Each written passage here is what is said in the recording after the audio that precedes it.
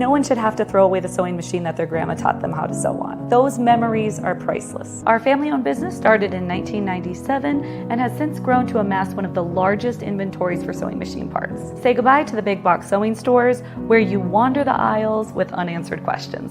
Our customer support is an extension of your sewing room, ready to help you with all of your sewing needs. Our consistently released tutorials help you master your craft. We're always sourcing new products that will help you sew straighter, more accurately, and with greater confidence. Whether you quilt, embroider, or sew your own clothing, we're here to empower your sewing journey. No one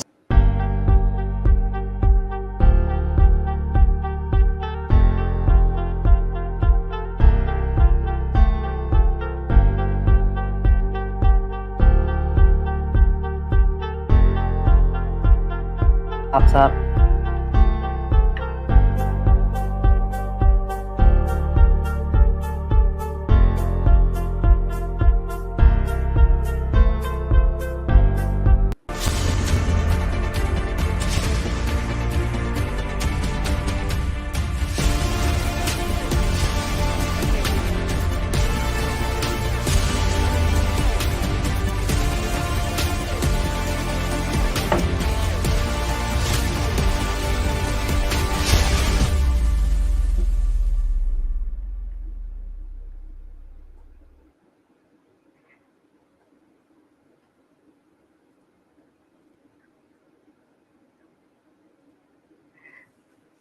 Good morning, everybody. We are on day 3 of SewCreative Live. I hope that you are having a fabulous time. I know we are having a wonderful time. So if you have been with us the last couple of days, you've seen a ton of different educators already that have joined us. Yesterday, we got to see some wonderful Aero furniture.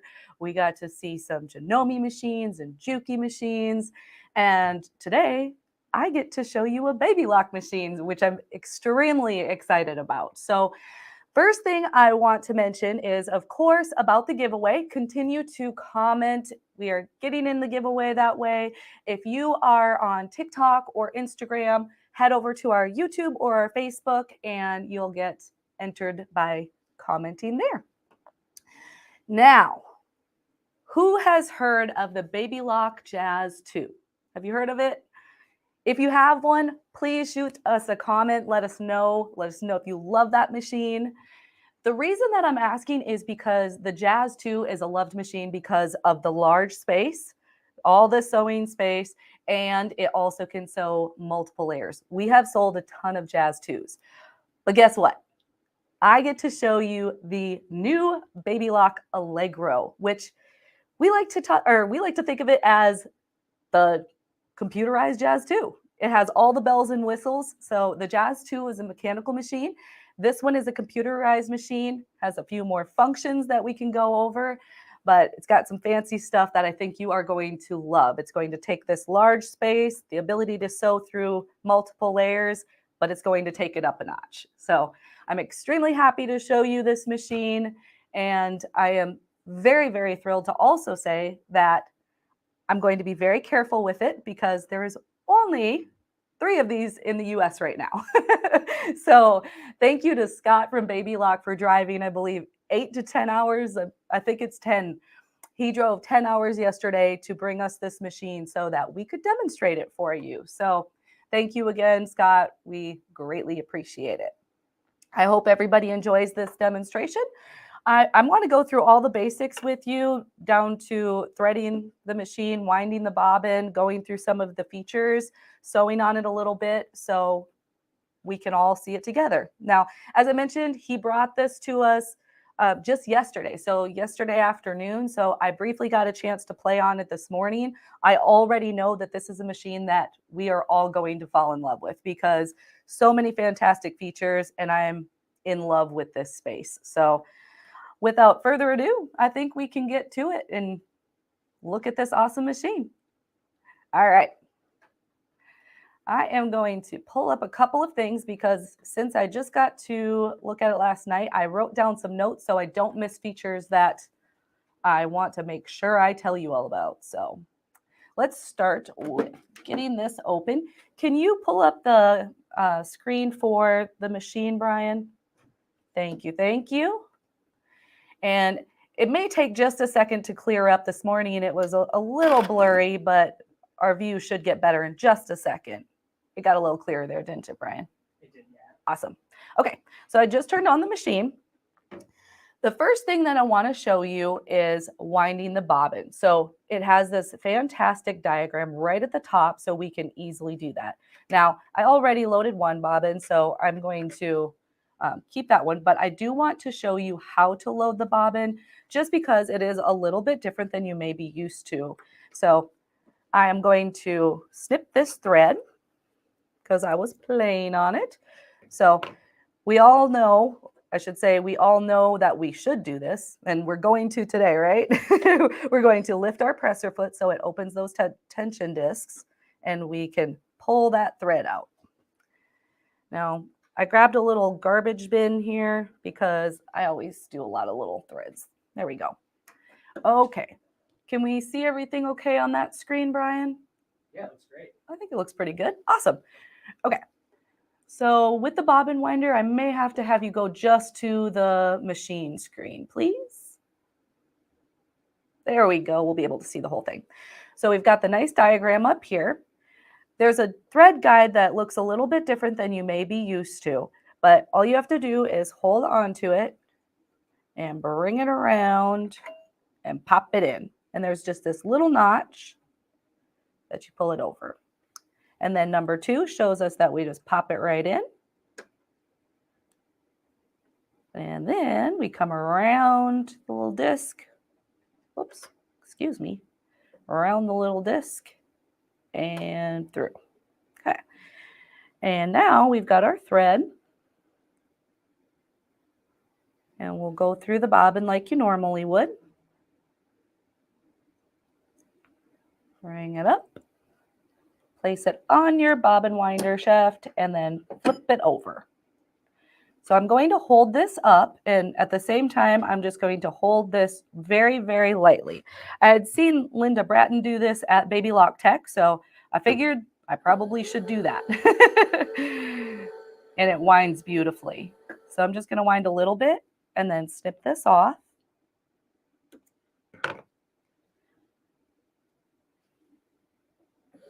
And then you'd be able to continue to wind your bobbin. Just like that.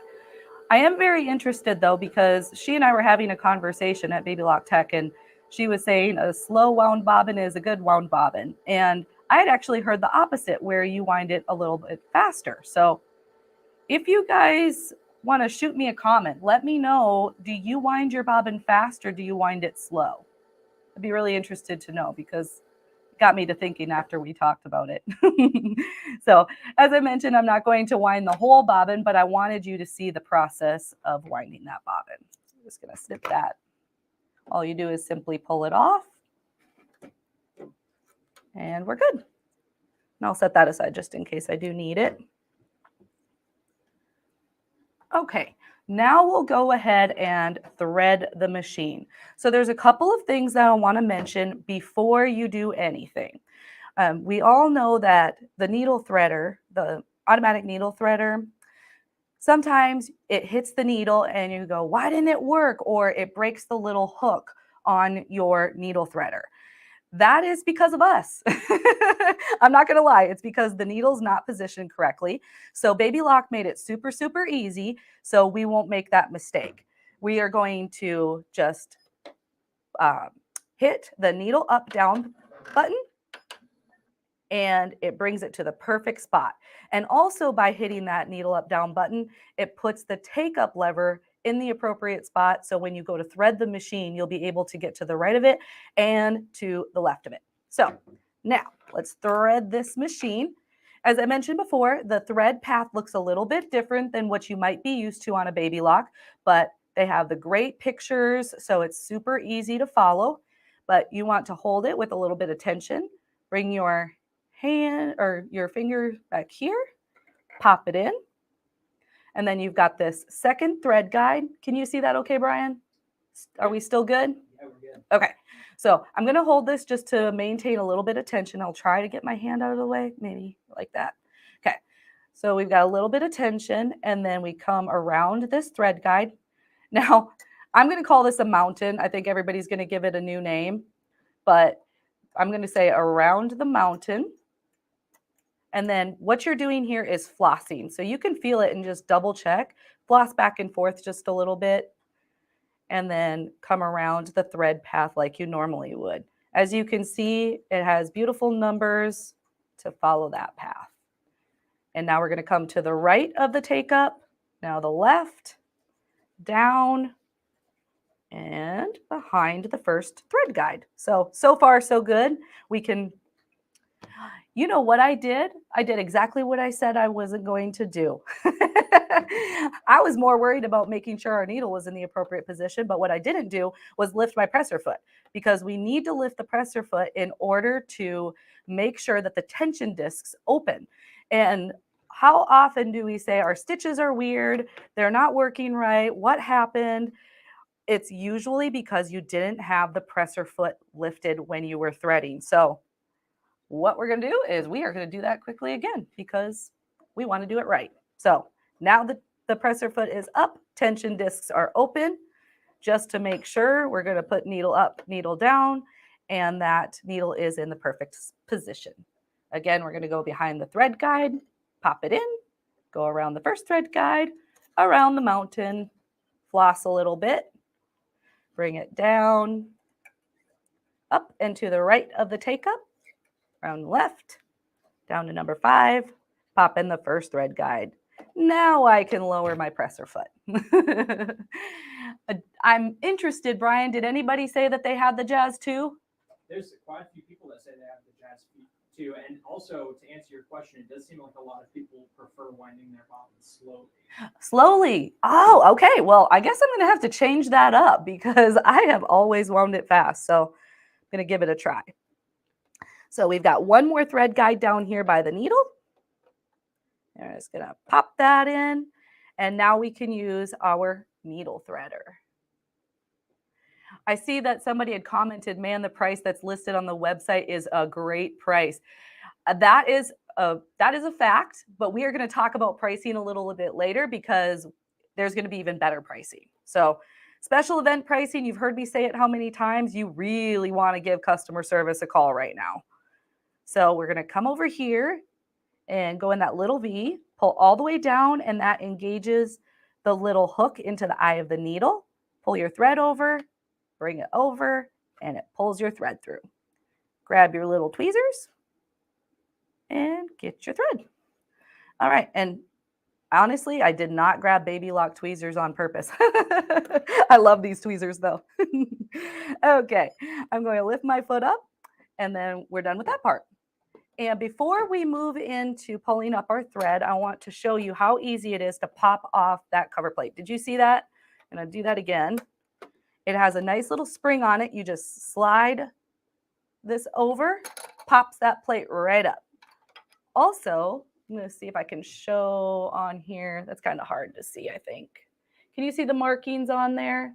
Yeah, you can see it pretty well. Okay, they're very visible on the cover plate. They're really nice with your marks for 1/4 inch, 1/2 inch, 3/4 inch. So when we get to looking at the gauges on your needle plate, it's good to know that they're also on your cover plate. So next we have our bobbin here. And when we install this top-loading bobbin, the top-loaded bobbin case, we're going to take your bobbin case and have the thread coming off the left-hand side or counterclockwise. We're going to place it in your bobbin case. There's a teeny little notch that you bring it through. And this is with any top-loading bobbin, so you're very used to this, I'm sure. Bring it over, follow the thread guide, and then there's a nice little cutter that gives you the perfect length of thread. There we go. And then we can snap our plate back on. Looking really nice. I'm just trying to read some of the comments because I'm very excited about this machine. So I'm hoping that everybody's loving the way it's looking so far. Wait till you see the features. We'll go look at those in just a second. Somebody asked what size bobbin it is. That's going to be a class 15 bobbin. Class 15. We offer a lot of class 15 bobbins on our website. We also have some that are fun colors too. In fact, I filled the one, I think I already set it aside. Yeah, it was the blue one. I like those. Does it have a walking foot? This one does not come with the walking foot, but you will be able to get an optional walking foot. It does, however, come with the free motion foot, and I'll be showing you how to swap that out and showing you how to use it and why it's so beneficial to have such a large space here. Okay. Any other questions, Brian? When is this machine going to be available? It is on pre-order right now, so you are able to place your order. And again, we will cover special pricing. Right now, I believe it's $1,099, right? Yes. Yes. And that is not including the special event pricing, but we'll actually talk about it a couple of times because I want everybody to know this, so in case people pop on later. But at the end of the month, that sale price is actually going to be going up to $12.99, correct, Brian? Correct. Oh, yes. So $12.99 because right now we are displaying the pre-order price. And then in addition to the pre-order price, you can get the special event pricing that we have going on for SewCreative Live. So if you are even remotely interested in this machine, now is the time to get it because you will not see this pricing again because all baby lock dealers are going to have to sell it at that $12.99 after this pre-order sale is done. And take advantage of the special order pricing. I'm hoping that our customer service is going to have a lot of calls here in just a second because it's totally worth it. You're going to love seeing all these other features in just a second. Okay, now I've lost my train of thought. I asked questions. Look what happens. Okay, so we're going to go ahead and move on to what was I going to say? I want to get my note here. Oh, we were talking about the inserting the bobbin correctly and getting that pulled up. So now I just want to pull a couple pieces of scrap fabric over, and my scrap fabric is awfully adorable. Isn't it cute? But we're going to show you a couple of different stitches and how this machine sews so beautifully. So let's go down here. Now, coming out of the box, because this machine is both a sewing and quilting machine, you have the option, obviously, to change tension settings and pressure, foot pressure. And so it comes out of the box with a set tension for sewing. So you've got tension of 4, and you've got the default pressure set to 2. And that's what I believe I have it on right now. Let me just double check because I was doing free motion earlier. So I want to make sure that that is the appropriate setting. And when we do the free motion sewing later, we will talk about adjusting these and what they should be. Unfortunately, we don't have a camera angle on the left-hand side. However, there's a knob here where you are able to adjust the pressure, foot pressure. If you're not familiar with what that feature is, it's fabulous. You are able to adjust the pressure depending on what you're sewing. So let's say you had a really fine fabric. You may need to like increase your pressure because then it's going to put a little bit more pressure down on the fabric. Whereas if you have a thick amount of fabric, you might need to release the pressure, and it essentially lifts the foot up a little bit. So you have that space between the needle plate and your presser foot. And it just helps your fabric feed through really, really nicely. So that's something that you'll learn with time and with testing. We always say you want to test on scrap fabric before you ever do your project. And that goes with any type of project. So that's a good time to test your pressure, foot pressure, and also your tension. But we're going to start with 4 as the tension and 2 as the presser foot pressure. And sometimes I get long-winded. I'm super sorry, but I want you to know why we're doing stuff. So I'm hoping that an explanation is okay. Hey, really quickly, somebody in the comments asked if it came with a straight stitch plate. Oh, I was going to get to that one. That was like a goodie.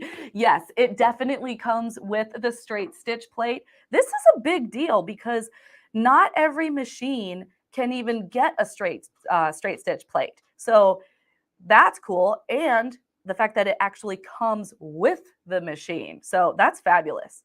Good question. We all love a straight stitch plate. And we have a video on our YouTube for the benefits of a straight stitch plate. So if you're not familiar with it, it is definitely worth watching. But if you can see, I can bring it up here. Make sure I'm turning it the correct way. I think we can see that, right? Yay. See that teeny tiny little hole? That is where the needle goes in. Where your regular zigzag plate has a wide opening and where you do zigzag stitches, the straight stitch plate is really beneficial because it surrounds the whole needle and your fabric is not going to get sucked into the needle plate. In addition to a straight stitch plate, you can oftentimes pair it with like a straight stitch foot, which has a flat bottom. So you have support on the bottom and then you have support on the top with the presser foot, and it makes a beautiful, beautiful stitch. You can also use the straight stitch plate with free motion sewing. Are there any other questions about a straight stitch plate?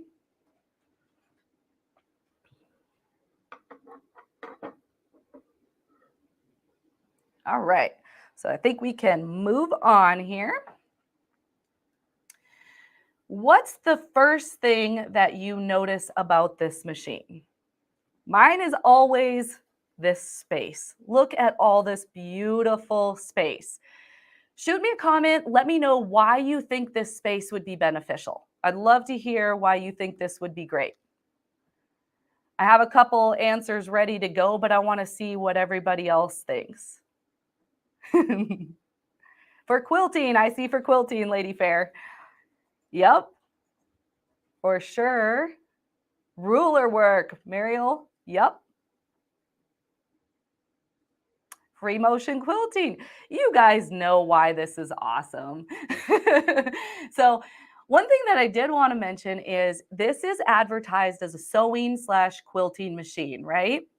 But it's not just a quilting machine. This space is really, really nice for a garment sewer. I like to put my arm up here. Like, I like to have the ability to move.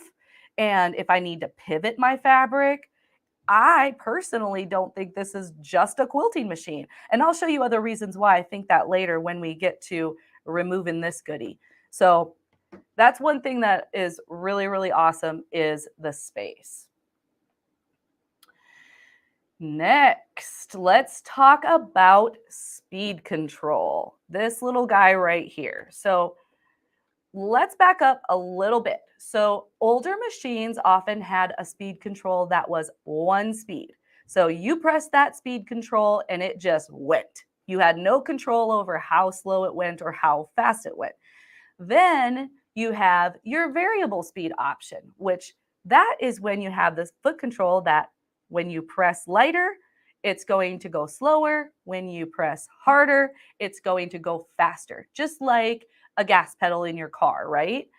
Well, with the speed control, this is really awesome because what happens with a variable speed control when you get tired?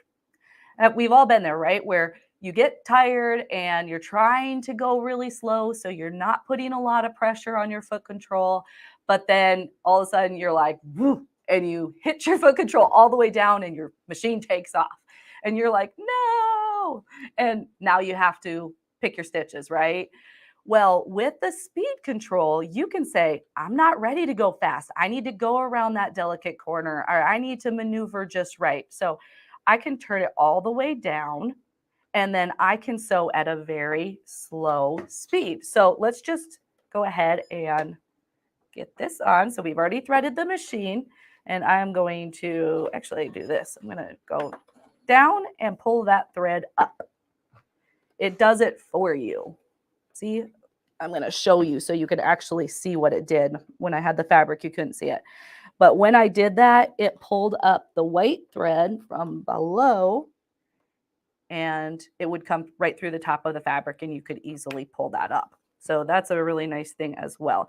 You don't have to rotate your hand wheel. You can, just rotating it towards you, putting the needle down and bringing your thread up, but you have this nice handy button that does it for you.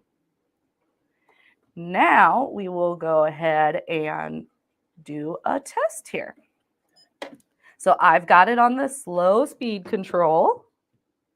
We're on the little turtle, right? And guess what I'm doing right now? I am pressing my foot control all the way down, and it didn't go away from me, right? We're going nice and slow. So then when you're getting used to this machine, maybe you don't feel comfortable right away. This is a great way to practice. And as you get a little bit more comfortable, then you'll be able to speed up. So I'm going to show you a little bit on each speed. Get to the end. We also have your reverse stitch. And then your thread cutter, which you just cut, and it cuts your thread for you, which is a fantastic feature all on its own, but I'm going to show you something even fancier in just a second. How many stitches are available? 200. There are 200 stitches. And Brian, do you mind checking our website? I don't remember offhand how many utility. It breaks it down. I believe there's 7 buttonholes, 2 fonts. Yes, so 200 built-in stitches with a max width of 7 millimeters. Okay. There are 56 utility stitches. That's what it was. 56 utility stitches and 11 one-step buttonholes. 11 one-step buttonholes. And 144 decorative. And 144 decorative. And if you can see up here, you've got a nice chart, and also the manual. I don't know if you'll be able to see this very well. I was looking at the manual earlier, and it gives you a great stitch reference chart at the end. It gives you a picture of each one, the number, the stitch name, application, your stitch length, your stitch width. Such a handy tool, especially if you're like, what do I use that for? It'll tell you it's a decorative stitch, or it'll tell you over here if it's for darning thick fabrics or for satin stitching or a blind hem. I mean, it's pretty cool, especially when you're learning. Heidi Ivy is going to be joining us, and she's our master seamstress. And she was talking about it the other day where people were asking her, how do you know so much? And she's like, my manual. I read my manual all the time. And she reads everything. There is so much to be said for the importance of a manual. You can get all the information that you need. It's going to break down everything that you are needing to know. What happens if you have tension issues, what type of fabric to use, what type of needle to use, the order of operations. It's just so much wonderful knowledge in your manual. And I don't know about you, but I can't keep it all in my brain. I pull out my manual all the time. I have it for every machine that I have. It always comes out when I'm doing a project. Were there any other questions there, Brian? I answered it in the comments. Oh, perfect. Somebody asked about the feed dogs. They said that they always had problems feeding theirs straight, and this machine has a 7-piece feed dog set, so that's pretty useful. Yes, the 7-piece feed dog is amazing on the Baby Lock. The Verve also has it, and I noticed immediately what a difference the feeding was. Even without a straight stitch plate on the Verve with the 7-piece feed dog, everything feeds through so nice. And so with this machine having an option of the 7-piece feed dog and the ability to use a straight stitch plate, I am sure that's a game changer. Like, I know that that would be really, really good. Any other questions? Just a lot of compliments. Let's see. Somebody asked if the feed dogs could be dropped. They can, and I'm going to show you that when we do the free motion sewing. It's super, super easy. All you do is pull this out, and there's a little lever on the back, and we'll be able to drop it. And like I said, I'll show you all of that when we switch over to free motion sewing.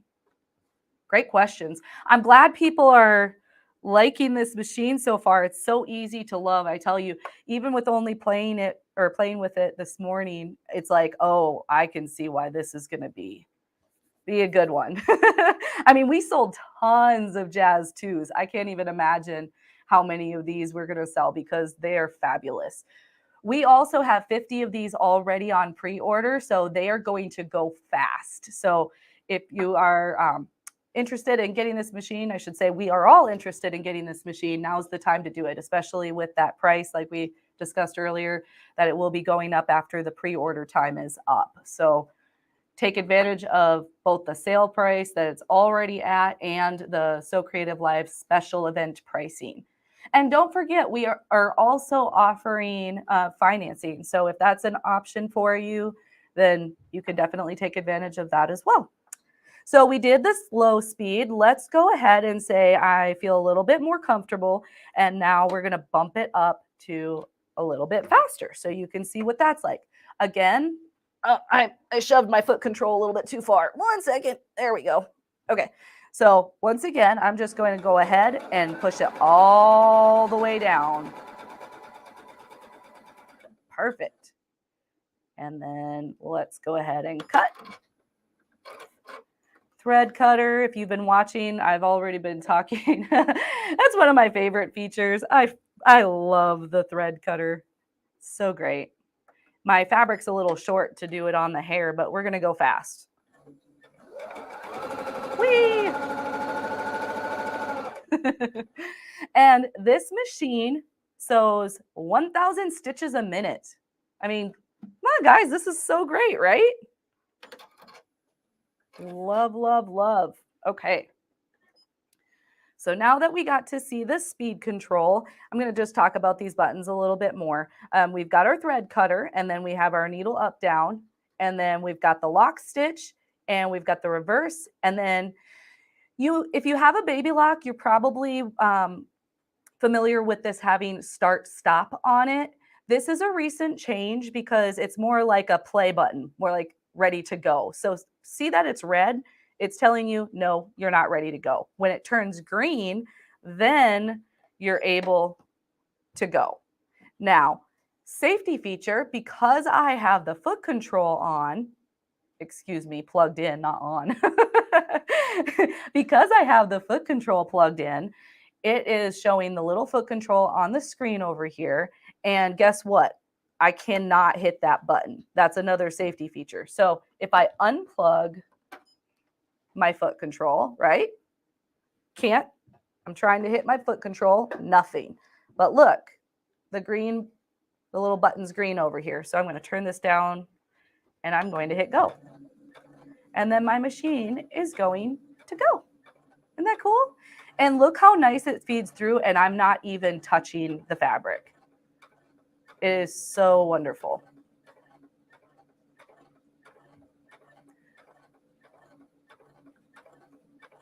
There we go.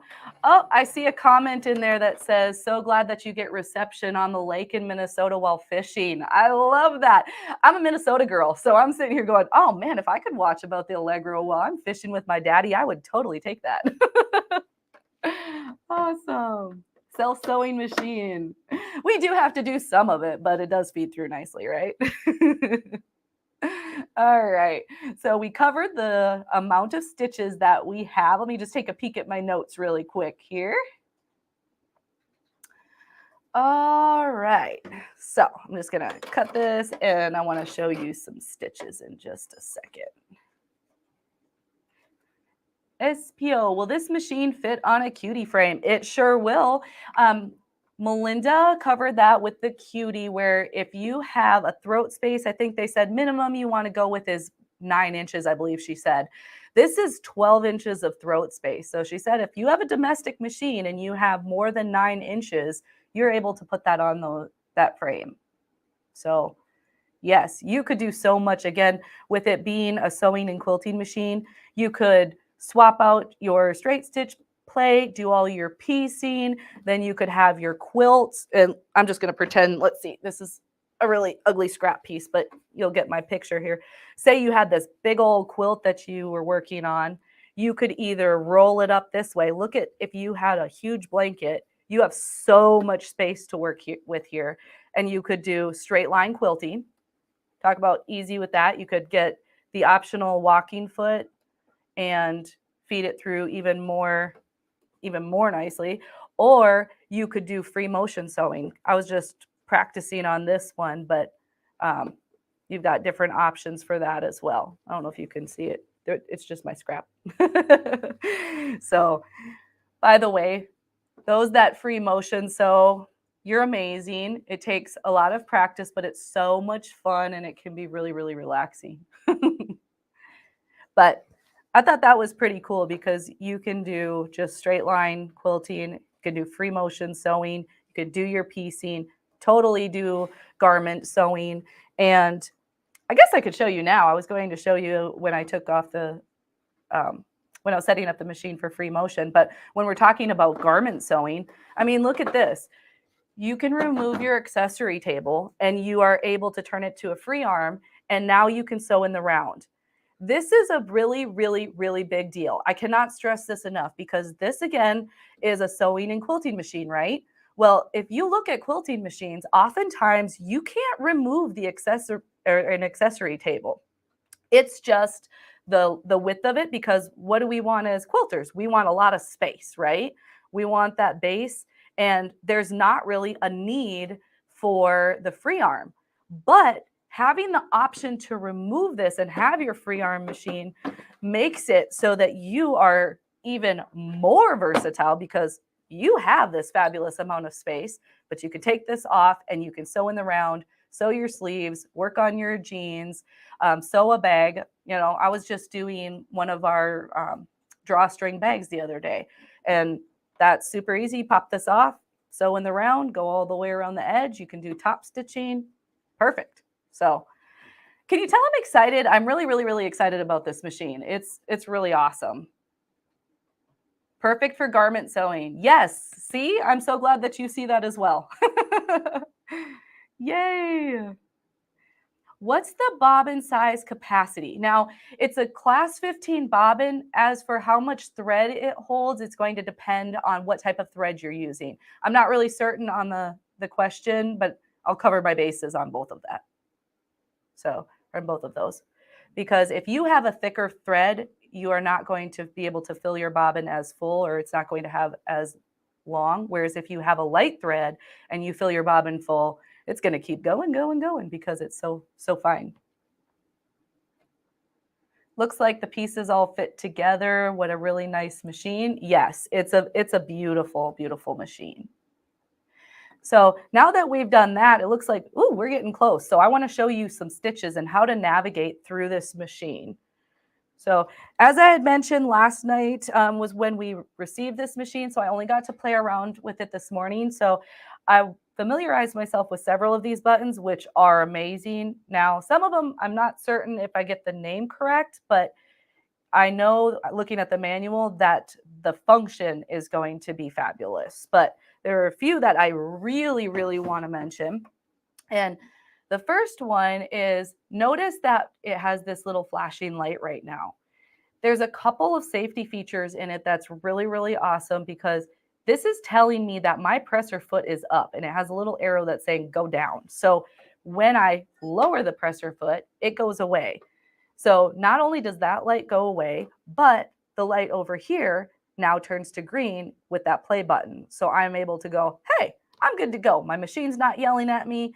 I am set to go. Green says go, and I can sew. The other thing, I already pressed it. I wanted to show you.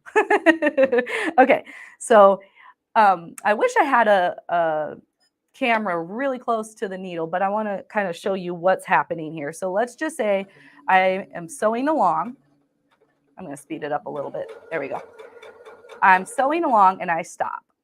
My needle stops in the up position. This machine gives you the option to click this little button here where it's showing an arrow down and the needle. So nice and self-explanatory, right? We can click that button, shows up on our awesome display.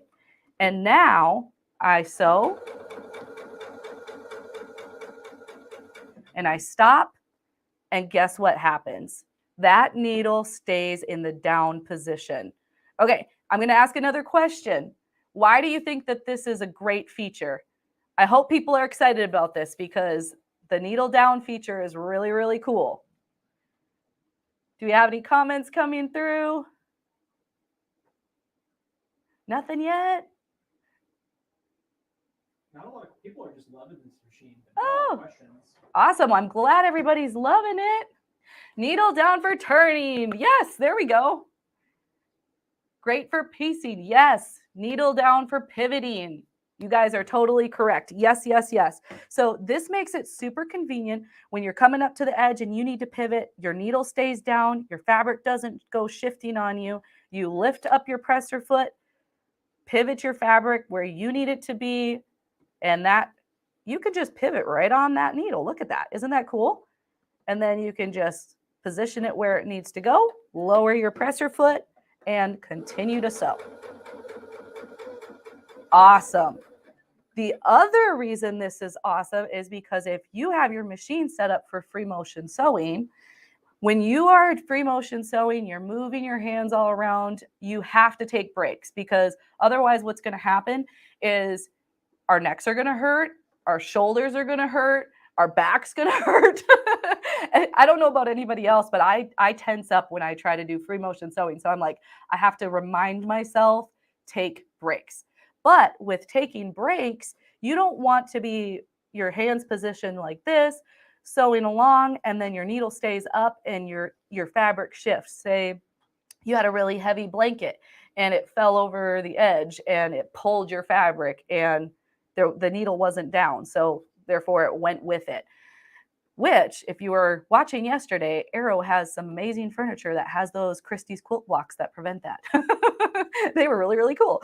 So anyway, that is another reason why that needle down is super, super awesome. But I personally just absolutely love the fact for stopping, pivot, down, off we go. Becky Ryan Kelvin asked, does it have a free arm? It sure does. So let me show you again. If you're just popping on here, you just pull this right off and expose the free arm. The Allegro comes with the knee lifter. Thank you, Rachel. I do have that right here. This is awesome. So you just insert it into the machine here right at the front. Unfortunately, I don't have another angle. I'm so sorry, but it just slides in and it locks into place. And the benefit of a knee lifter is, again, if you're free motion sewing, you can use it. You can also do it if you're like doing something bulky and have to have everything nice and precise and you don't want to move your fingers because you've positioned everything just right. So you don't want to give up the option of using both of your hands. So let's say we're down like this and I was sewing along. It's really, really convenient. It's just my machine has to be set up in such a way that you guys can see. So I have to adjust just a smidge. But you would be sewing along and then you can use your knee. And can you see what it's doing over here? I'm using my knee to lift the presser foot. How cool is that? And this is not an optional accessory. This comes with the machine. So you can hook that up. You would be sewing along. You're able to lift your foot, pivot, and continue to sew. So thanks for mentioning that, Rachel. Okay. Let's remove that for a second. All right. We got a good question. What's the question? Will it go through thick fabric, multiple layers? Will it go through thick fabric, multiple layers, 3 or 4 layers? Yes, it will. So like the Jazz 2, it sews through multiple layers of fabric beautifully. Great question. Love the knee option. Yes, yes, yes. Great questions, you guys. Oh, Heidi Ivy, I was just talking about you. Give me all the tips, right, Heidi? She's going to be joining us on a segment, I believe, on Thursday. So tomorrow. Man, the days are flying by, guys. All right. So now I've shown you this stuff. I need to show you a little bit more here on the LCD. So we talked about that needle down position. You've got repeat. So you can select a stitch and it's going to continue to repeat until you hit the play stop button in that sense. So once you stop there, you've got your saved stitches here. And this was the one that I was super, super, super excited about. So see that it has that little thread cutter there? We are going to turn it on, okay? We've turned it on. And we're going to sew.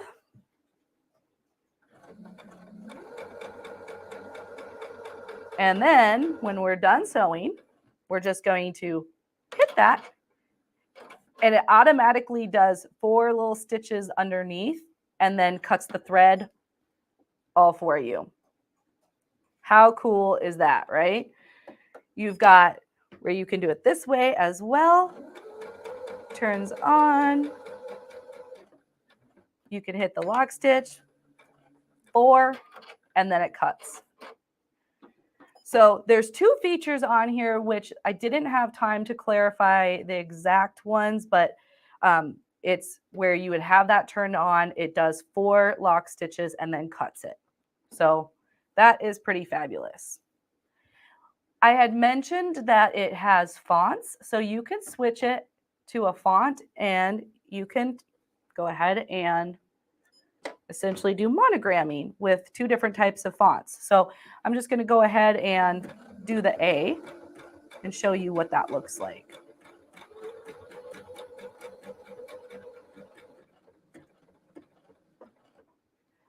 Let's just bump it up to B.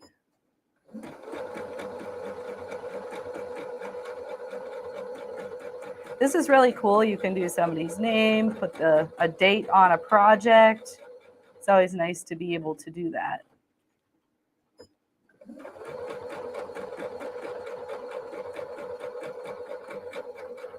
We'll just do ABC. I could do the whole alphabet, right? And we'll go. Fun, right? Oh, can you see it? It's not the best fabric to show, but has the little ABC on there. This is a really amazing machine. Oh, yay, I'm glad you're liking it. So awesome. So can we all thank Scott for bringing it for us so I could demo it? I'm super excited. So we've got the stitches here for the fonts, excuse me. And then let's go back here. You've got some quick ones as well. So you've got your utility stitches. It'll bring you, I just want that to stop flashing for us. So we got our utility stitches here, and it's going to bring you down to 001. And then a really cool way to navigate through this machine, you actually can select stitches by either 1 at a time or 10 at a time. So we can go through 2, 3, see? Or we can bump up 21, 31, 41. So let's just say we wanted to get to 64. You could just go 61 there, and we have 64. It sets your stitch width, your stitch length, so you don't have to worry about anything that way. If you need to start at the beginning, and I always like to go back to 001 on my machine if I've got stuff all set on there, and then I'm like, let's just start back at the beginning, a nice refresher, and just do 001. This button here jumps through quite a few of your stitches, gets you to 62, so you don't have to go through all of them by hitting the 10. You can just bump to 62 and say, I wanted to go to 67. It's just going to get me there faster. Same thing with the heart, brings you to 157. You're able to easily navigate through those stitches the way that you'd like. Because there's 200 of them, they just wanted to make it easier for you. You also have your 7 buttonholes that you can choose from as well. Pretty cool. And this is also telling you what foot to use, so you could see that as well. Speaking of feet, it comes with 9 feet. So first one, we've got the buttonhole foot. Love that one. You get your 1/4-inch piecing foot. We all love our 1/4-inch piecing foot. This is awesome that it comes with the machine because it's considered a quilting machine. It obviously has to have a 1/4-inch foot, right? So if you do want an optional accessory, another great one that you can use for quilting is the 1/4-inch foot with guide, where you'll actually have a little guide bar on the side, and you'll be able to put your fabric right up against the guide and get a perfect 1/4-inch. So that's another really awesome foot for quilting. And then you've got your blind hem foot, your straight stitch foot that I had mentioned earlier. You can pair it with your straight stitch plate. Notice that there's a flat bottom. There's no additional grooves. It's just that teeny little one right in the middle. That's why you get such a beautiful stitch. Can you see that okay, Brian? Yeah, that looks good. That's okay? Okay. Yeah, you can get such a beautiful stitch because it's making really good contact with both the needle plate and the foot are making good contact. Awesome, awesome stitches. We get our lovely zipper foot. We all need our zipper foot. So see, even though it's considered a quilting machine, you get a zipper foot. We know we're doing garments, right? We're going to make some bags. All sorts of fun stuff. We have our satin stitch foot, which is perfect for all these beautiful decorative stitches. You've got your sew-on button foot. And your blind hem foot. And it comes with your free motion foot. Oh, speaking of free motion, I wanted to show you how to swap over to that. Okay, we can do it. We can do it. We can do it. And yeah, I think we got touched on all of that. So now let's talk about free motion sewing. So this already has a wonderful amount of space, but whoopsie, excuse me, but you can actually pair this with the baby lock extension table. And if you do that, you're going to get an additional, you're going to get 12 inches to the left of the needle. So you'll have 12 inches to the right and you'll have 12 inches to the left. You can get the baby lock table specifically, or if you had seen the segment in day 1 with Sew Steady, they have those as well. And we've got the wish table that right now with the purchase of the wish table, which I believe is a 22.5 by 25.5, that comes with, is it the two-arm or two-piece suspension? Is that correct? Yes, I believe so. I'm pretty sure that's what it is. If I'm incorrect, I apologize. There's 2 specials going on by So Steady, but you get something awesome with it. But the wish table is really, really awesome because you have an even larger amount of space and you can do a lot of work. Plus, it has a little drawer to hold all your goodies. But there is one specifically Baby Lock brand that gives you the 12 inches to the left of the needle. So now it's really, really easy to change out your foot. First, you want to take off your snap-on presser foot or take off your snap-on presser foot. Snap-on presser feet are super, super convenient. Look how nice that was. You just snap that off. If I was changing to a different snap-on foot, I would simply slide it underneath, lower my presser foot, and it would click right in. It does have 8 snap-on presser feet, but if you need more and different kinds, just give our customer service a call and they'll be happy to help you. Okay, and to swap this out, you just need to remove your shank, which it comes with a handy dandy little winged screwdriver. I like these because you can get a little better grip on it. And loosen it up. Remove the shank or the ankle or the presser foot holder, whatever you call it. Actually, if you guys want to shoot that in the comments, let me know what you call it. When I heard ankle the first time, I giggled. All right, so now we are going to put the embroidery foot on, or free motion foot, or darning foot. It has several different names. But the nice thing about this foot is it has this little bar here. That needs to go over the needle clamp screw. So we just have to up it around here.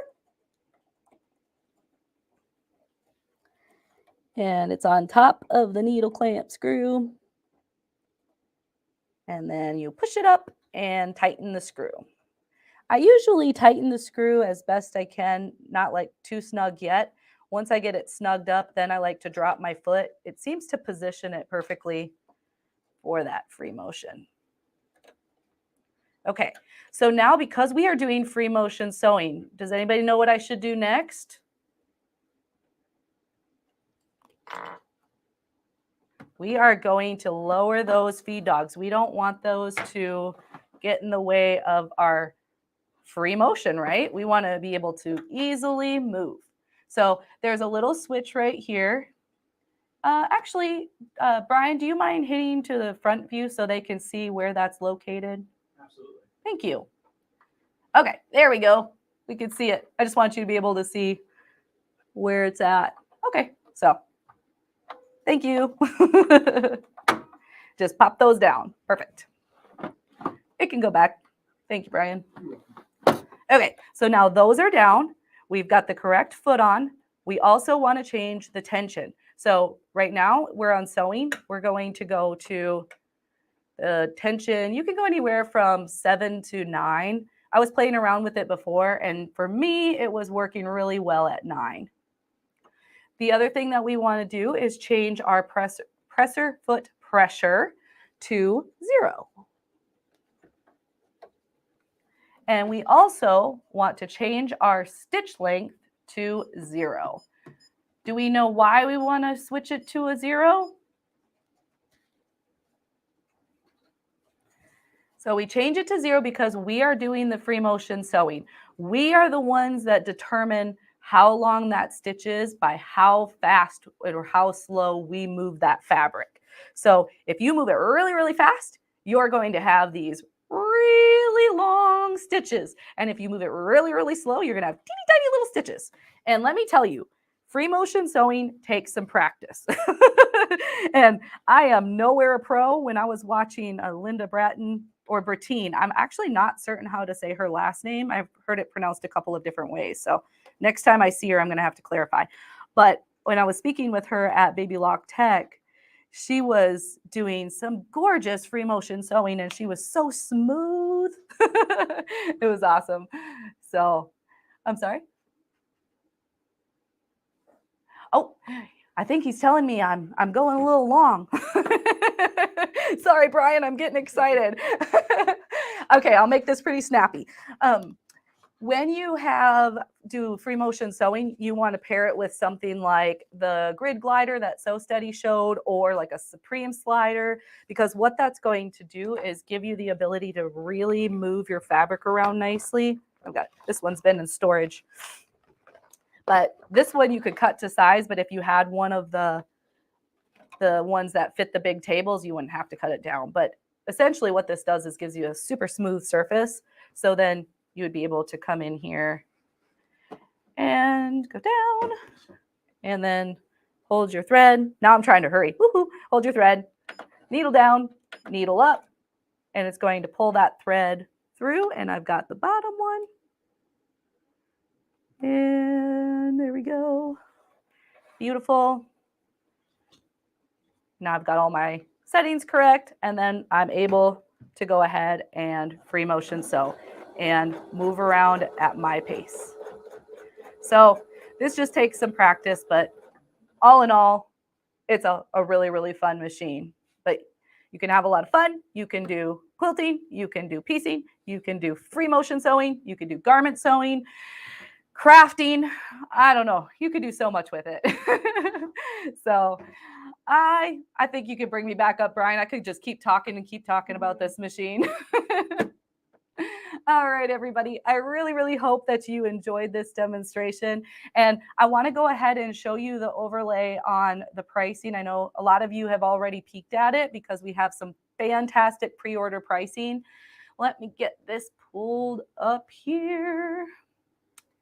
Okay, so we have this showing our pre-order sale price of the $1,099, and it normally has an MSRP of $1,599. This is just the pre-order pricing. This is going to go up to $1,299 at the end of the month. So right now is the absolute perfect time to get this machine because you are not going to see it lower than the $1,099 or now special pricing because of our event ever again, because it's going to be bumped up after the pre-order pricing because it's a brand new machine. So we have 50 of these on order. They are going to go fast. As soon as you can, I would recommend getting your order placed. This event is over tomorrow, so the special event pricing applies through then. The number is right at the top of the screen. Our customer service is more than happy to help you, and they will tell you what that special pricing is. Did we cover everything, Brian? I'm trying to get through it all before our next segment here. I think we got it, and we can always touch back on it later. But who do we have coming up next? I think they're ready for us. Let's take a look.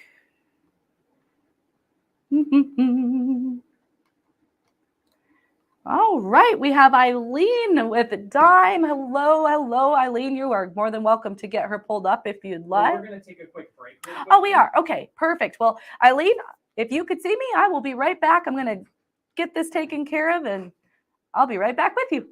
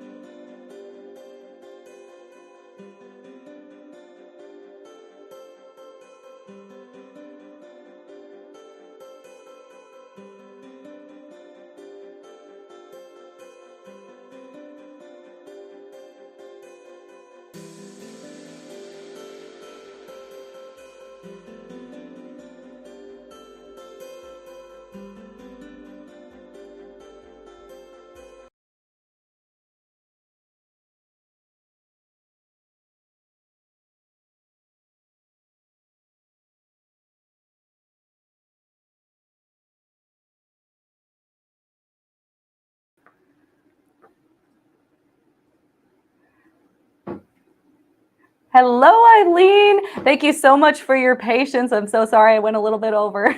Welcome. No problem. Thanks for having me. Boy, that Allegro machine is just beautiful. No wonder you went a I'm little having over. a hard time hearing. Oh, no. Oh, That's okay. not good. How about now? Okay, so let's see. Let me check my settings. If you don't mind giving me just a second, Testing Eileen, 1, 2. I'm having a hard time hearing you. Yeah. It's on my end. I'm so sorry. Okay, no problem. We'll get there. We'll get there when it's live, right?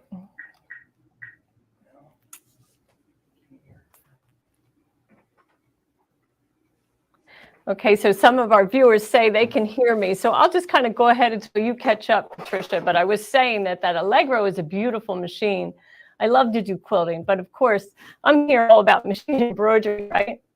So for those of you who don't know me, I'm Eileen Roach, founder of Designs in Machine Embroidery. She's fine. She's going to keep going.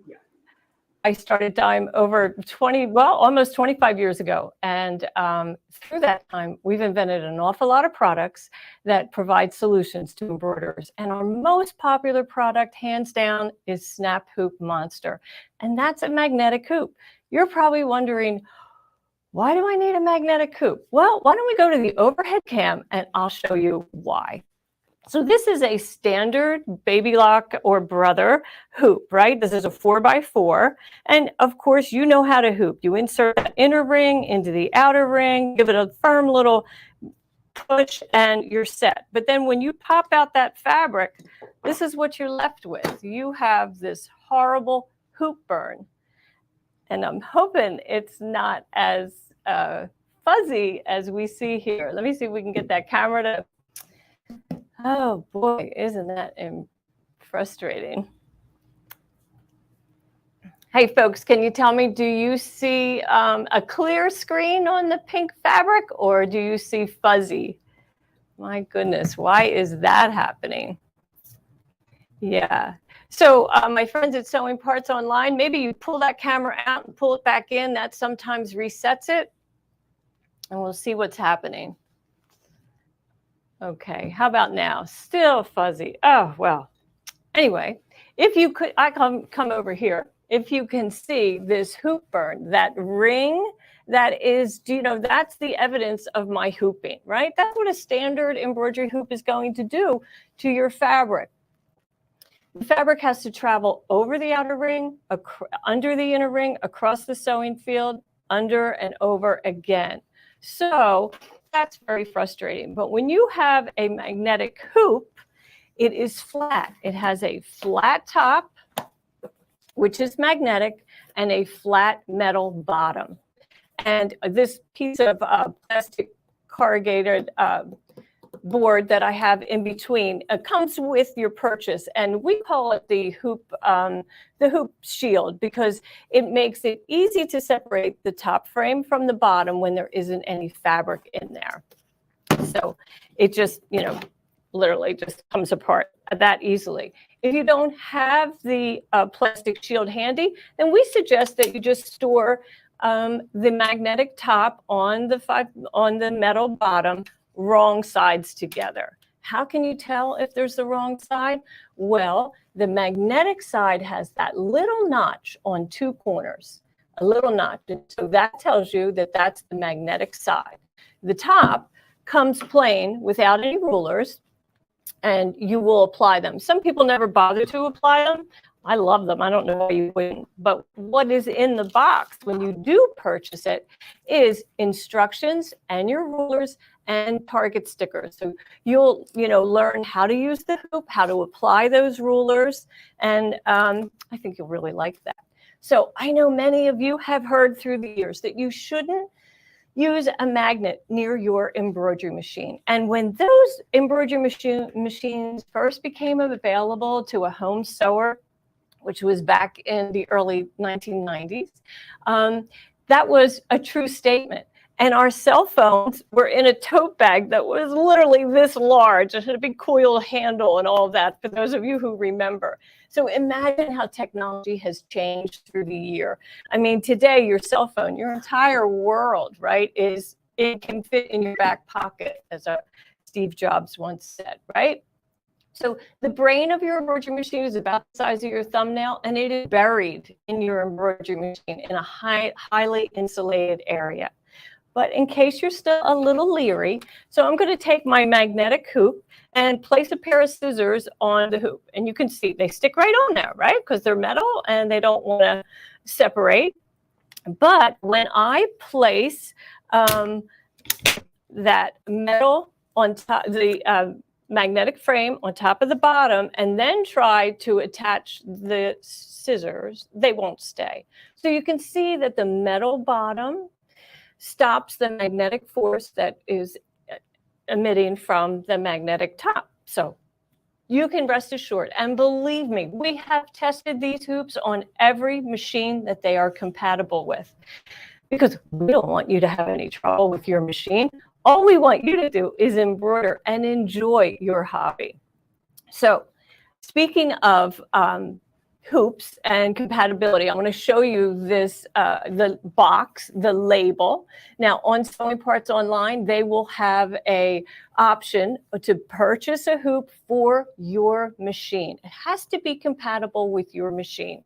So we don't change an embroidery machine. So if your embroidery machine can only accommodate a 6x10 sewing field, you cannot buy a 9.5 by 14 and hope it will work. It won't work, okay? So we just mimic the standard hoop sizes that already are compatible with your machine.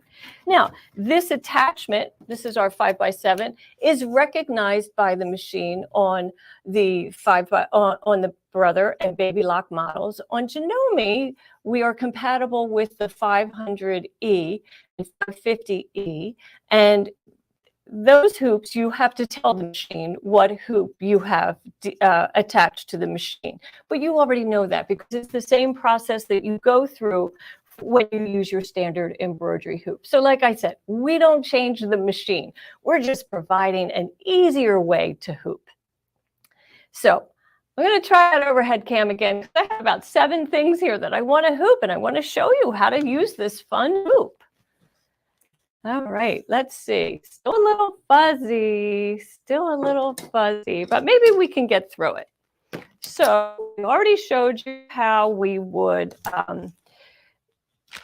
use the scissors, right? That always proves. So I'm just placing my metal frame on a flat surface, and then I'm going to place my stabilizer over top, and this is a soft tearaway.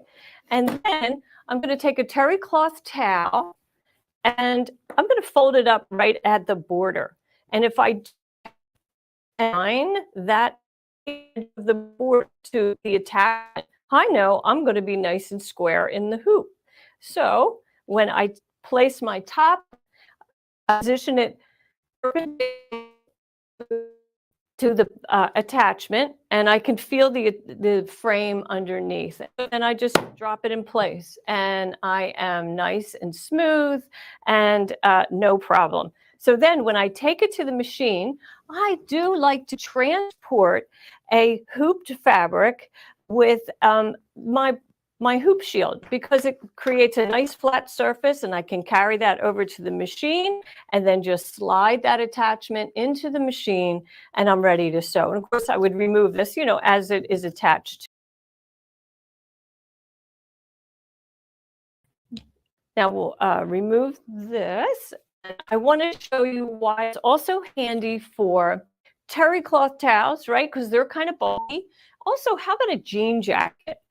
Jean jackets have so many different layers of fabric, right? Here we have these welded seams. We even have a pocket. And of course, we do have these buttons that, we're going to kind of steer clear of. So I'm going to move that button over the attachment. And then I'm just feeling where my metal bottom is. And then again, same way, place it perpendicular to the bottom. I can feel the bottom underneath, and then just drop it in place and, smooth out that fabric as best you can. And then when I take this to the machine, I'll center my needle right over that template. And, I might do a trace or something in that fashion, but I don't have to worry about this getting all puckered or any hoop burn, because I have a standard hoop. And in fact, in a standard hoop, you really wouldn't be able to hoop across these welded seams. So it's great for bulky seams. Absolutely. Let's go ahead and move that out of the way.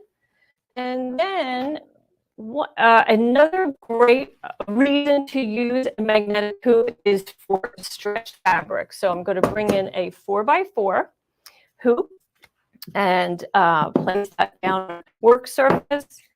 And I'm going to have a logo here with a template for left chest embroidery.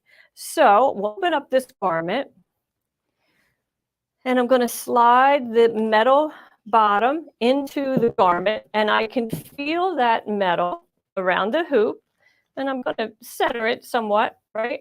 I do have the back of the shirt is under there also.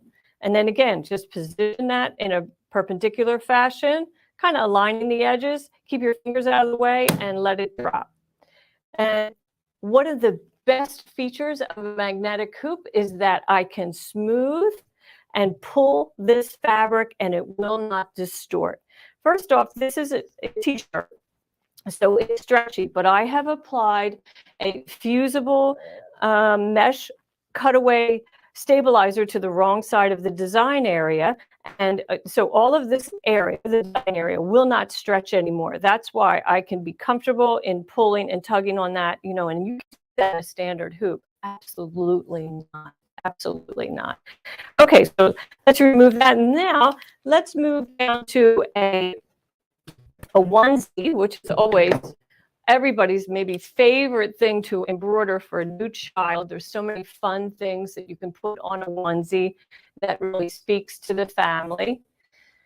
And here's relax. My parents are doctors. That's an encouraging thought for a young one, right? So I have my fusible cutaway on the wrong side already in place. So I'm going to turn my garment wrong side out. And I'm going to place my metal bottom in this fashion, so it looks like you are hooping it, right? So then I take my design area and I place that over the garment, over the metal frame. I'm going to pull out those sleeves because they always want to get caught. And then I'm going to take my top hoop with hoop guard. Now, hoop guard is a barrier that is, let me come over to the main camera for this. So hoop guard is a barrier that we have created that fits perfectly on magnetic tops and stands up fabric out of the sewing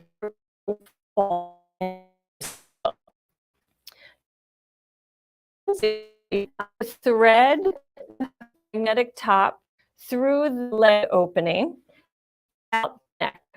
The guard's going to come right out of that neck.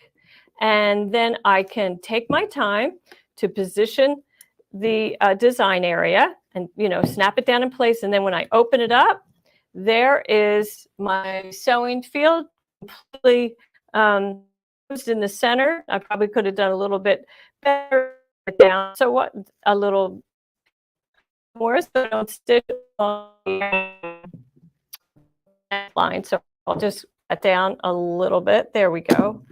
And then when we're in much better. Hello, Eileen. I am so very sorry to interrupt you. Yeah. It looks like we're having quite a few audio and video issues. What a bummer. I'm so sorry. I'm sorry. I apologize.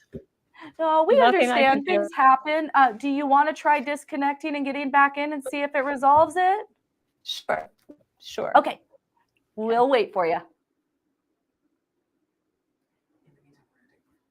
All right. In the meantime, we are just going to take a brief break and we are going to be right back. Thank you all for your patience.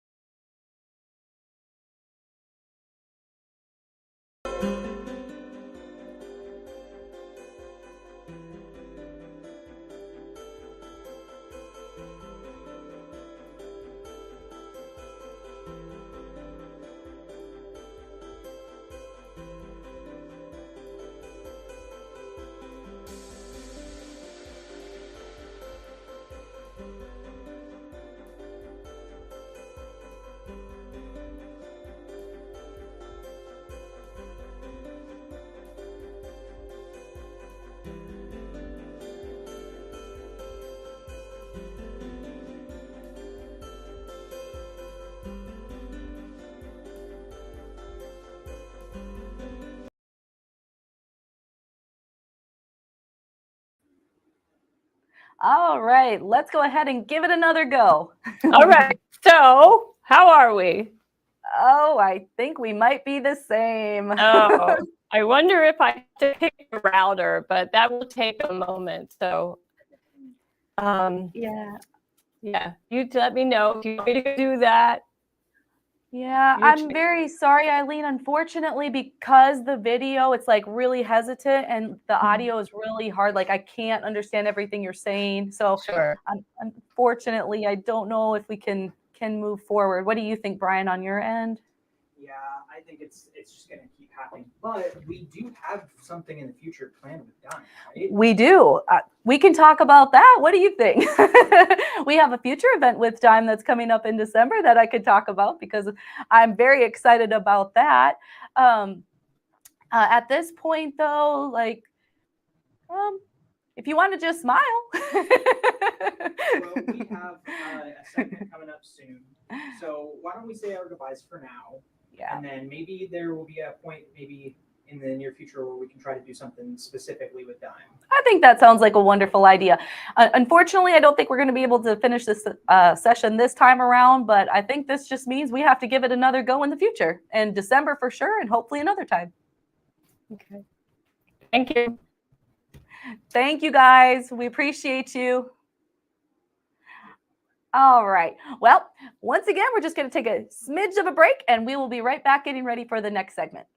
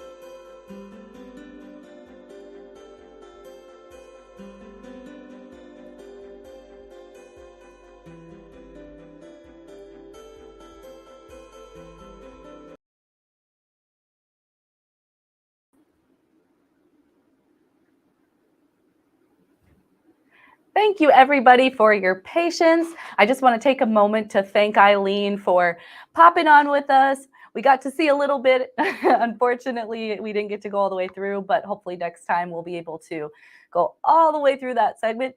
We have an upcoming event coming up in December that's going to be featuring Sally Tomato patterns with Dime as well. So we look forward to that event, and we'll be posting more about that in the future. But coming up next with us today is Christine Hobbs with Hobbs Designs. Hello, Christine. Hi, everybody. Ooh, looks like I might need some more light there. How are you today? I am great. I'm excited to be here. A little nervous because I'm kind of a rookie at all this online stuff, but I'll do my best. Well, this is our first ever virtual sewing event, so we're rookies in that area too. We're all rookies every once in a while, right? Absolutely. All right. Well, we'll let you take it away today and show us what you've got on your Hobbs Designs. Great. So please, anybody out there, ask questions if you have them, because this is supposed to be kind of a Q&A, but I'll ramble on until somebody has some questions and Tricia pops in. So I am a graphic designer by trade and have transitioned into pattern design. And I started sewing when I was 7. This is the little trunk show part. And at that time, I was making some killer, ugly doll patterns and doll clothes. And Mom taught me how to sew, and it was an awesome experience because she was the world's best teacher. The benefit of Mom teaching me to sew was we literally lived in a fabric store. It was the upstairs of our house, and I got to go up and I got to be slave labor and inventory patterns, but I also learned my math, my cutting, all of those things that helped me throughout my school year. So I actually designed my first quilt after college for a roommate, and it was an abysmal failure. It was great design, but execution was a problem. I did not stitch my quilting close enough, and when the first time I washed it, thankfully I washed it. The first time I washed it, all of the batting wadded up into little balls, so I spent time picking that apart, and it was just a grand experience. So I think everybody that sews can sew within their budget. I actually sew on a little $200 sewing machine from a big box store. I don't have any fancy bells and whistles, although I would really like them. So I'm going to have to start budgeting for that. And I guess we'll just start talking about some of my patterns. So I started out traditional quilting, blocks, strips, and then kind of transitioned into machine applique. And once I did that, I had a design for a new design. And when I was ready to sew it, I knew there was no way it was going to be able to applique. And so being the kind of go-getter that I can be, or the delusional person that I am, I decided to design it in foundation paper piecing, which I'd never done. So I bought a pattern and I broke it down and I analyzed it and figured out how to write the pattern, wrote the pattern, and then taught myself how to foundation paper piece. So a little crazy, a little backwards, but that's kind of how I do things. So what is foundation paper piecing? Okay, well, we'll pop over to that. Foundation paper piecing is you use a printed templates. So actually, we'll get one of my patterns. So this is an existing pattern that I have, my newest pattern, Adoration. And foundation paper piecing kind of works like a puzzle. So you've got some directions that come with it. You've got your fabric requirements. And you have lots and lots of these templates that you duplicate. And you make these templates. And the bare bones instructions are you make the template, or you cut out the template. There's some other steps of folding and stuff. And then you sew your fabric to the piece of paper. And I can give you a better overview down here. And so then after that, you just keep building the pattern onto your piece of paper, and these become your blocks that you sew then together. So hopefully that answered that question. Excuse me.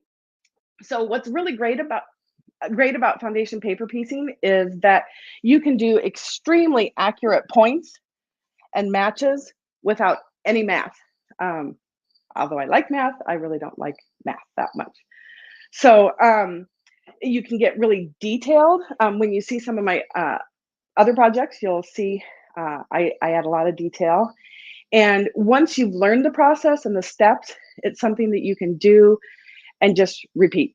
You're kind of on autopilot. Great time to pop in an audiobook or a movie and just have it going and kind of chill in the background while you're sewing along. So my work tends to be large scale, and I tend to do animals and flowers, but I do have some kind of prismatic quilts, and I tend to work with flat colors. And other than the prismatic ones, I try to keep my palette as limited as possible so that you don't have to go searching for tons and tons of fabrics. And I guess I love seeing how everybody has taken my quilts and personalized them. So the first quilt I'm going to share is called Stellar Translucence. This is one of my patterns that I think is a really great learning pattern, although it looks complex because you've got the transparency of the colors pulling in and out of the layers. It only has 30 templates, 30 of those little pieces of paper that you cut out. And it works just with straight lines on the majority of them. And then there are a few that it teaches you how to do the angles that can be a little more complex, and how and where to place the fabric are included in the basic instructions that I have. And it's just kind of a fun little thing. And if your background fabric is just awesome. So that is Stellar Translucence. The next one I'm going to share is the one behind me here. This is Color of Love, and it actually has a matching pillow. And so this is designed to be part of the pattern. So the way it's assembled, there are these this block here that could be made twice, and then you have instructions in the pattern to make it into a pillow for one, and then the quilt for another. And this one works really well for those, has lots and lots and lots of white space for those who are free motion quilters. I'm not quite there yet. It's a lifelong dream and goal, but it's great for a wedding gift, or I had somebody that shared that they gave it to a heart transplant patient, which I thought was just a wonderful concept. And if you do try to make it in other colors, I think it would work great in a monochromatic palette, because you can wrap your colors around and flow back out. But the thing to do if you're using this is to make sure that your darker colors of your monochromatic flow behind here, because that's what gives you the dimension of it looking like it's wrapping around. Excuse me. So on to what I would say I'm probably most known for are my large scale animals. This happens to be that pattern I was telling you about, where you design it and then figure out how to do it later. It doesn't really matter if you know what you're doing. So what I was really liking about this one was the details that you can get in these paws. You've got all these little claws. You don't have to measure any math. The little baby peeking out, and you can create some shading by use of color. And it's a great baby gift. This one of these templates that I showed you has 118 templates, and each of those then is broken down. Back to a little more of the overview. Get a little closer here. The templates are broken down so that they're numbered A to B to C to D, E, F, G, up to AA if needed.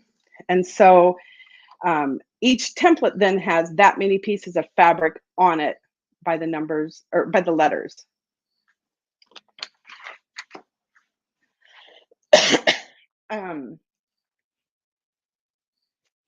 So any questions up to this point? Okay, we'll keep moving along.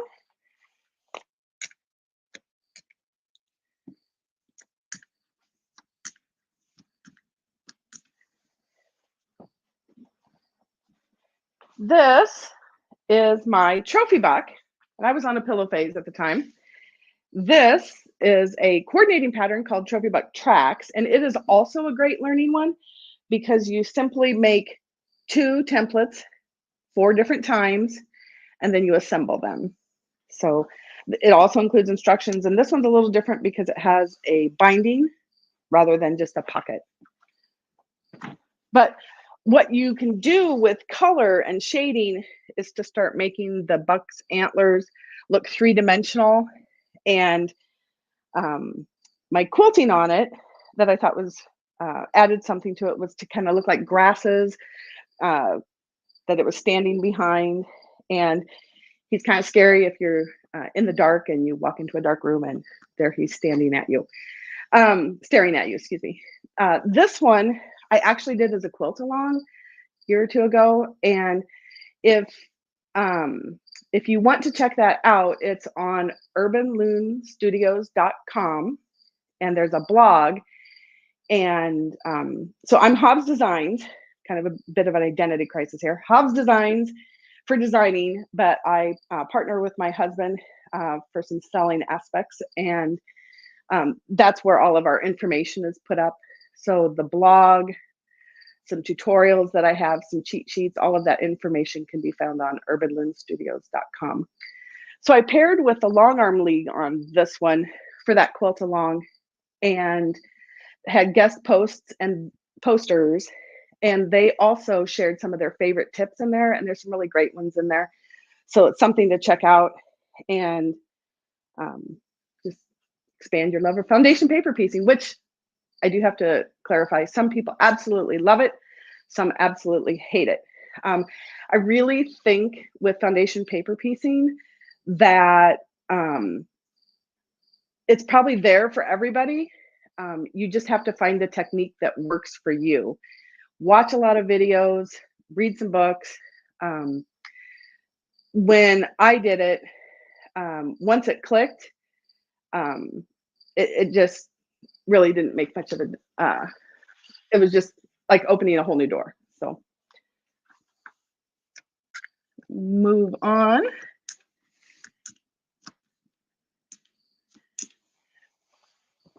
This is probably one of my most popular patterns.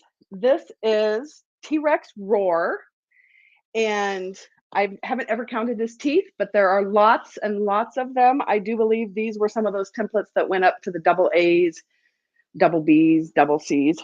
But again, working with it with some shading and color to show that dimension. And I think this pattern maybe has 10 different fabrics in it at the most, give or take. And it just really comes off the wall, quilt, whatever you want to call it.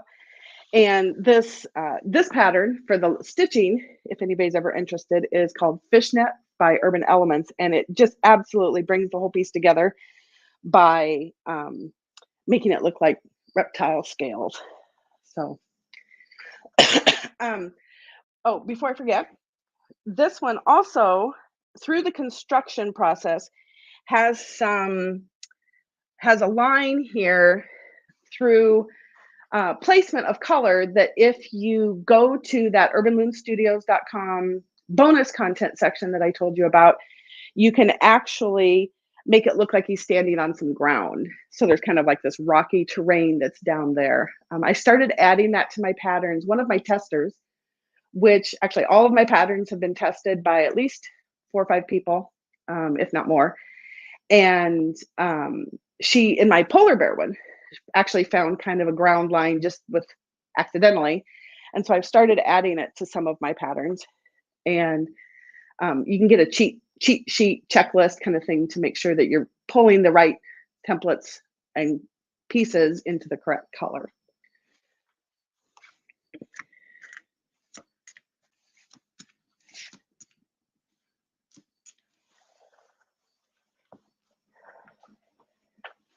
This one's probably near and dear to my dearest to my heart because I absolutely think baby rhinos are one of the cutest things on the face of the earth. And I don't know if it's because they're, I just don't know why. I just think they're absolutely adorable.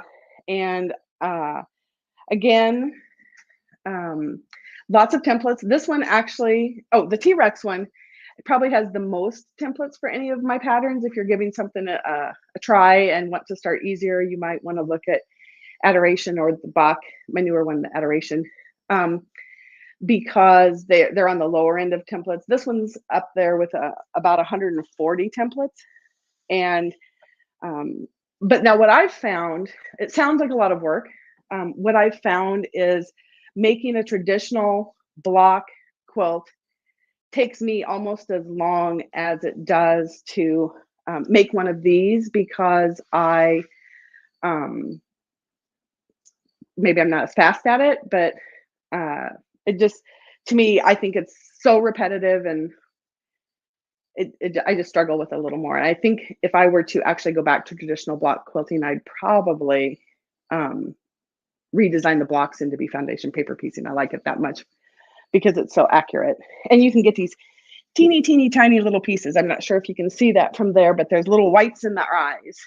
So this one also has a ground line worked in.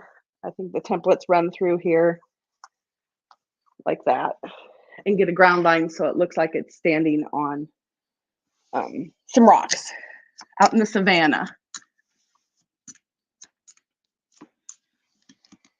And this is my newest, lost my earbud. This is my newest pattern called Adoration. And I have not named her Peony, but one of my testers made hers in pink, used a different color palette. And so she's lovingly kind of named Peony right now, but it could be a little boy. So again, narrow color palette. I think this one maybe has 13 or 14 fabrics. Same thing, you know, you take the templates, you make the quilt, then you're done. So I guess that's that. Are there any questions at this time? Oh my goodness, Christine, you are so talented. Oh, thank you for saying so. We're all going through the comments too. It's just like lovely, lovely, lovely. So much talent. No, you are very good. We did have a question. Okay. What's the difference between foundation paper piecing and English paper piecing? Okay, so I don't English paper piece because it's handwork, and I am a dreaded handwork person. But it's my understanding. Foundation paper piecing, you have these little itty bitty.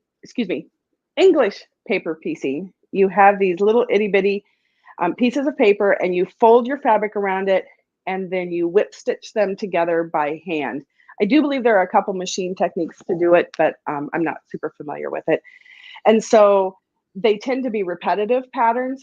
So you have a hexagon that forms kind of like a little daisy, and all of the hexagons join together, or you can do hexagons integrated with triangles and different other mathematical aspects of it, and then it just keeps building bigger and bigger. Foundation paper piecing, you actually, you actually sew to the template, through the template. I'll try to get that a little closer here. And so it's called symbol coded, and you, I'll just go ahead here. I've got this piece here. I'll try to give a quick little overview on the foundation paper piecing. So you have your template, and you, I guess I picked this up. I should show this. This is an add a quarter ruler, and Sewing Parts Online sells them. I would not try foundation paper piecing without one of these. See if I can get, so these, not sure I can turn the ruler enough. There's this little lip here at about 1/4 inch, and this is the add a quarter plus. and it has this tapered edge here. That what you do is you take your template, lay it on a table, line it up, and I actually score all of my pieces, put a score there, and then I actually do all of my template pieces at once, which I think is what makes me a little more efficient with this. And I score all of these templates, all these little scores here. So once you've got that, you'll need it again, so don't get rid of it. Then you take your piece of fabric, and your fabric needs to be big enough for the piece of fabric that you're, the template piece that you're doing. I'm doing A because that's where we would start with the alphabet. And it needs to be at least a 1/4 inch wider, all directions, and include the seam allowances. So on your first piece, the trick I remember is just back to back. So your back of your fabric, which this is one reason I use solids. Don't tell anybody, cheater. If you do solids, it doesn't matter which is your back, usually unless there's a sheen to your fabric. So I do back to back of the pattern to the back of the template. And you know it's in the right position because it's covering all of that piece. You can see that I've got a 1/4 inch above it, 1/4 inch below it, all around. And I'm going to step over here quick. I like to use Duck Easy Permanent Stick. That way. It's a great product to have a hair a minute. It's a great product to help hold at least your first template or tiny pieces in place. And so I'm going to just put a little swatch of that here. Real technical. You can also use fabric glue. I have a little harder time with this. The thing I really like about the sticky tape is it sticks to the paper and just enough to the fabric that it pulls off easily when you're trying to do it. So then when you're trying to remove your seams, your papers. Trish Villery just commented, using freezer paper is a game changer. Have you done that? I have not. I don't know how it would really work with mine because mine are so little sometimes. I would be open to hearing if her comments back affect it, but my eye on my rhino is that big. And so I don't know how that would work. I understand the concept of the freezer paper method and I understand why people do it, but I think the technique I have works perfectly fine for me. And it's, but that's what I'm talking about with paper piecing is if my technique doesn't work, try somebody else's, because once you find that way that it works, you're golden.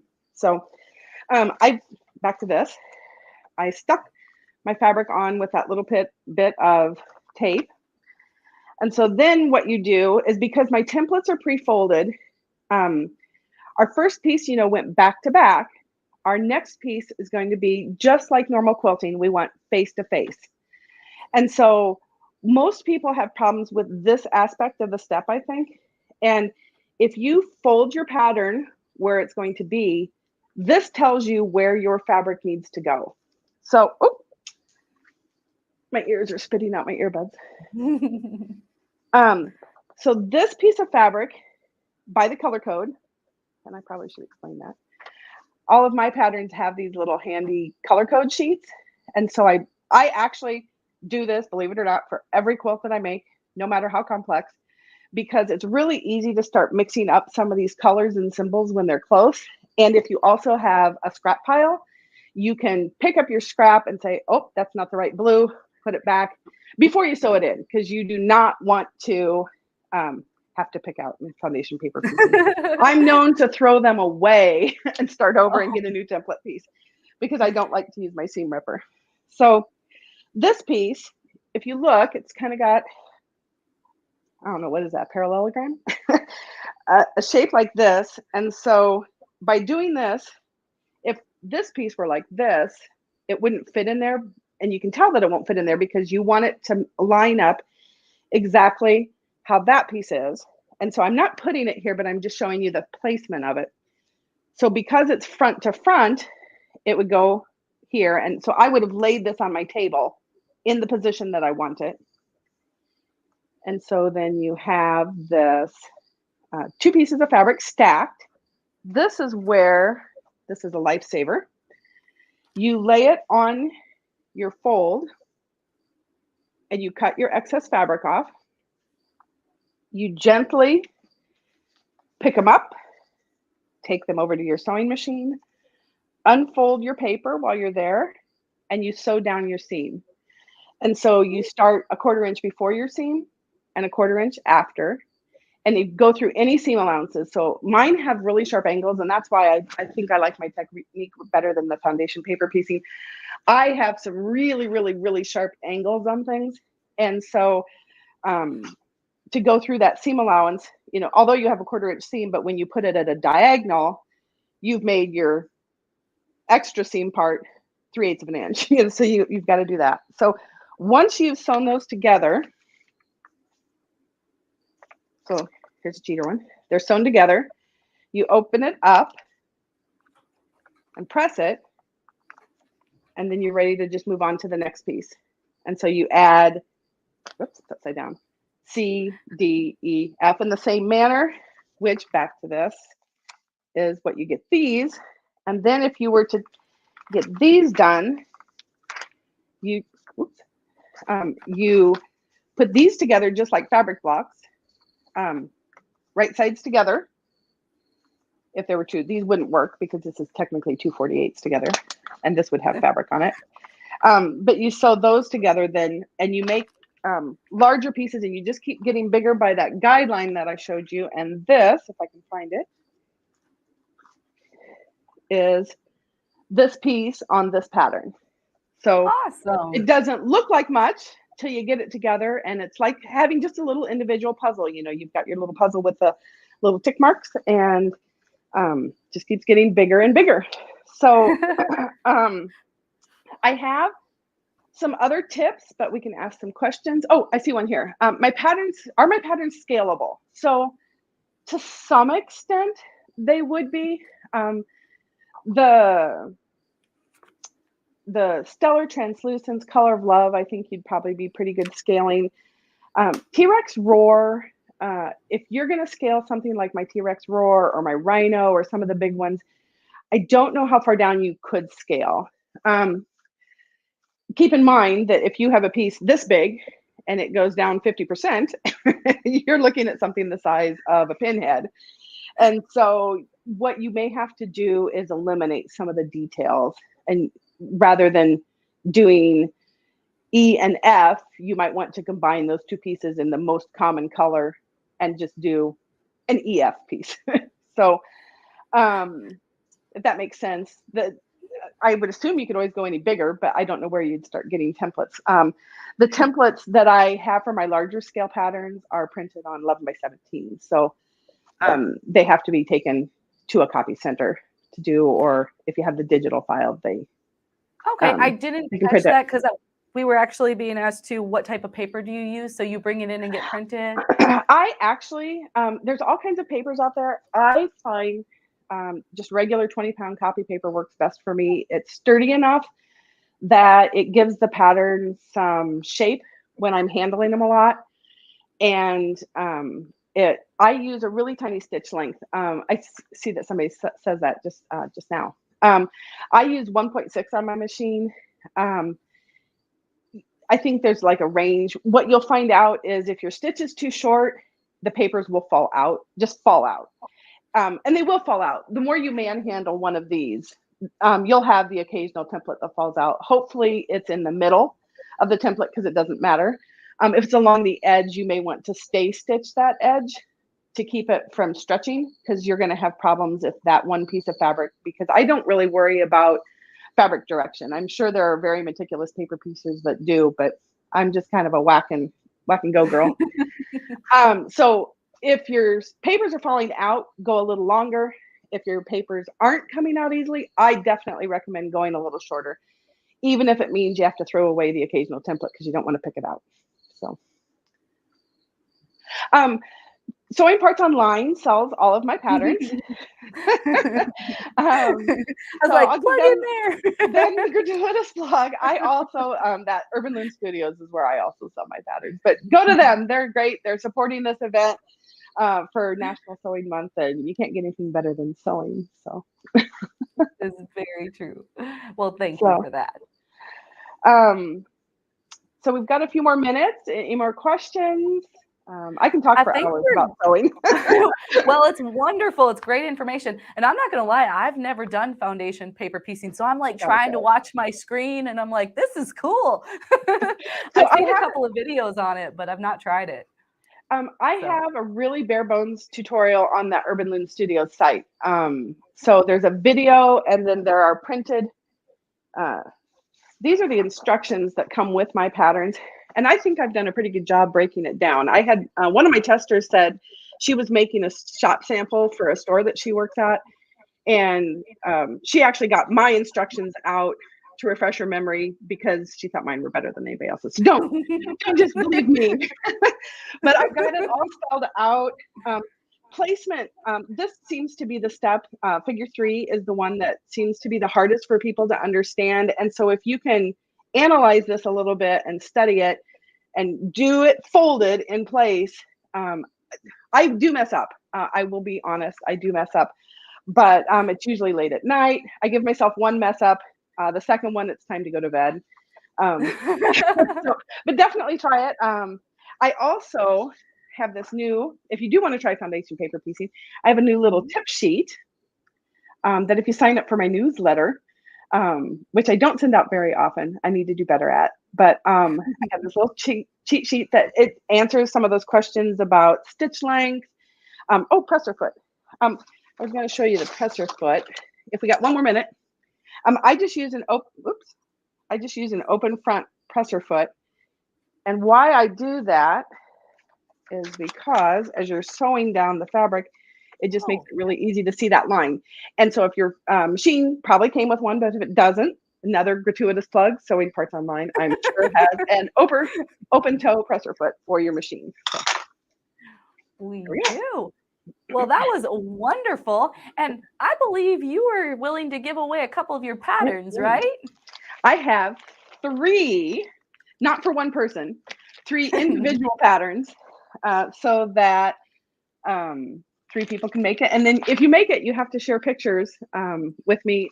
Send me an email because I love seeing them. Put it on your social because it actually, this is what I live for, is seeing people take my patterns and make them their own.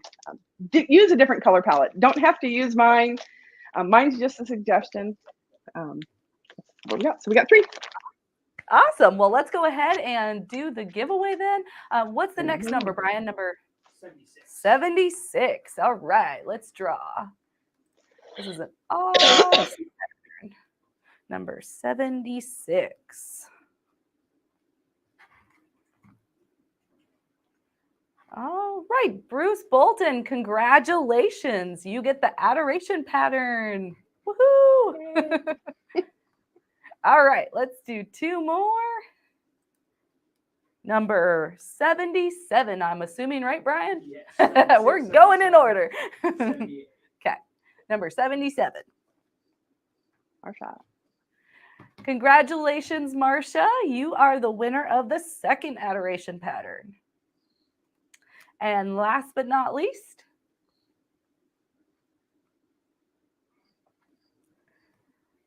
okay, Consuelo Bahena. Congratulations. Wonderful. Well, thank you so much, Christine, for donating those beautiful patterns. And we appreciate you coming on and showing us your talent. And we all loved seeing it. It was a pleasure to be here. I'm so glad you guys asked me to do this. It's kind of a thing that freaks me out, but no, you did a great job. Thank you.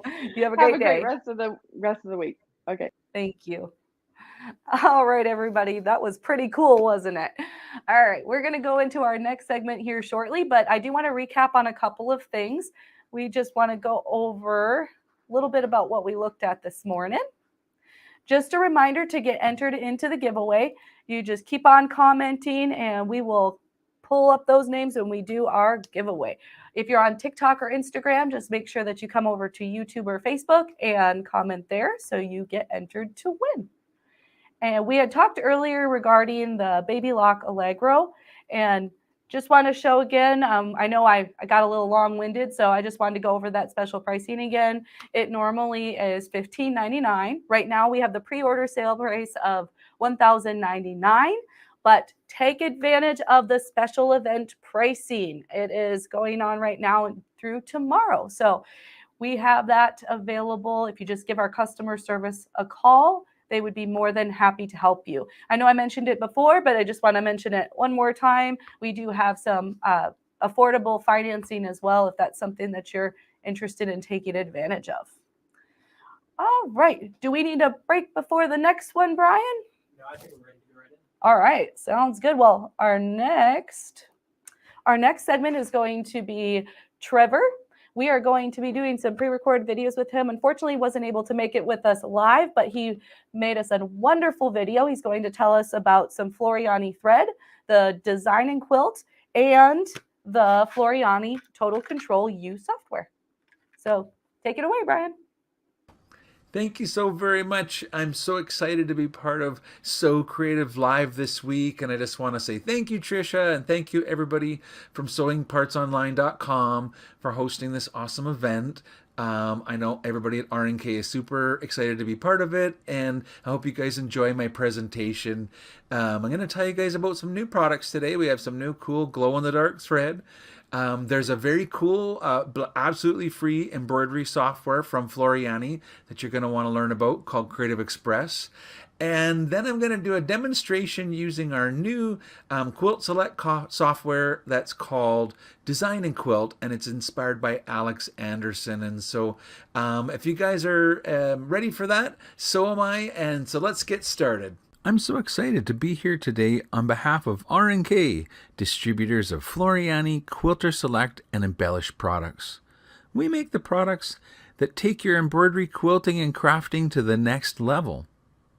In today's presentation, I'm going to show you some brand new products and ways to use them to enhance your creativity. For ongoing inspiration, be sure to visit our Create with R&K blog and follow us on Facebook.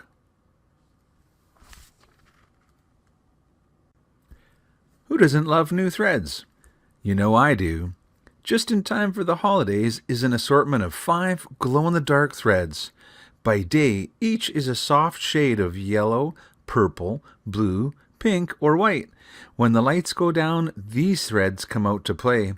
They're perfect for Halloween projects, for your Halloween swag or the holiday swag, and they would be special touch in the windows. Imagine stitching on pillowcase cuffs or sweatshirts, even for decorative stitching. These 40-weight threads are a glowing replacement for any project where you would use your normal embroidery thread. I believe that there are some awesome specials available for you today. I absolutely love variegated thread. There's something just very special about it. I love that it's so forgiving when doing free motion quilting if your quilting's not like 100% perfect. And it's so visually interesting when used in quilting or in decorative stitching. And for embroidery, wow, the sky's the limit. It's great in lettering, monogramming, outline style designs, redwork style designs. Variegated thread colors elevate simple embroidery designs to a new level. And you're going to want to check out all of these cool fall color combos, or these 2 brand new colors that are perfect for your holiday stitching. Anyway, we're just sure that you're going to want to collect all of the new thread from R&K. And for that person that wants it all, there's a special bundle where we have one of each of the new variegated thread colors, as well as one of each of all of our cool new glow-in-the-dark thread colors. Here's a cool pro tip. You can use the Floriani Creative Express software to open and view the sewing sequence of an embroidery design and you can even select the threads and change their colors. And I'll even show you how you can interact with the new cool variegated thread colors using this cool free software. That's right, Floriani Creative Express is 100% free software. You can learn more about it by visiting our website, rnksoftware.club, and you can download it and install it and use it today. There's lots of great things, and you'll get to join our RNK Software Club, where you can watch videos about the Floriani Creative Express software, as well as all kinds of other amazing videos that are all found from within our RNK Software Club. And so let me take a moment and show you a little bit about our cool Floriani Creative Express software. This is the Floriani Creative Express software that you can download for free from the rnksoftware.club website. I don't have time to show you a lot of things about it today, but you can learn a lot about it with the cool videos on the rnksoftware.club website. What I will show you today is how you could use the browser on the right hand side to point to any folder in your computer and then hover over designs to see all of the designs that are in that folder, and you can scroll through and it makes it very nice and visual. If you find a design that you want to open, you can just click and drag to bring it onto your workspace. So as that design is opening up, one of the things that's really amazing is that down at the bottom, these are the Floriani colors, and I could easily select, the color blue and choose any color blue from the Floriani color palette. If you wanted to use a different color palette, maybe you have some new cool quilter select thread, what you can do, well, first of all, you can click on this button right here to choose match palette. And it pops up a list, and these are all of the different thread palettes that come in the software. And basically you can color match from one thread brand to another very quickly and easily. And so I'll just scroll down, find the perfect select paracotton poly, that cool 80s weight thread, and instantly the design is converted and all of the colors are now matched to the paracotton poly. And maybe you bought some of that cool variegated thread that was on sale today. Well, now let me show you down at the very bottom, I can change the color palette to any color palette that comes with the software. And so just click on the list, and you'll see in here that we actually have the Floriani variegated and mixed thread palette in here. And so, for example, if I click on the color red, that's all of the part that becomes highlighted. Wonder what it would look like in kind of a cool orange and yellow variegated. You click right here and it recolors it, and now you could see what it would actually look like with the variegated colors. You can get more of a realistic look by clicking on the 3D button over here, and if you want to see how the design stitches, you can just click up at the top to simulate the sewing. And so there's a lot of really great reasons to get the Creative Express software, and first of all, it's absolutely free. And so just visit our website, download the Creative Express software, and look in the software club for all of the great videos to teach you all of the things that you can do with the Creative Express software. Of course, Floriani has some amazing software that you can purchase. For example, use the help menu and go into demo mode and try any of the different Floriani software that's available for purchase. And that way you'll know before you buy it just how much you're going to love it. Here's some breaking news. There's an amazing special on the Floriani FTCU software. This is a limited time offer, and if you purchase the Floriani FTCU software today, it comes with some amazing special bonuses with over $3,000 worth of value, including the Floriani Lettering Master software add-on, which basically gives you the professional capabilities to create your own fonts just like a professional would. Another thing that's super cool is if you buy the Floriani FTCU software today, you get 15 You Design It embroidery collections. And let me tell you, a You Design It collection is a ton of fun because they're like interactive stock design collections. Each one of these includes dozens and dozens of designs that when combined together create unlimited potential. And so imagine sitting down with your grandkids to make cool little monsters or robots or assemble your own little train engine. There's monster trucks and Vesna jars and spring flowers. There's 15 different You Design It collections that you'll get completely free when you buy the software. And probably the best of all is the big, beautiful box of 100 spools of thread. You guys, this is the most beautiful Floriani polyester 40s weight embroidery thread you'll ever stitch with. And it's just so amazing when you get a whole box of 100 of them all put together. It's one of my very favorite things to get. And anyway, you guys, now more than ever is the best time to purchase the Floriani embroidery software. It's called FTCU. If you've downloaded the free Creative Express software, you can use the demo mode and go ahead and check out the cool FTCU and all of the different Lettering Master or any of the Floriani embroidery software. But wait, there's more.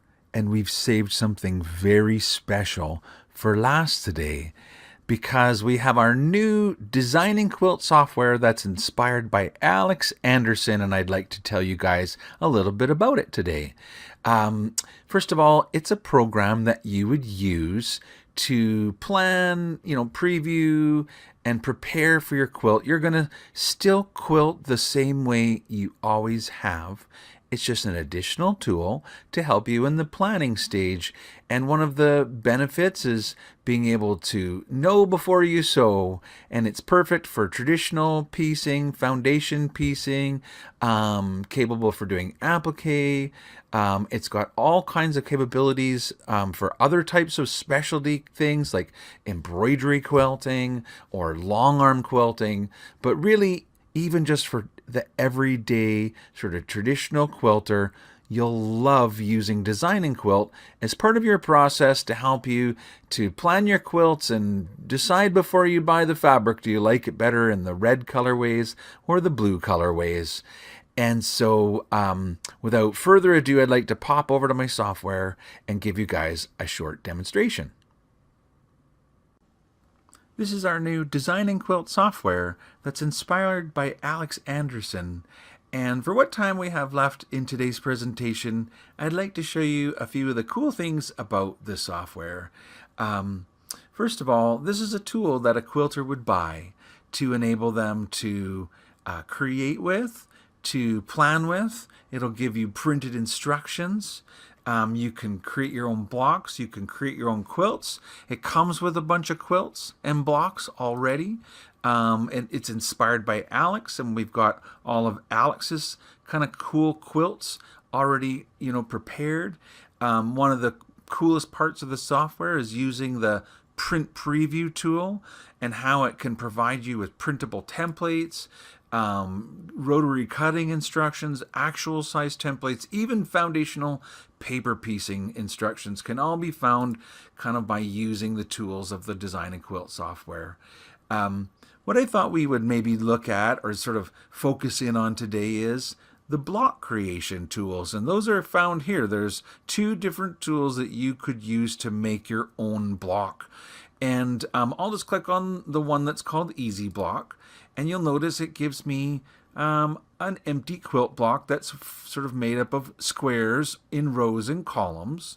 Over on the right is the properties, and so you can decide how many rows and squares you want it to be. Could be any number, and then what size those are going to be. So they're each a 1 inch. I have 8 squares by 8. Each of them are 1 inch, making an 8-inch quilt block. And it's really cool because you can click on your quilt library, open up a quilt block, and change the size of it.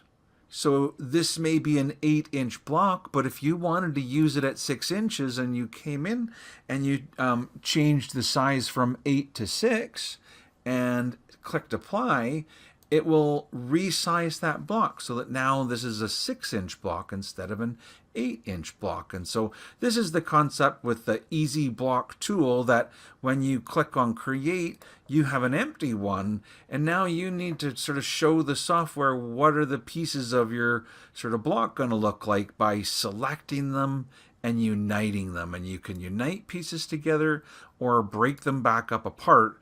But before you start, you probably want to decide what size, how many rows and columns you want for your block, and then whether you want to do rectangular blocks or whether you want to do half square triangles facing up or facing down, or perhaps one of the more versatile ones would be a quarter square triangle, because now you can kind of have some going up and some going down.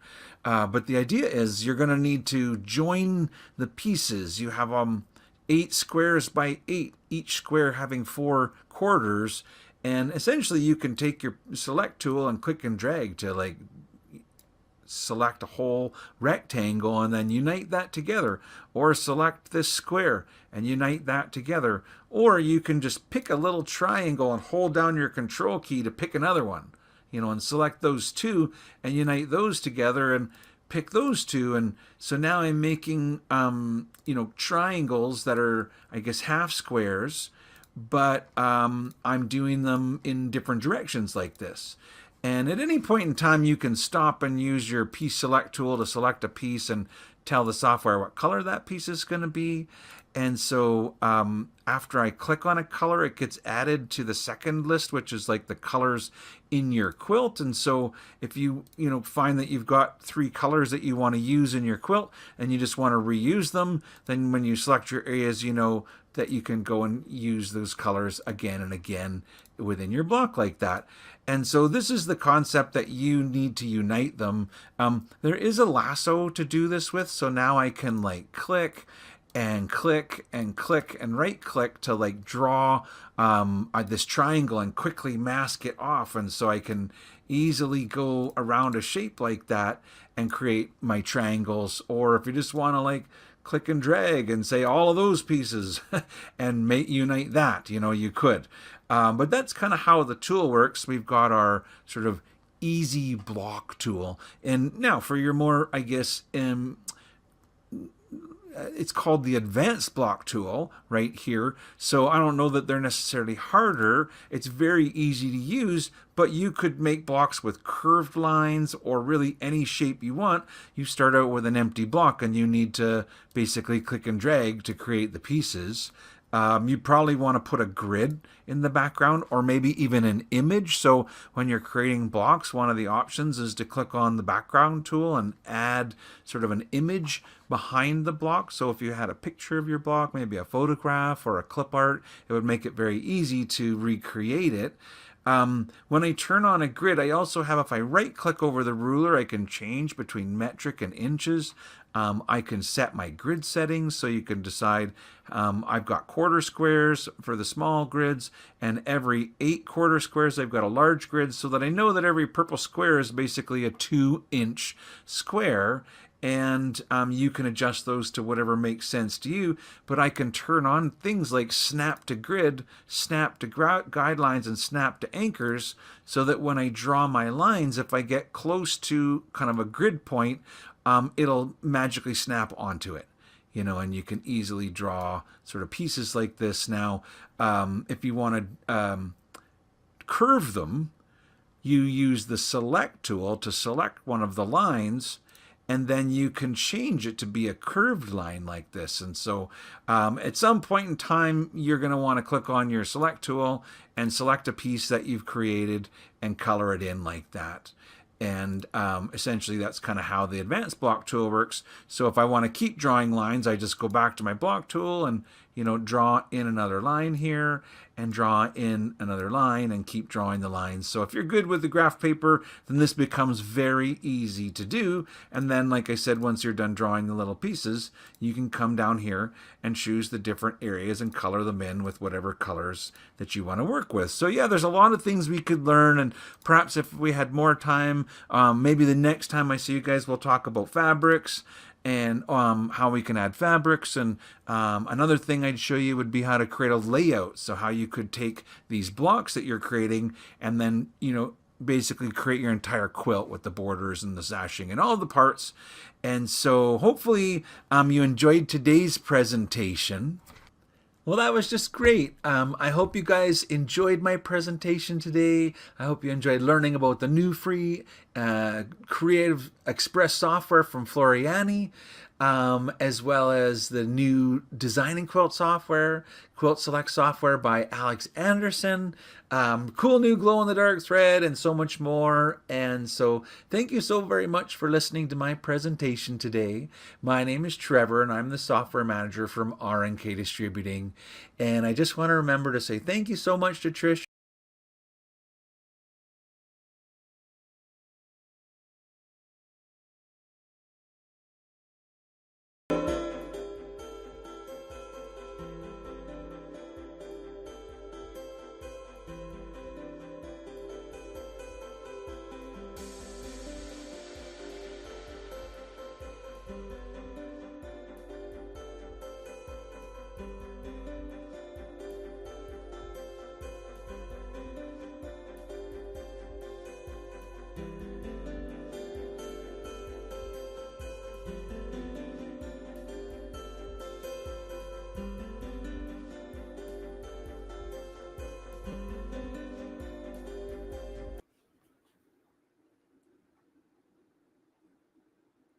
All right, that is such a great video by Trevor with R&K. Goes over that great new thread by Floriani, and then also the Design and Quilt and the Floriani Total Control software.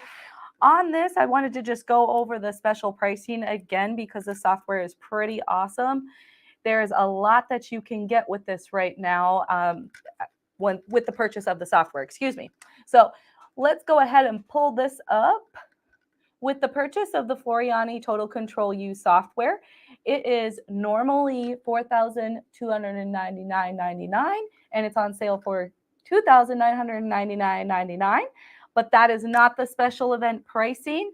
You can get it at a much discounted price. So if you want to give our customer service a call, they'd be more than happy to help you. But with this purchase, you are able to get the bonus pack that values over $3,000. That is going to be the 100 pack of the Floriani 40 weight embroidery thread and the Letter Master, and then also the U design set. So with the purchase of that software, you are able to get that bonus pack. So it's a great time to get that. Also, just another tip, we do have available, we have affordable financing for this as well. So just give us a call. The other thing I wanted to mention is the Design and Quilt. So this is the test your quilt before you make it. So save yourself some money in that you can design your whole quilt, change the color, don't like it, change it to a different color, change up the pattern. You can design the whole thing before you even buy your fabric. That will save you a lot of money in the long run. You don't want to go through all that work of making a quilt and then not like the colors. So with the Design and Quilt, you can get the awesome $150 value pack. You get the 18 by 24 inch mat, and then you also get the ruler. You get the 7 pattern, it's a quilt pattern CD. You also get the preloaded USB stick with some information from Quilter Select. You also get the air erasable marker, which is one of my favorite marking tools. And then you get the 45 millimeter rotary cutter by Quilter Select. That software, the Design and Quilt software, normally is $799.99. We have it on sale for $639.99. But you know the drill. Give our customer service a team a call and they will help you secure that awesome special event pricing. But that if you're looking at the design and quilt, now's the time to get that because that $150 pack is fabulous. We all love our Quilters Select cutting mats and that rotary cutter. I'm a huge, huge fan of. So I do want to go over the R&K or Floriani thread, I should say R&K Distributing. They go ahead and do the Floriani glow-in-the-dark polyester thread, which is brand new to their line. This is fabulous for Halloween. Think about all the fun things that you can do with it.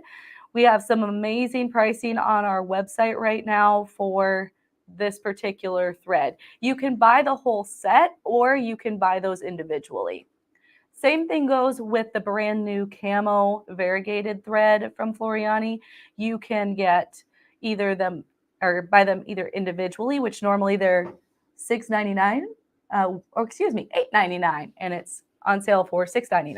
Or you can get the 9 spool thread collection that is $80.90, but on sale for $57.51. So I hope that you can all take advantage of that awesome pricing on the new Floriani thread because it is something spectacular.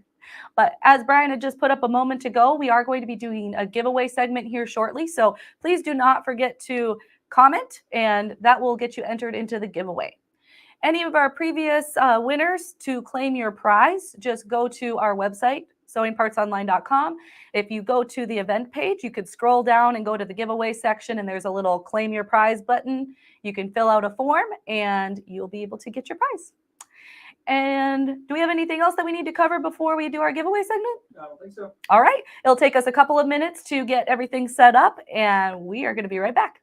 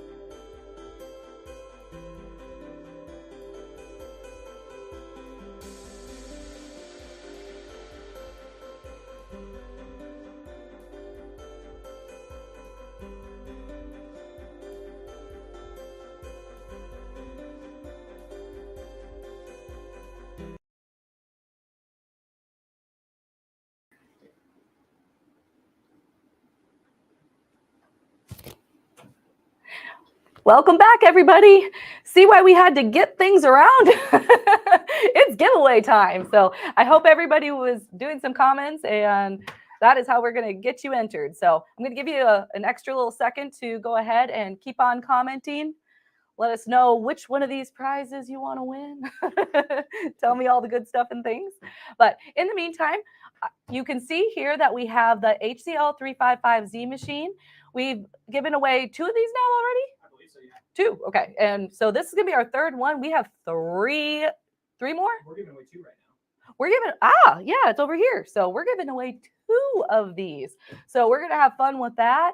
In case you missed our little synopsis of this machine, we're going to go over that. We're going to share the screen, and I'm going to talk about this machine. It's a fantastic model, and I want you to see some of the awesome attributes of it. So can you take me off the screen so I can see that, Brian? I'm sorry, I'm squinty. All right, so let's go ahead and take a peek at this.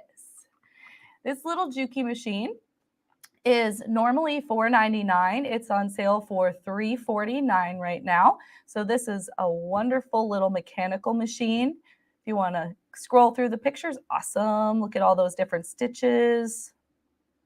Some beautiful pictures. Threading.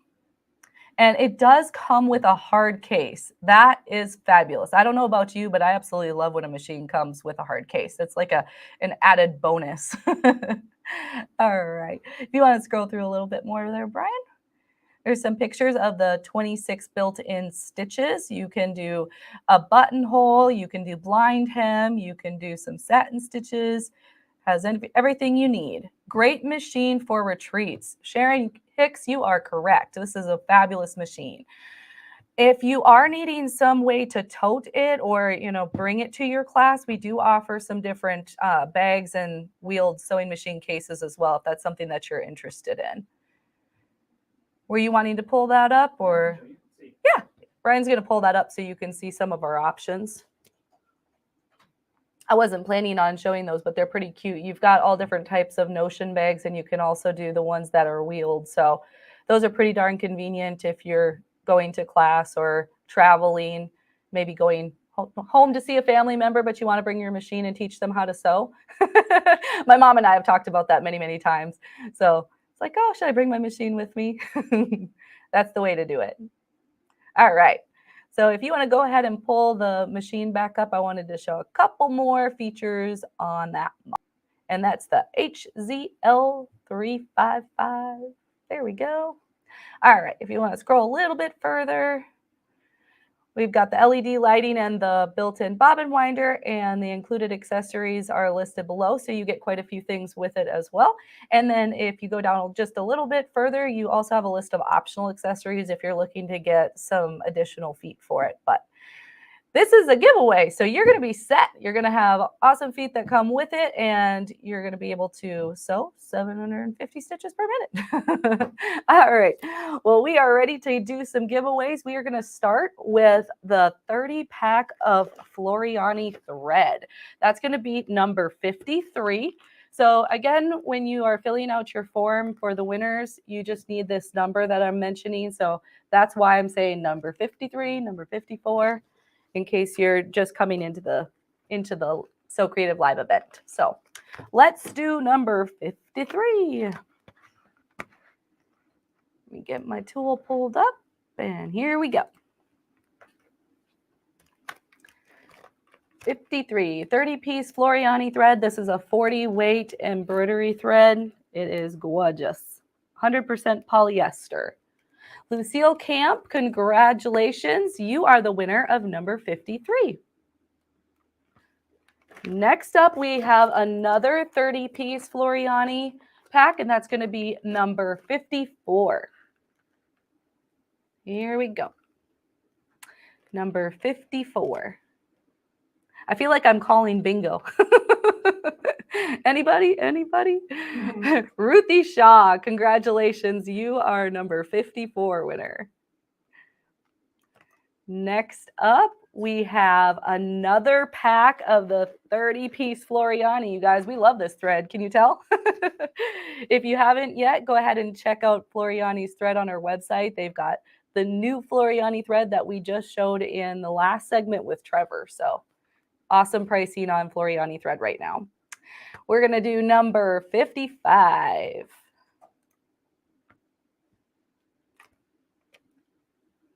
Here we go.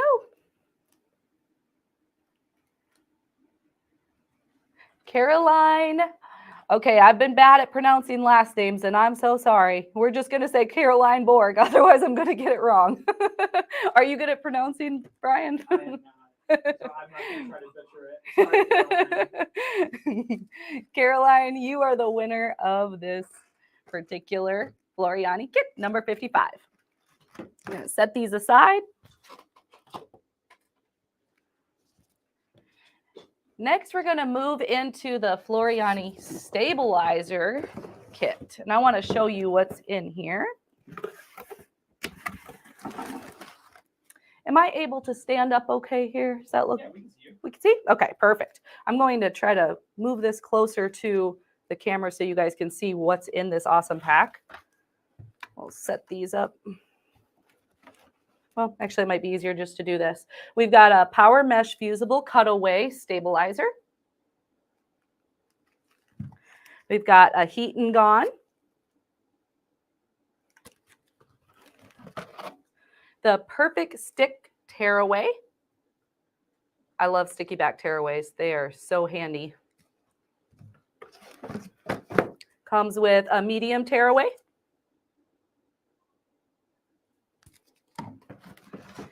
And a heat and stay fusible tearaway. In addition to the stabilizer, there is also a 5-pack of the Floriani thread, and then several designs. It's 12 designs of some floral embroidery designs. Such a cool package. Thank you, Floriani, for donating this.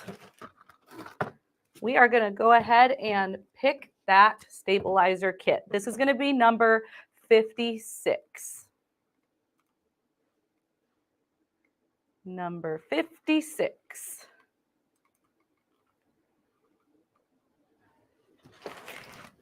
That is going to be Cecilia Higginbotham. Congratulations.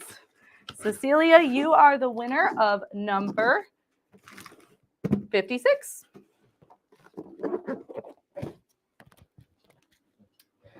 Next, we have the Floriani Educators Toolkit. So I want to open this up and show you. Their educators had some favorite tools that they love, the little scissors and tweezers, and you've got your little, it's almost like a razor, really works well for doing seam ripping. And honestly, I did not check what this one was. I'm going to have to figure out what that little favorite is. But this little kit is going to be number 57. So let's pick that. Number 57.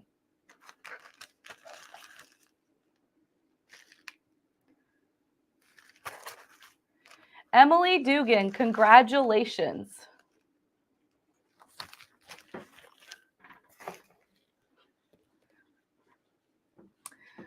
Oh, this one's a big one. The Floriani 100-piece thread kit. It's going to be number 58.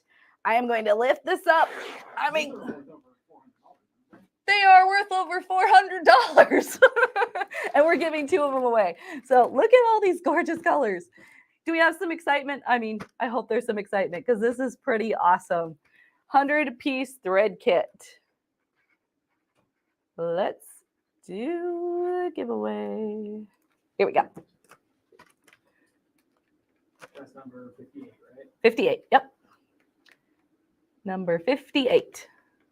Nancy Newsbaum, you are the winner. Congratulations. Like Brian said, this is worth $400. So this is an awesome addition to your sewing room. Awesome, awesome. There's another one, but I am going to just hold this one and we're going to do it again because I'm not switching out, right? I did that last time. I'm like, I guess I could show the same thing, right? Okay, Let's go ahead and draw for number 59, the 100-piece thread kit. Okay. Pamela P., congratulations. You are the winner of the second 100-piece Floriani thread kit.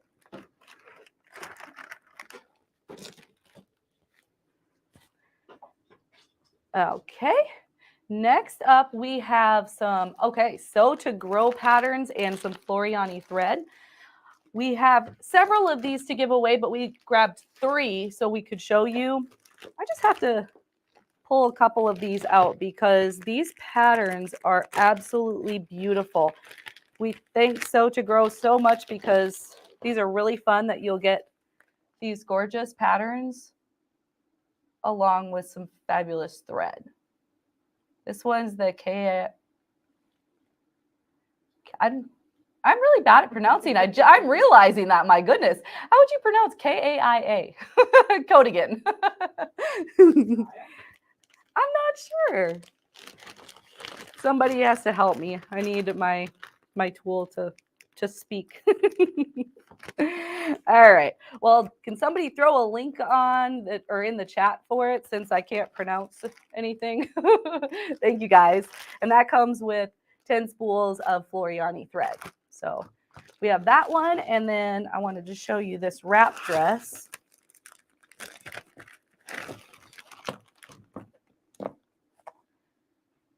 Beautiful wrap dress. Looks like a very fun pattern. And then we have another one of the cardigan. So we have 7 of them that we're giving away. We have 7. Yep. Which one you get is just kind of luck of the draw shipped out. That is true, yes. But she donated quite a few different ones for us, and I would definitely recommend checking out her patterns on our website. They're lovely. So we're going to go ahead and pick those. Next one is number 60, a Sew to Grow pattern and 10 spools of Floriani thread.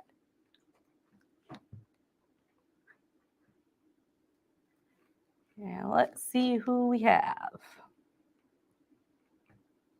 Rebecca Newell, congratulations. Rebecca's a 2-time winner. That's what I thought. Congratulations, Rebecca. Awesome. Gotta love random, right? You're lucky. Congratulations. All right. And we've got number 61. That's cool, Rebecca. 61. Ellen Camden, congratulations. You win a Sew to Grow pattern and 10 spools of Floriani thread. Okay, we're going to do a few more of these. We're going to do number 62.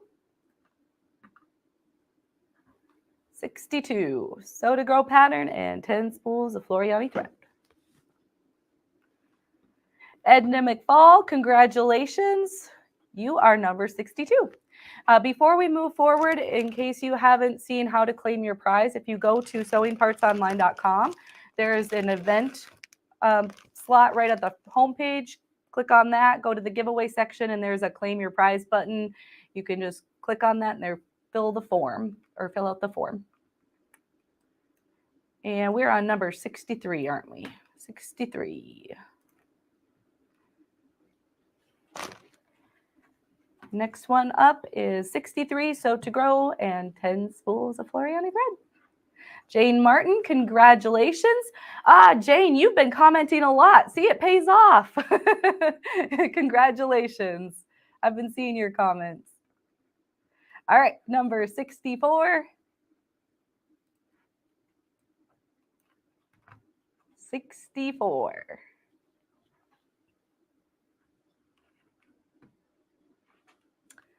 Denise Clements, congratulations. I'm so excited to give these patterns away. They're so, so cute. 64. Okay, next up is number 65.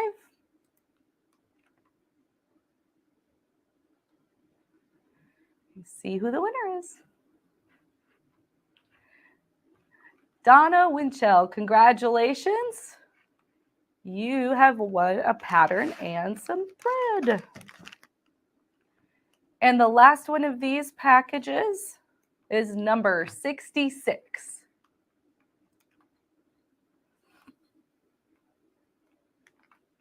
Number 66. Marian Dunford, congratulations. You are the winner of number 66, Sew to Grow pattern and 10 spools of Floriani thread. Set this over here. Okay, before we pick the machines, I just want to mention that we've been in contact with Eileen Roche with Dime, and she is going to try to pop back on. We didn't want to miss her segment, and a lot of people were commenting saying that they really wanted to see her information. So she will be joining us. So after we're done with the giveaway, we're going to get that in order, and you'll only have a shorter amount of pre-recorded videos for the tutorials during lunch. So we're going to do what we can. We're happy about that because we're super happy about that. There's a giveaway that was supposed to go with her second that we were worried we weren't going to be able to give away. Yeah, that is very true. It's a good So one. yeah, she has a couple of fantastic giveaways that we're going to do in that segment as well. So we're excited that she's able to work that out, and we're going to see her back in just a little bit. So now we can move on to the machines. I love doing the machines. Okay, number 67. Here we go. I loved that segment with Tim Bond yesterday. He did such a fabulous job showing how awesome the Jukis are. Eugenia, congratulations. You are the winner of number 67, the HCL 355Z Juki machine. And then last but not least, we've got number 68, another HCL 355Z machine. Cynthia McCarty, congratulations. All right, you guys. So again, to claim your prize, you can do a couple of things. You can either go to our link tree in the description and click claim your prize and fill out the form there, or you can go to our website, sewingpartsonline.com. On the home page, there's a little symbol that says SewCreative Live. Click on that, scroll down and go to the giveaway section, and there's a little button there that you can click to claim your prize. Keep on commenting, everybody. This is so much fun to do the giveaways. We're really enjoying that. Since we have a few minutes before Eileen comes on, I'd like to just recap on some of the stuff that we talked about both today and yesterday. So if you maybe stepped out or had lunch or went and got coffee, missed something, you'll be caught up. Actually, let's back up to day one because I was wondering about the Wish promotion earlier. So I want to make sure that I said that correct. So I'm just going to scooch back over there for a second. And we'll go over some of the special pricing. Here we go. There's the Wish table. There. So right now with the Wish table, it normally is $229. It's on sale for $199. However, with the purchase of the 22.5 by 25.5 Wish table, you get that 2-arm suspension system for $1. That was so cool. You just clamp it to your table or to the table, and it will hold your quilt or your project out of the way. So it takes that weight away from pulling on your project. You're going to have really, really good results with that. And for $1, I mean, come on, that's awesome. Another Sew Steady special right now is the 4-piece Versa set. It normally is $349. It's on sale for $299. And with the purchase of the 4-piece Versa set, you get the Versa bag for free. Keep in mind with all of these specials, you guys, they do not have the special event pricing shown on the screen. You do have to call our customer service and they will help you place your order. It's fantastic discounts for our SewCreative Live event. You don't want to miss out on that. Also, we do have affordable financing if that is something that you're interested in doing, especially if you're going to move towards maybe one of the 21 Elite or 21X Elite machines with the continuum frame. Perfect opportunity to take a take advantage of the special event pricing.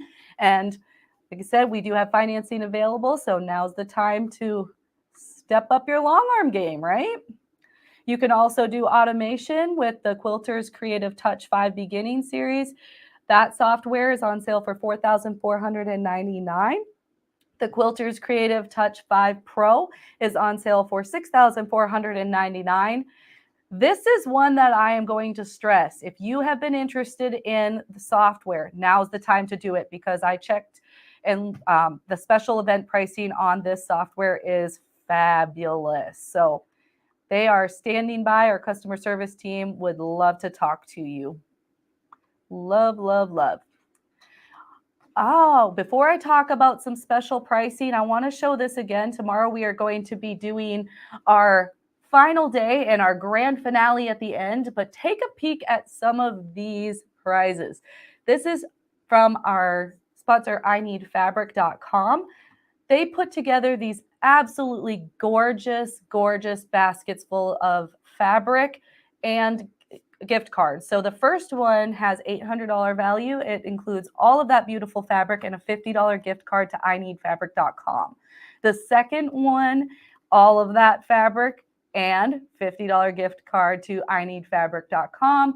Who doesn't need more fabric? I mean, we all do, right? And then this last one is a $1,600 value. All of those goodies, when you recap and watch the live, you'll see how many fun things are in there. But that also includes a $100 gift card to ineedfabric.com. So that's going to be fun when we do our grand finale. I am very pumped. Plus, I said yesterday, I'm a big fan of really pretty baskets, and they put them in gorgeous baskets with pretty bows. So we are going to take a quick break before we bring on Eileen Roche with Dime, and we'll be set to go for that segment, and hopefully everything works out. We're excited to see what she has in store. See you in a bit.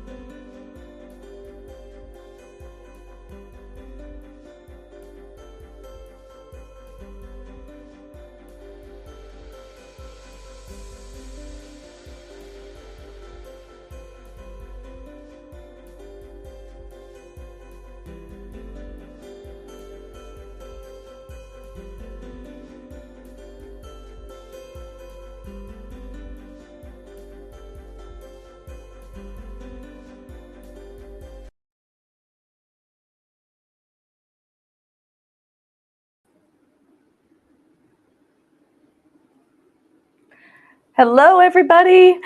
We are so excited that this worked out. Eileen Roche is going to be joining us here in just a second. He's going to be getting her pulled up, but we had some technical difficulties earlier, which happens to everybody, right? But luckily, it's working out perfect that she's able to come back on at lunch and still be able to give her demonstration. So welcome, Eileen. We're so glad to have you. Fingers crossed this is going to work this time, right, Trish? So much better, Eileen. Thank you so much. It sounds Awesome. awesome. What a disaster this morning. So my apologies for those who were watching. Yeah. And I know it does happen, but it's frustrating. I've been looking forward to doing this with you, Tricia. So here we are. Well, we are so excited to have you, and we'll let you get right back into it. And if you want to start from the beginning, since I think everybody had a little bit of difficulty, so let's go do it. Okay, so I'm going to talk to you today about magnetic hoops. And, you know, we invented a magnetic hoop for the home sewing machines. Gosh, it's a long time ago, about 14 years ago. So it's we've been providing solutions here at Dime for embroiderers for 25 years. And our most popular solution, I will admit, is the magnetic hoop. We call it Snap Hoop Monster. You can see they're behind me on the wall. Literally, they're hanging on the wall. I can take the 5x7 off to show you how we're going to demonstrate this. But before we get to that, let's go to the overhead cam so I can show you the difference between a standard and a magnetic hoop. So on a standard hoop, you have an inner ring and, of course, an outer ring, right? One point of attachment on a home machine, on a flatbed machine, and our Snap Hoop Monster mimics that. Same sewing field, 4x4, and the same attachment as your standard hoop. So they are both recognized by the machine on the Baby Lock Brother line and also the Bernina line. So the difference between the two is we have a flat top and we have a flat bottom on the magnetic hoop. On a standard hoop, you have an inner ring. So my fabric is traveling over the outer ring, under the inner ring, across the sewing field, up and over again. Not so much on this flat hoop. It's just going smooth across. So when I pop out the fabric in a standard hoop, you can see hoop burn, right? You can see that line, that outline. Sometimes you can press it away, but not always. So on a flat hoop, we'll just remove that top hoop, and now there's no hoop burn whatsoever. You have just a nice, clean surface. That's probably the number one reason for using a Snap Hoop Monster. Number two would be the ease of hooping. And I'm going to show you that in just a second. But for right now, I'll put this back together. So I insert my magnet shield between my bottom and top frame, and that just makes it easier to separate the top and bottom frame when there is no fabric. So I'll set aside that for now. And I'll take my 5x7 and we'll talk a little bit about the magnets. So, you know, many years ago when these first came out, people were prior to the magnetic hoop coming out. When the embroidery machines were first available for home use in the early 90s, we were told not to put a magnetic pin cushion or any kind of magnetic device near your embroidery machine. And that was good advice at the time. But if you remember, our cell phones at that time were bigger than this hoop, right? And they were in a tote bag and so forth. So imagine how technology has changed. Today, everything that we control in our world literally fits in our back pocket on a cell phone. Same with your embroidery machine. The brain of your sewing machine is about the size of your thumbnail, and it is embedded and highly insulated inside that machine bed. So my magnetic top has a top side, which is not magnetic. You can see my scissors don't really want to stay there, but the bottom is magnetic. Now, how can you tell the difference between the two, the top and bottom, when the rulers are not on there? Well, on the bottom, the magnetic side, there are notches on two corners, easily to identify the top from the bottom. And also it helps in removing or separating the bottom and the top frame. Now, when I have fabric and I'll just put that piece of fabric back in place. And now you can see that when I try to place my scissors underneath, they will not stay in position. They'll just fall off because that metal bottom is stopping the magnetic force from the magnet top. So you don't have to worry about any kind of magnetism on the machine bed. And we've tested these on every machine that we say it is compatible with. And you're probably wondering, well, what machines are they compatible with? Dozens and dozens of machines. So you will purchase by your machine brand and the size that you would like, and then you will read the compatibility list. Of course, this is upside down, isn't it? So I'll flip that around for you. You'll read the compatibility list of machines, and that will tell you if it's compatible with your machine. Now, you have to understand that if you're sewing, if the largest sewing field on your machine is 6 by 10, you can't buy a 9.5 by 14, even though you wish you could, right? Our hoops don't change your machine, whether it's a Brother, Baby Lock, Janome, Bernina, Viking, Pfaff. We don't change your machine. All we do is mimic the sewing field of your standard hoop. So one of the most popular things to embroider on a snap hoop monster is a terry cloth towel. So I'm just going to place my hoop on a flat surface, and this is our hoop mat, which we love. It keeps my hoop from sliding around, whether it's a standard hoop or a magnetic hoop. I'm going to place my tearaway stabilizer over that surface, and then take my towel, my terry cloth towel, and it has a border. So I'll fold up that border because that's going to give me a straight line, right? It's going to give me a straight line, and I'll align that with the edge of the attachment. Now I can feel my hoop underneath, and I can see that, I'm almost centered vertically, close enough. And then I just position my top frame against that attachment in a perpendicular fashion, and I'm feeling the metal frame underneath. And I just, want my top frame to be somewhat aligned. Doesn't have to be perfect. You don't have to fuss with that. But now I'm just going to drop that top. I want to keep my hands out of the way, and it snaps together that easily. Now, on a snap hoop monster, you are allowed, in fact, you are encouraged to do this, to pull and tug that fabric, make it as taut as you'd like, fine-tune the placement if you so desire. Because it's flat, it is not going to distort the fibers of your fabric. Now, people often wonder, is this magnetic hoop going to hold my item? Well, what I like to do is I give it the shake test. So I do this, and if that top frame is not going to come apart from the bottom, then I know I can put this on the machine and it's going to stitch beautifully. If it does, when I place it on the machine and it does separate, like on a big quilt, that's because I haven't handled the quilt bundle, and we'll get to that in just a moment. So that's my 5x7. Love a 5x7 for a terry cloth towel. You can do small designs, you can do big designs, in any size hoop, really. So another great use for a snap hoop monster is when you're embroidering, like, let's say, a jean jacket that has all these multiple layers of fabric, right? We got a pocket here, we have double welt seams. You could never get this in a standard hoop. So get my stabilizer over the bottom frame. I want to keep an eye on these buttons. I'm not going to be able to work around them, so I'll just keep them out of harm's way. And then, want to make sure that my template is centered. So I'm going to bring that up a little bit. And it's okay if I just catch the bottom of the jacket in the frame. And then now I'm hooped. So all I have to do now is make sure that everything is smooth and flat. And then when I go to the machine, I'm going to transport it with my magnet shield that comes with the purchase of your hoop. So that's how I lift it and move it over to the machine. It just gives me the security that I need for, moving the hoop, because, it's an open hoop and they're just snapped together. So you could dislodge the two layers, right? One of its great features is you can move the fabric, and one of its worst features is you can move the fabric. So you have to just get a little familiar with it.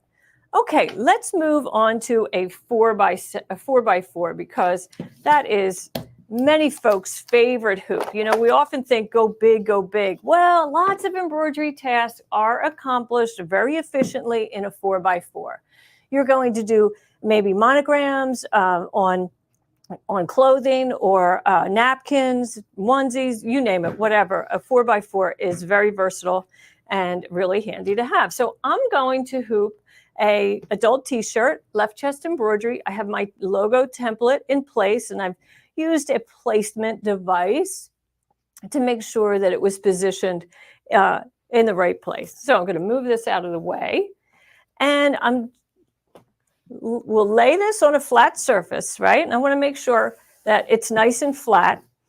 On the wrong side of my design area, I have already fused a fusible cutaway stabilizer, and that has eliminated the stretch of my garment. So now in the design area, that won't stretch, unlike over here where it will stretch, quite a bit. So that's important to control the stretch on a knit during the embroidery process. And then I'm going to take my metal frame and insert it into the shirt, and I can feel it. Frankly, right here, I can kind of see the frame, right? So I want to make sure that I'm somewhat centered, although this is a small design, so I'll have room to navigate. And then I'll just take that top frame and again, position that perpendicular to the bottom frame and drop it in place. Now, because it's stabilized knit fabric, I can pull and tug on that, and I don't have to worry about any fiber distortion. To go to the machine, I'm going to turn the garment wrong side out. I even pull out those sleeves, because if you don't, you have a really good chance of stitching the sleeve to the back, maybe the neck, something like that. And then I'll take that hoop shield and I'll slide it underneath my t-shirt. And then when I go to the machine, I actually travel over to the machine with it all flat in this fashion. And then I slide it onto the machine, get the foot to pass over all of this bulk of fabric. And then once I'm at the machine, we open up that sewing field and nest the garment around the design area. And then we are ready to stitch that design. Of course, at the last moment, I will make sure that I've removed my template. Okay, so to unhoop, just very simple. Hold the bottom and pull up the top. Okay, so speaking of 4x4s, we also make these hoops for the tubular machines. Now, you probably wonder, what's a tubular machine? Well, you might know it as a multi-needle machine, but those tubular machines also come with just one needle. And they are a little different than a flatbed machine, because instead of one attachment, you now have two. And 2 points of attachment were created, right? Those cylinder machines were created so that we could embroider on finished goods, blanks like t-shirts and bags, sleeves, pant legs, that kind of thing. That's why there's 2 points of attachment.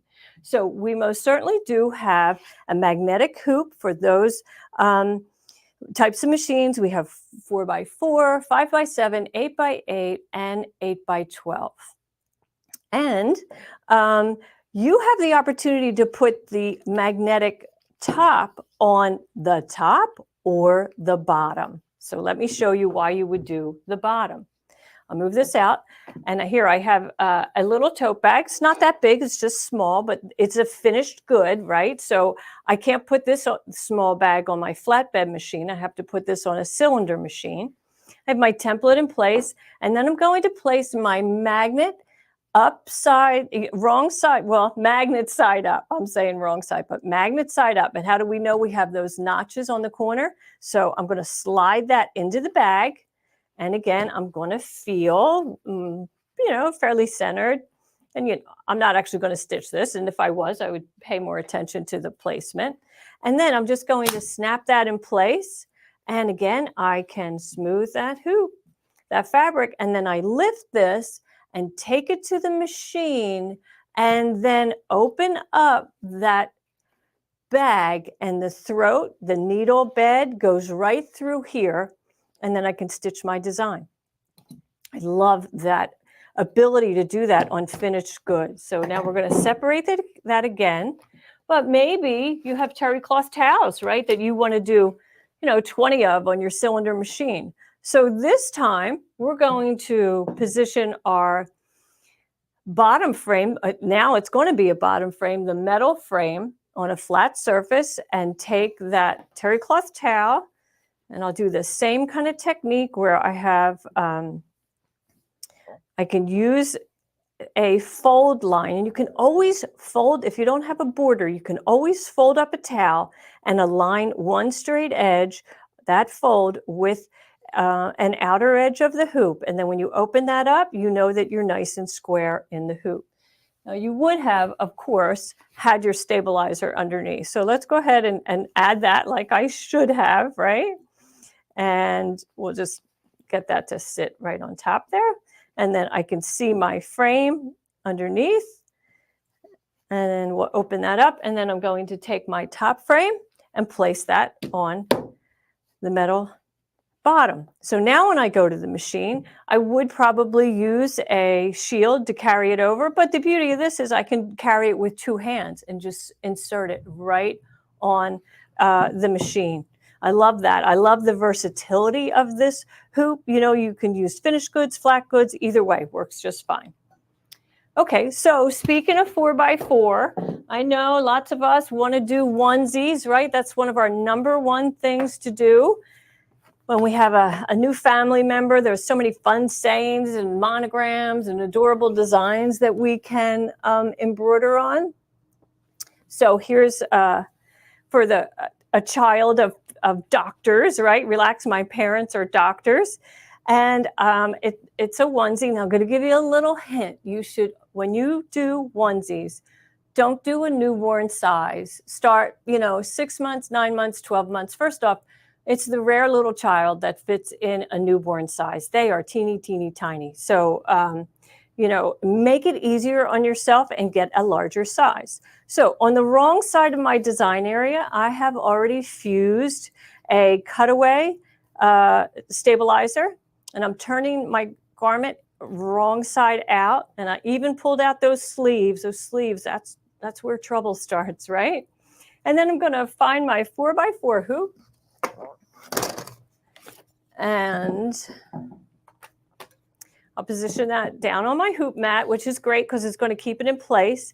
And then on my top frame, I'm going to add a product that we call Hoop Guard. So Hoop Guard is a metal barrier that attaches to the magnetic top, stays in place, and opens up the sewing field. So we use it in quilting and also t-shirts, onesies, and you're going to see why in just a minute. So I'm going to place my garment design area down, and notice that I have the neckline is going to be towards me. I might have to turn this around so I know what yeah. Okay, so you're going to watch upside down. So here's my attachment. This is going to go onto the machine in this fashion. So the needle will come across and the foot will come across this way. And that's really important when you're using Hoop Guard because you can't clear the foot when you have Hoop Guard on. So I have my design area laying down on my hoop, and I'm going to insert the top frame with the Hoop Guard through the leg opening and out the neck. And now right here, I can take a moment to kind of fuss a little bit with the placement of that top frame. And then I'm just going to hold it and snap it in place. And then when I open it up, my sewing field is completely exposed, and I can take that over to the machine. The needle will slide through this way, and it's just awesome.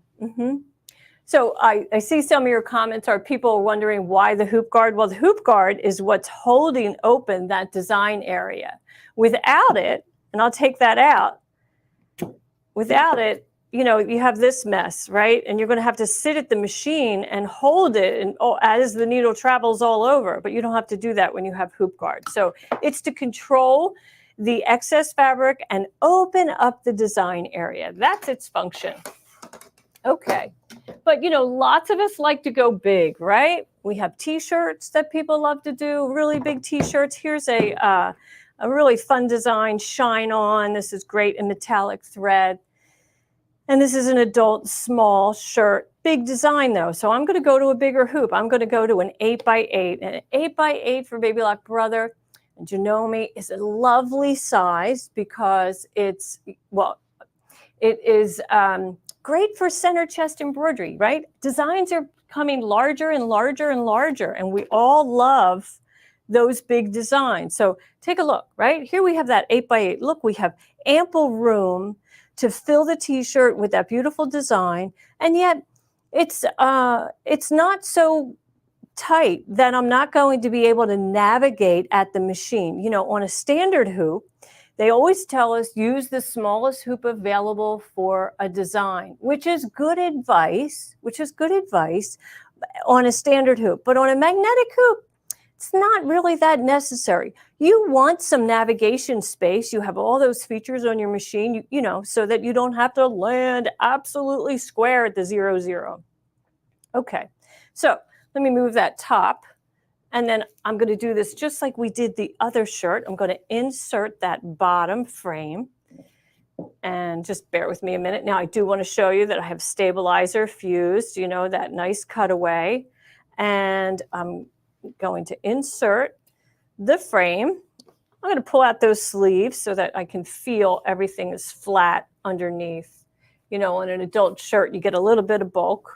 So now I can feel my my frame, and I want to center my template in the frame. And you know, there's, you know, we talk about hand embroidery. Well, machine embroidery is not hand embroidery, but it is hands-on embroidery, right? Sometimes you have to stay with the machine. Sometimes you really have to use your hands to feel the location of a frame, and that's it. I just drop that in place. I can feel that it's aligned and move it so that it is aligned. Again, we're going to turn that wrong side out. I'm going to pull those sleeves through. Always pull those sleeves through. I can't stress that enough. And we're going to pull all of this up on top of the hoop. And then I would take my shield and slide that underneath. And then I'm just going to open up that design area. And I don't have to babysit this. This is going to be ample space opened to stitch that design. I love it. Yeah, love it. Sleeves. Yes, I see some of you going, sleeves. Yeah, you've probably had some trouble like I have through the years. Stitching a sleeve. You no longer have a t-shirt, right? You wind up with a vest or something like that. Okay, so, you know, so far I've showed you 4x4, 5x7, an 8x8, but oh boy, they come in all sizes. Here's the Janome. It's almost an 8x14, I think. And of course, for Baby Lock and Brother, we have a 9.5 by 9.5, a 10.5 by 10.5, a 9.5 by 14 hoop, and a 10.5 by 16 hoop. They get big, and they're awesome for quilting. That would be the main reason I would use such a giant hoop. I'm not probably going to make a flower that's going to fill a bodice or a skirt or something like that, but I will definitely use it for quilting. So let's go ahead and separate these two.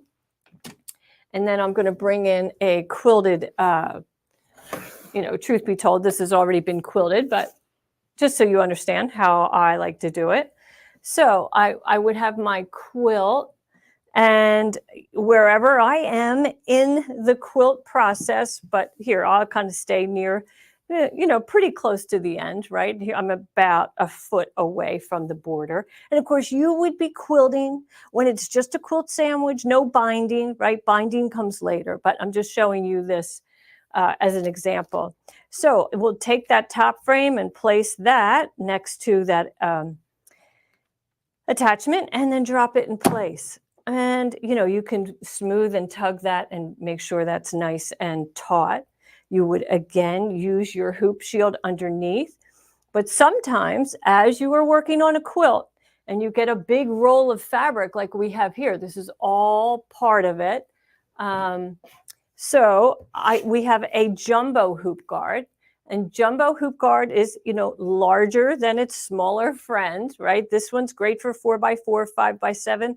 I like this one for anything larger than 6x10. And then I just place this on the barrier wall so that this will not fall in. Oh, you can't see that. Let me move that under the camera a little bit. Let's see. Yeah, so this roll is not going to fall into the sewing field. You know, that's really important, right? Because the first thing it wants to do is fall into the sewing field, especially as soon as you turn around. So that's what we like hoop guard for. But the beauty of quilting with a magnetic hoop is when I'm at the machine, I don't have to take my bottom hoop off the machine. I can literally lift my top frame. Now, just imagine that this is right at the machine, and then I'm just advancing my fabric to the next design area, unrolling it if it's in a roll, and then placing this back in position and stitching the next design. And we would continue the entire quilt. In fact, I just finished one to give as a gift to someone this morning, put the binding on, and it is beautiful. I love that. So let me see if there's any questions. Anybody, let's see, do these hold up? Do they wear out over time? Patty, they don't wear out over time. I mean, magnets, you know, they just have to be treated carefully, right? So you don't throw magnets around like a magnetic top. You store them in a either flat position or hanging in a wall. We do recommend that you keep the magnetic shield between the two layers because that will protect both the metal frame and the bottom frame from each other. I have that 5x7. You know, I always store them like this. Absolutely. Because it's just the right way to do it. I've had my set of hoops at home. You know, I have them here in the office, of course, but at home for, well, you know, since they first came out. And they're just fabulous. They do not wear out. And they're awesome. Yeah. Yeah, they're just great. And in the Baby Lock and Brother line, these attachments work throughout the whole line. So if you upgrade your machine, then your hoops that you've previously bought will continue to work on your machines. They are rare earth at magnets, someone asked. Yep. Mm-hmm. So could you use the whole hoop to hold fabric while you free motion quilt? You know, Alicia, you could, but they're heavy, right? You know, so I don't think you would want that to be moving around on your machine bed as you manually guide the fabric. I just don't think that would be that great of an idea. I have known of people that like to use them for hand quilting. Of course, that's kind of a four-letter word in my mind, you know, hand sewing. You know, that's what the machines do. My goodness, and they're just great. Can you demagnetize it? We haven't had that issue, Karen Allard. We haven't had that issue. Let's see. Yeah, so lots of different versions available. You have to check with Sewing Parts Online, check the listing, make sure you select the one for your machine because, you know, a Pfaff will not work on a Janome and a Brother will not work on a Bernina. So you have to buy the right one. Let's see. Sharon, you love hand sewing. Well, I respect it and I admire it, but I've never had the opportunity to really learn it. So it's good to see so many of you here. What about a Bernina medium hoop magnetic? We make the medium oval, the midi, and two other big ones. I don't know the exact size. Do they affect pacemakers? Janet, we always suggest that you check with your doctor. We're not medical experts here. So we have had employees in the building, and we have literally hundreds of hoops in our warehouse. So we had an employee that worked here in the building with a pacemaker for 10 years, and he never had an issue. So yeah, I hope that you, you know, have maybe experimented. How many of you already have a magnetic hoop? We have so many fun sizes, and we just came out with a new Brother 6x6 that I love. I think it's going to be my new go-to size for medium-size embroidery. Mm-hmm. Oh, so Geraldine, you want to know, how do these compare to magnetic hoops that just have buttons? Well, you saw how easy it was for me to apply the top, right? That's all you have to do. It's just apply one. You don't have to put all these little buttons down, right, at all. So, yeah, very strong, super strong. Also, on the buttons, you're going to get open spacing between the buttons. So you're going to have fabric that's kind of just lingering there. It's not really held securely. You want a nice firm hold around the entire frame. Yeah. So Can these be used on older machines? On some older machines, Pamela, you have to check the compatibility. With all the machines that it's compatible with are listed, even going back in time. We don't create new hoops for older machines, though. So we keep up with the most recent machines that are out. Yeah. Oh, yeah. And so, Ollie, you like the rulers. So just so you know, when you get your hoop, you'll have this in the package, and it has the rulers that are in here. There's 4 rulers. There's a set of target stickers. We like to use them to mark the center of a design on a garment or just fabric or a quilt, so that we're not marking our quilt. And then instructions on how to apply those rulers are inside. So really easy to use. Mm-hmm. Oh, and somebody wants to know, what size do I order? Well, let's see. The really big hoops, I think, are for quilting. The smaller hoops accommodate many different tasks. So never be concerned about wasting money on a smaller hoop. But maybe take a moment and think of the standard hoop that you always reach for. Are you an 8x8 user, a 5x7? Are you 8x12? What is the size that you always seem to reach for? And that would be the right first snap hoop monster for you, because your designs will fit it, right? Because you're already using it. So yes, Denise, Matthew, we do make snap hoop monsters for Janome for the 500 and the 550. We are about to begin on the new top of the line. We do not make it for the 15,000. And are all the rulers metric? Yes, they are. So here's, we don't really call them rulers anymore. They're placement guides, because on a hoop, you're not measuring. So we have a 0 in the center. That's all that matters. And you just are aligning something that's on the fabric. Let's say it's a seam. We're aligning the seam with a line on our hoop. That's all we're doing. We're not measuring. They are just alignment guides. If you look at your standard hoop, there's no measurement on those hoops, right? They're just notches, so that you can say, oh, this seam is aligned with the second notch from the center at the top and the bottom. Then you know you're square in the hoop. Yeah. So yes, I'm really thrilled that it worked out, that I was able to come back. And I'm so grateful to Patricia for accommodating that. And boy, was that a bummer this morning. You just never know. Right, Trish? Well, I just have to say that it was worth the wait. That was amazing. And you have great product. You're so knowledgeable. We're sitting over here going, this is awesome.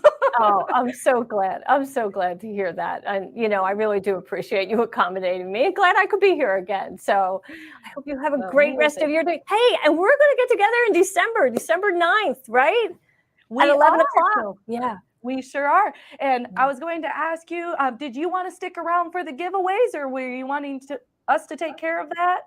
Oh, whatever you prefer. Okay. Well, let's do it really quick while you're on, because it'll be kind of fun to do that. You guys had donated the perfect alignment laser and the perfect placement kit. So, great combo. So the perfect placement kit is a set of 15 different templates, but they're item templates. They're not design templates. So you're going to get napkin corners, blanket corners, pillowcases, hand towel, bath towel, with borders and without, and more. Now, the laser allows you to project a laser image of a red crosshair on your fabric, and it makes alignment just super easy. Awesome. So the first one that we are going to do is number 51. We're going to do the perfect alignment laser. So let's see who the winner of that is. It's going to be how fun. Oh, I love that. We're excited. All right, number 51. Who's it going to be? Jackie Legan. Congratulations. Awesome. That's Yay. Great. Yeah, I like that. All right. And a little bit of number handwork. Number 52 is going to be the perfect placement kit. Awesome. So that is going to be our next prize. Thank you so much for donating these. It's so fantastic. We could not do this without you guys. Lisa Hunter, congratulations. Congratulations, Lisa. Enjoy. All right. And I did want to touch base on the event in December. That's December 9th. We're getting together at, I believe that's 11 a.m., right? Central Standard It is Time? 11 Central. Yep. And we're And going to we're be talking doing- all about handbags. Oh, yeah. Oh, I'm a big fan of Sally Tomato, so I'm like, I did the charade. How cute would this be to embroider? yes, absolutely. Absolutely. That's It'll be awesome. fun. Well, we hope to see We- all of your viewers there on the 11th, and they'll be able to sign up on your website. So that's exciting. Awesome. Well, Okay. thank you again for joining us. We're so happy that it worked out. Thank you. Same here. Have a great rest of your show. Thank you. Bye-bye. That was wonderful. I really enjoyed that. We had seen that there were a lot of questions, comments regarding compatibility with your machine to find the hoops that work with your model. So we want to just take a moment and show you our website, because we pride ourselves in how easy it is to locate compatible parts on our site. So Brian's going to walk us through. He's going to scroll and I'm going to talk here, showing you where you go to find compatible parts for your machine. And this is a very easy way to find the hoops that work for your model, but not just the hoops. You can find all parts for your machine. If you don't see something on that compatibility page, you can always call customer service and they are more than happy to do the research for you, and we'll see if we can get it added to our site. I do want to give a shout out to our web developer, Steve. He makes this seamless. It's so easy to use. Our product specialists, Rachel and Natalie, and our customer service, they work really hard to keep all of this information accurate on our site. So they're fantastic. Just want to give them a shout out. So Brian went to machine parts. If you see that at the top left of the page, go there. And then we're going to do one for the baby lock allure. So he's just going to select baby lock, and then he's going to type in the filter, allure, and then select. Now you can use the filters on the side, or you can scroll through, whichever's more convenient for you. You can use the little toggle. You can do the search within and do hoop or dime, whatever you want to use for your keyword, and you'll find the one that's compatible. So simple as that. I just wanted to make sure that everybody was aware that super easy to figure out what's compatible with your machine. So if you have any questions, again, just give our customer service a call and they will show. So that's really fun. The other thing that I wanted to mention, we had done the demonstration on the Allegro this morning, and I had said we ordered 50 of those starting, with the pre-order pricing. We're down to 36 already, guys. We said they were going to fly, so get your spot now. They start at, right now, the pre-order pricing is the $10.99, but that ends later this month. So the SewCreative Live price is even better. Once these specials are over, the minimum price is going to be the $12.99. So I hope you caught that segment this morning where we covered all of that pricing information, but call our customer service right now with SewCreative Live special event pricing. It's even better than what's displayed on the website. I cannot stress this enough. It is the best price that you are going to see. Then it's going to be bumped up. So please give us a call and we are happy to help you with that. So now, let's see what we have. Oh yes, there were some questions regarding all of the information that has been showing today. You are going to be able to catch this on our YouTube. You'll be able to watch all 4 days of our lives. They're going to be shared there as well. But we, we did skip our lunch break. We did do that. So we're going to go ahead and throw up those pre-recorded videos. I'm going to go grab a sandwich, and then we're going to be back at what time? 1 o'clock with Kim Bell with Dritz. So looking forward to that. We will see you in a bit. Did you know that there's product out there that helps you achieve precision piecing and essentially eliminates the need for pins? Stick around and I'll tell you all about them.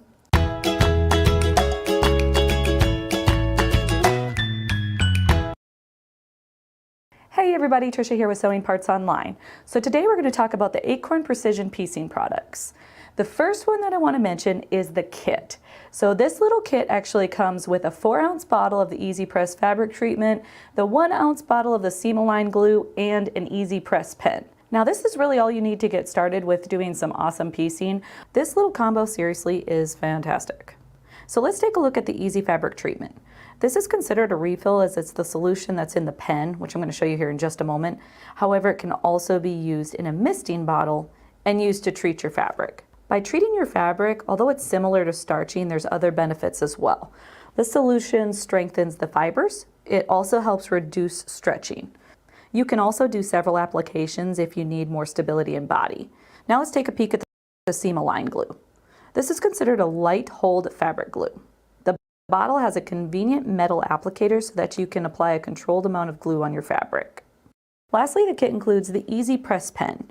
It has a reservoir that holds the Easy Press treatment. It has a reusable tip, or otherwise known as a nib, that once depressed will dispense the solution onto your fabric. This will result in flat, easy to sew seams. Now that we know what's included, let's see how it works. To begin, we're going to use the Easy Press fabric treatment. As previously mentioned, I'm going to use my misting bottle. This works great to evenly apply the treatment over the fabric. Now I'm just going to press the fabric. You'll be able to see and feel a difference. This makes for more accurate cutting and less fraying. Let's move on to the glue. This is the fun part. When applying the glue, you want to make sure that it's within the seam allowance. About every ½ an inch or so, place a small dot. Place your other fabric right side down and line up the raw edges. Once you have them lined up, grab your iron and press. Lift and repeat. Holding it for 3 to 5 seconds should be sufficient to dry the glue. One important thing to note is this is a light holding glue. If you make a mistake, you can easily pull your fabric apart. It's just enough to hold the fabric stable while you sew. The next step is just head over to the sewing machine and sew your 1/4 inch seam allowance. Once you've sewn your seam allowance, set your seam. Press your seam towards the dark fabric, open it up, finger press, and then just press it with the iron. This is where the last part comes in. I'm going to grab the Easy Press pen. Depress the pen nib and then evenly apply the solution on the high side of the seam. Now you're good to press one more time. Look how nice and flat that seam is now. If I don't use it, see how even after pressing the fabric still sits up a bit? This product makes it so much easier to patch. I also want to mention a few other helpful tips when piecing. First, the 1/4 inch foot is essential. I'm going to include a video so that you can see the benefits of this foot. Make sure that you use the correct sewing machine needle. You can use a quilting needle or a sharp needle. I myself prefer the sharp needle because that very sharp point will pierce the fabric instead of pushing the fibers to the side. Because of this piercing versus pushing, the fabric will shift less because it has less resistance, resulting in a more precise outcome. Ideally, you would also use a straight stitch plate. Because there is a small opening for the needle and there's support all around the needle, the fabric will only meet a little bit of resistance. Whereas if you had a zigzag plate, there's a wide opening. This would allow for more movement in the fabric. I will also include a link for our video on the straight stitch plate.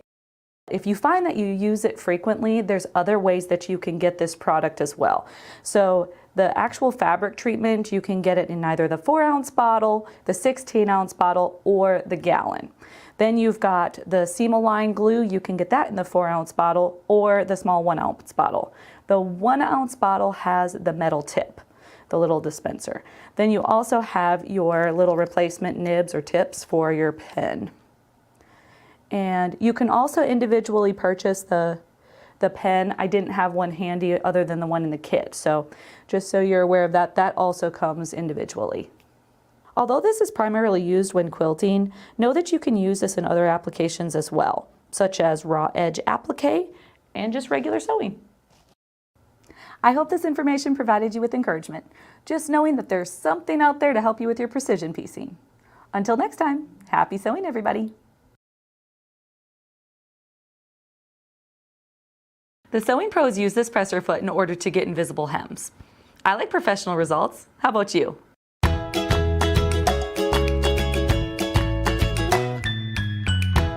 Hey everybody, Tricia here with Sewing Parts Online. So today we're going to talk about the blind hem foot. First thing you want to do is grab your instruction manual. We're going to need that. Locate the information on the blind hem stitch. It's going to look almost like a little heartbeat. Depending on your machine, it may vary slightly. When you select this stitch, your machine is going to sew several straight stitches and then throw in a zigzag stitch. The zigzag stitch is going to grab just enough fabric in order to hold the hem, but you won't have a prominent seam as you normally would. It's just going to grab little bites of fabric. For demonstration purposes, I am using contrasting thread. However, when you're using a similar thread color, it is barely noticeable. Now you know what the blind hem stitch does. Let's go ahead and grab the blind hem foot. This has a guide so that your fabric is perfectly placed. It produces such great results. This is great for hems of pants and skirts, and it's even helpful when doing things like curtains. Please take a moment to like and subscribe. That way you'll get notified of any future video that we have. Here are a few different styles. These two are known as adjustable blind hem feet, whereas this one is just a blind hem foot. The reason adjustable is thrown in the name is because the guide is adjustable or movable, right? This one has a stationary guide. These two are snap-on options, where this one is a screw-on. You may need to play around with your machine settings in order for the zigzag stitch to grab exactly where you're wanting it to. Availability will vary depending on your machine's make and model. Comment below. Let me know if you've used this blind hem foot. And if not, have you used the blind stitch on your machine? We have another video on the blind hem foot. Make sure you check it out. I'll include it at the end of this video. So let's prepare your fabric. With the right side facing down, fold the raw edge in towards you. I like to work from the top of the fabric. And then just press your fabric. Fold it again and press one more time. Now you want to pinch the prepared hem and fold it under, exposing a small part of the hem, approximately 1/4 inch or so. You may be tempted to want to press the fabric again, and I'm not going to lie, when I first started, I did. However, oftentimes it's hard to get that crease out. We're trying to accomplish an invisible hem, so if you can, at this point, try not to press the fabric. You can use pins or fabric clips, like Wonder Clips or something like that, to hold it in place. I'm going to unfold the fabric and show you again because it can be a little tricky when you first start. Bring it to your sewing machine and line up your fabric against the guide. If using the one with the adjustable guide, move it to where it needs to be positioned. If the foot doesn't have the adjustable guide, select the settings needed according to your manual. You'll want to test it first on some scraps and make sure the zigzag stitch is grabbing the amount of fabric that you're wanting it to. Also, the length of the stitch can be changed. For example, here I have a stitch length set to 2 millimeters and here 3 millimeters. See how a simple adjustment can make such a big difference? After you finish sewing, just fold the hem back and press one last time. The hem on those pants are going to look so good. Until next time, happy sewing, everybody. There are so many fun projects that you can make when you're using product like vinyl or suede or faux leather. But let's be honest, they're a little frustrating to work with. When you're using your regular metal presser foot, it causes drag on the fabric, and this just can cause issues with skipped stitches or just making it look messy in general. But there's a special presser foot that will eliminate this drag. Stick around and I'll tell you what it is.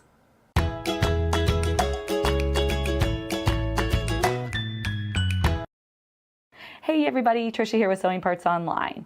So here it is, the solution to your problem. This little foot is the non-stick presser foot. It can go by other names such as Ultra Glide foot or Teflon foot. This foot is made of a special resin that makes sewing of sticky fabrics, like I said, such as vinyl, faux leather, suede, and even plastic, easy to sew. This foot is also great for slippery fabrics that tend to want to get away from you. This particular snap-on non-stick foot has a wide opening. This will allow you to do a large variety of stitches, ranging from a straight stitch to any stitch that requires a zigzag. You can also use this foot as if it was your general purpose zigzag foot. Oftentimes you can get a straight stitch foot or a zipper foot made with this same special resin. When working with these tricky fabrics, in addition to using your correct presser foot, you also want to make sure that you're using the correct needle. For the suede, I suggest a Microtex or a sharp needle. The sharp needle will also work well for the vinyl. With the faux leather, swap out the sharp needle for a leather needle. Depending on the thickness of your fabric, you may have to try different sizes. I usually start with a 14 and see how it goes. Can you think of an area where this presser foot would be handy? Let me know in the comments. Also set your stitch length at a medium to long option, such as 3 to 4 millimeters. This is important because if the stitches are too close together, the fabric will become perforated and easily tear at the seam. Another tip, instead of pinning your fabric, use fabric clips, like Wonder Clips. These will hold your fabric pieces together without leaving any holes. These particular materials show holes and they don't disappear. This is an over-exaggeration, but it's a good demonstration to show you what I mean. Since you can use the non-stick foot in place of the regular presser foot, and it solves issues with fickle fabrics, it is such a great accessory to have in your sewing room. Until next time, happy sewing, everybody. I'm excited to show you this great little presser foot. Are you wanting to add a decorative element to your project without it being really complicated? This is totally the foot for you.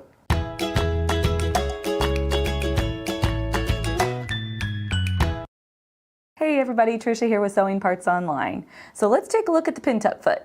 Grooves on the bottom of the presser foot make it really simple to stitch evenly spaced parallel rows.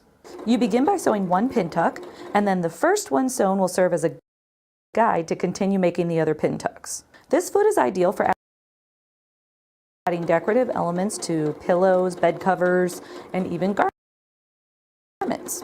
It's also great for heirloom sewing.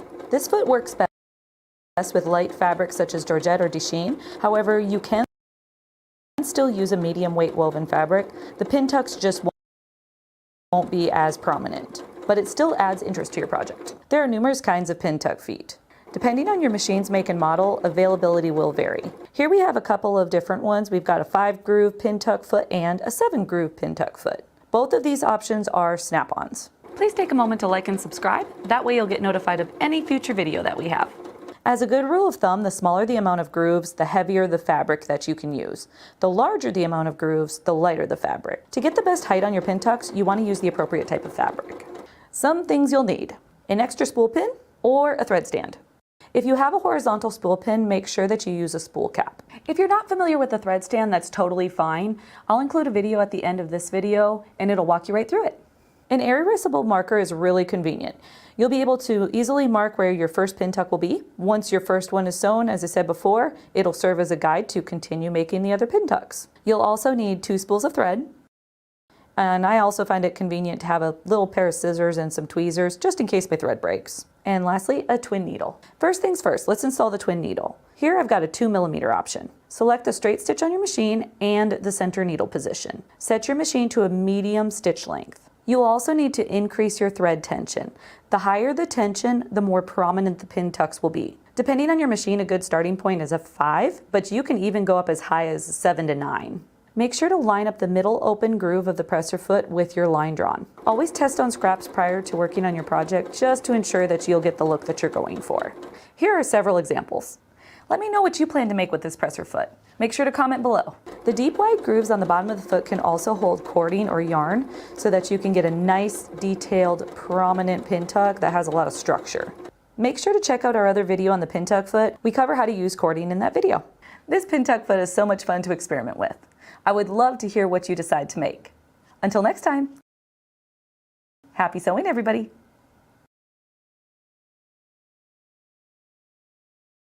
Are you looking for a sewing machine presser foot that can help you with satin stitches, decorative stitches, and applique?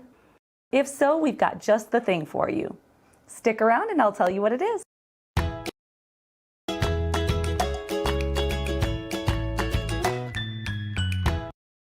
Hey everybody, Tricia here with Sewing Parts Online.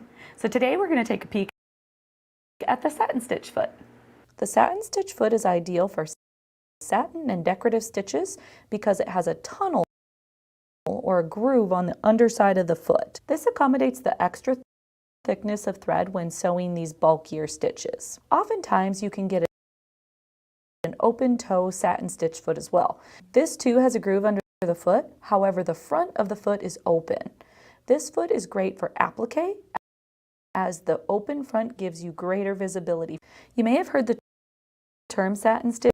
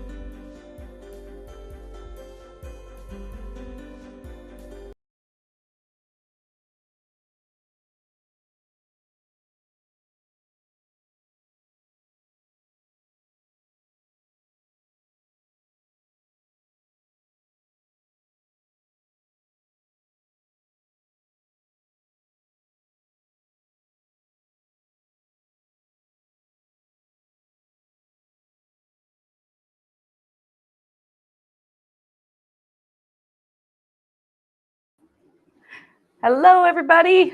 All right, we are going to go right into the next segment. We are very excited to have Kim Bell here with Dritz. Welcome, Kim. Hey Tricia, how are you? I'm doing fabulous. How are you? Good, good. Good to have you. Sounds like we've got a teeny little echo, but can we Do I can put earbuds on, the cord just gets in my way. If you don't mind, let's see if that resolves the issue.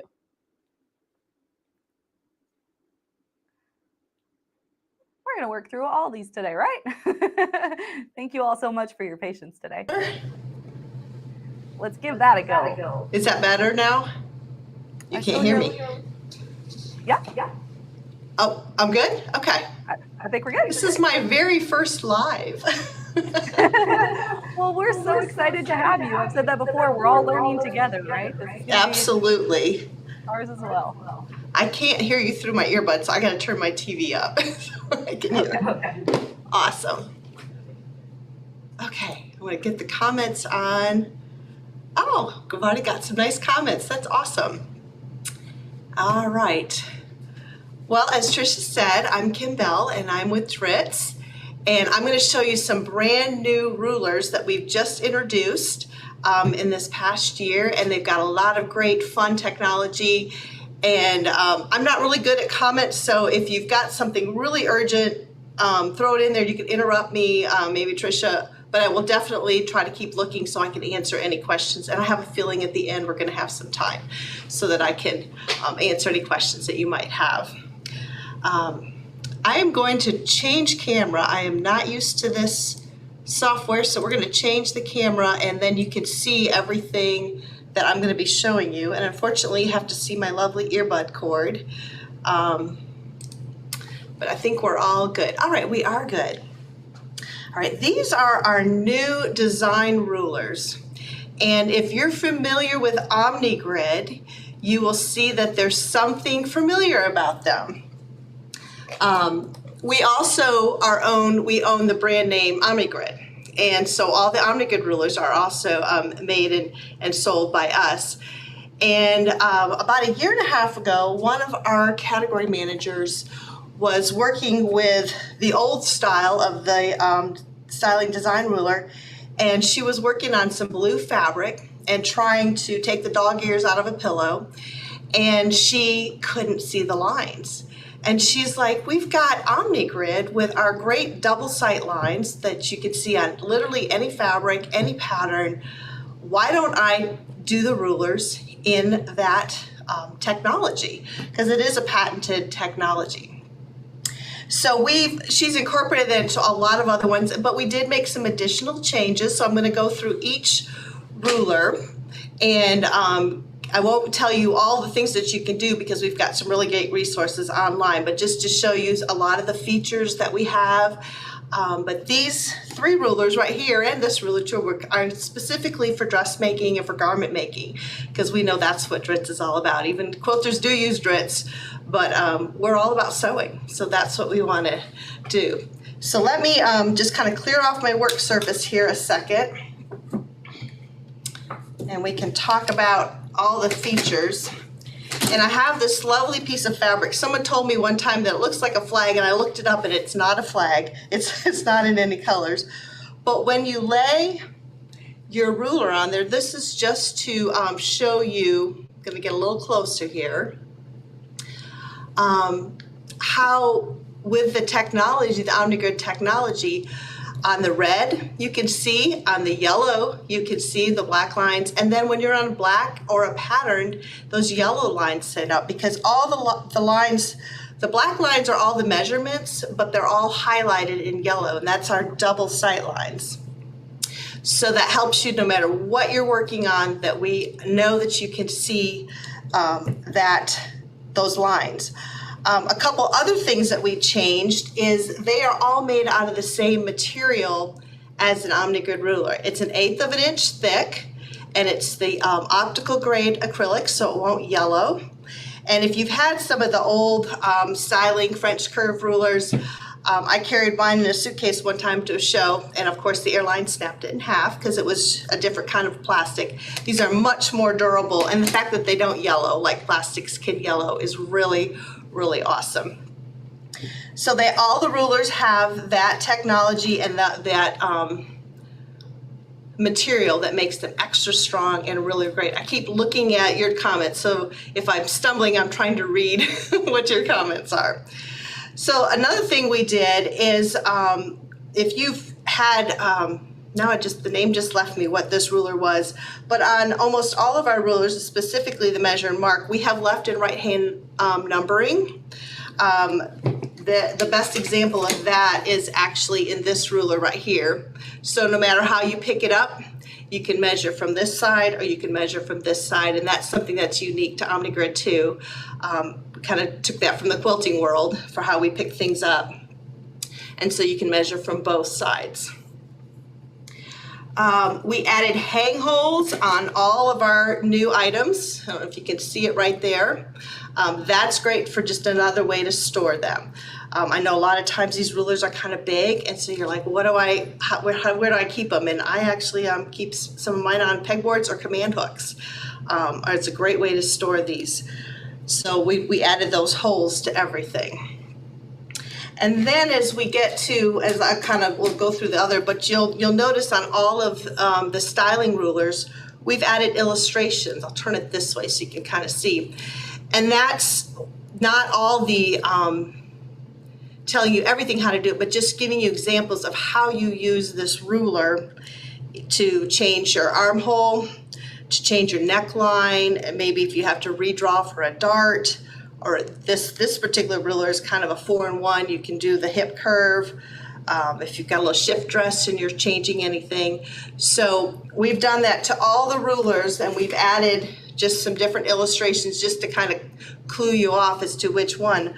But the other thing that we've done that's even better than these illustrations is when you go to our website, and our corporate website is Prim, P-R-Y-M, Consumer USA. That is our company name, and we have multiple brands. Dritz and OmniGrid are the two primary brands that we have. But if you go to primconsumerusa.com and go under the brand Dritz, there's a styling ruler catalog. And in that catalog, there's pages on each of the rulers that I'm talking about today, but there's also a QR code. And if you scan that QR code, you're going to get, I don't even know how thick this is, of page after page of how to use this ruler. And it gives very detailed illustrated instructions. If I need to raise an armhole, if I need to lower one, whatever you need to do. We have a wonderful illustrator who is also a fabulous sewer, so she did all of these, so she knows what she's talking about. And you can just, anything that you could think of, it's all laid out in this. So that, again, is at primconsumerusa.com. And under the brand, there's a digital catalog there for all these rulers. And then there's a QR code that you can scan off the screen. And you can get these downloadable PDFs. And we have that for every ruler that I'm going to be showing you today. So those are a really great, great tool. All right, so I'm going to start talking about the specific rulers, and I'm going to start with our 12-inch curve. I'll make my camera just a little bit wider. I'm fighting with my earbud cord. So this is a ruler that is perfect, as illustrated here, for your necklines, your armholes, darts, your arms on your sleeves, anywhere you'd have a tight curve, a crotch. So just for an example, my 21-year-old daughter is very small chested, so whenever we make her something, her waist is normal, but her bust is really small. So we've done as simple as just taking a fold across the pattern, and then what happens is this gets really sharp. It doesn't have the nice same smooth curve that it did before. So I don't know if I can illustrate. I get a little turned around when I'm doing it this way. I know what it is. It's having, the patterns almost always have to be backwards to work. Maybe it's because I'm right-handed. But if I wanted to make that curve, I don't know if you can see it, a little bit smoother, or maybe I want to take another curve, and I can just kind of keep rotating it till I get what I think I want. Maybe I wanted a little deeper curve or anything like that, then I can just use this ruler. But you can, I don't know if you can tell, I can already see that if I draw this line, it's going to be really kind of sharp. So I'm going to have to probably rotate it to get it flatter, and then work over, and then so maybe I'm just taking a little bit off of that, so I have to redraw that. So that's just a small example of how that you can use this particular ruler. And again, there's the QR code that just tells you literally everything that you can do with that. All right, so the next ruler I want to show you is the hip curve. And this is a long 24-inch ruler. Again, it has all the OmniGrid information on there. And this particular pattern is from a pattern that has a lot of pieces in the skirt, but this is the hip line. So maybe you've got a high hip, so you need to expand it out, or you need a little bit more room across your middle section. You can use that to redraw that hip line, and again, you can rotate it however you need it. If you need it for really high, and then you can even, as you're drawing, you can rotate. I'm hitting my other stuff. You can rotate the ruler to help you get those smooth lines. So maybe I start out here, and then I just, as I'm moving along, I can draw and smooth out those lines. So this is the curve ruler, and again, a lot of it is great for those longer sleeves, hips, skirts, wherever you've got those long sloping curves. Someone asked about the QR codes, and I agree with you that they should be on the ruler, but honestly we developed them after we already developed the ruler, so maybe the next print run we can do that. But that's a great idea, because it does make it really helpful to have that right there. All right, so the next ruler I want to show you is, someone asked if I give sewing lessons. That's my retirement goal, to start teaching lessons. Tricia could probably attest to this. When you work full time, it's really hard to do that kind of stuff. But a lot of times if you go to a local fabric store, they may have people that do that kind of stuff for you too, that can teach you how to measure yourself and how to do all that. So yeah, I understand that's really important. Okay, so this is kind of a 4-in-1. It does a lot. It has a long curve, and it also has that small curve that you can use for those armholes, necklines, and all that.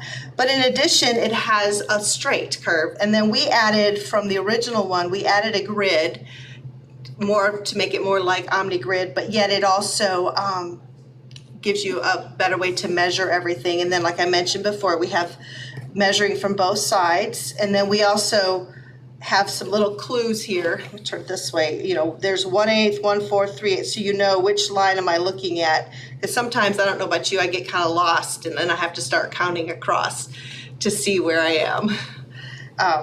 So I just kind of did, for an example, this one I'll get a little bit more detailed. This is a little tight sleeve, and maybe my arms are a little thick, because they are. And I need to add a little bit of width to that, but I also need a little bit at the shoulder. So I'm just going to make a simple alteration, and I'm just going to add about 3/4 of an inch. And I know it's really hard for you to see, but I can see I'm adding a 1/2 inch actually to the width of this sleeve. So I'm going to draw a little line. And then the other thing I'm going to do, and this is where all this straight edge really comes in handy, is this little mark is also very helpful for me to get to line up all the pattern pieces correctly. I can use that line. So then I can take and I can line it up on that line, because that's where I cut it in half. And I've got my tape here, and I can tape it in place.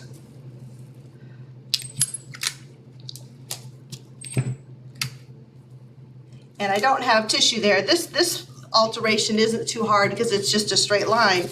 But if you look at this sleeve cap, it actually kind of started to go in. I don't know that I really want to do it straight.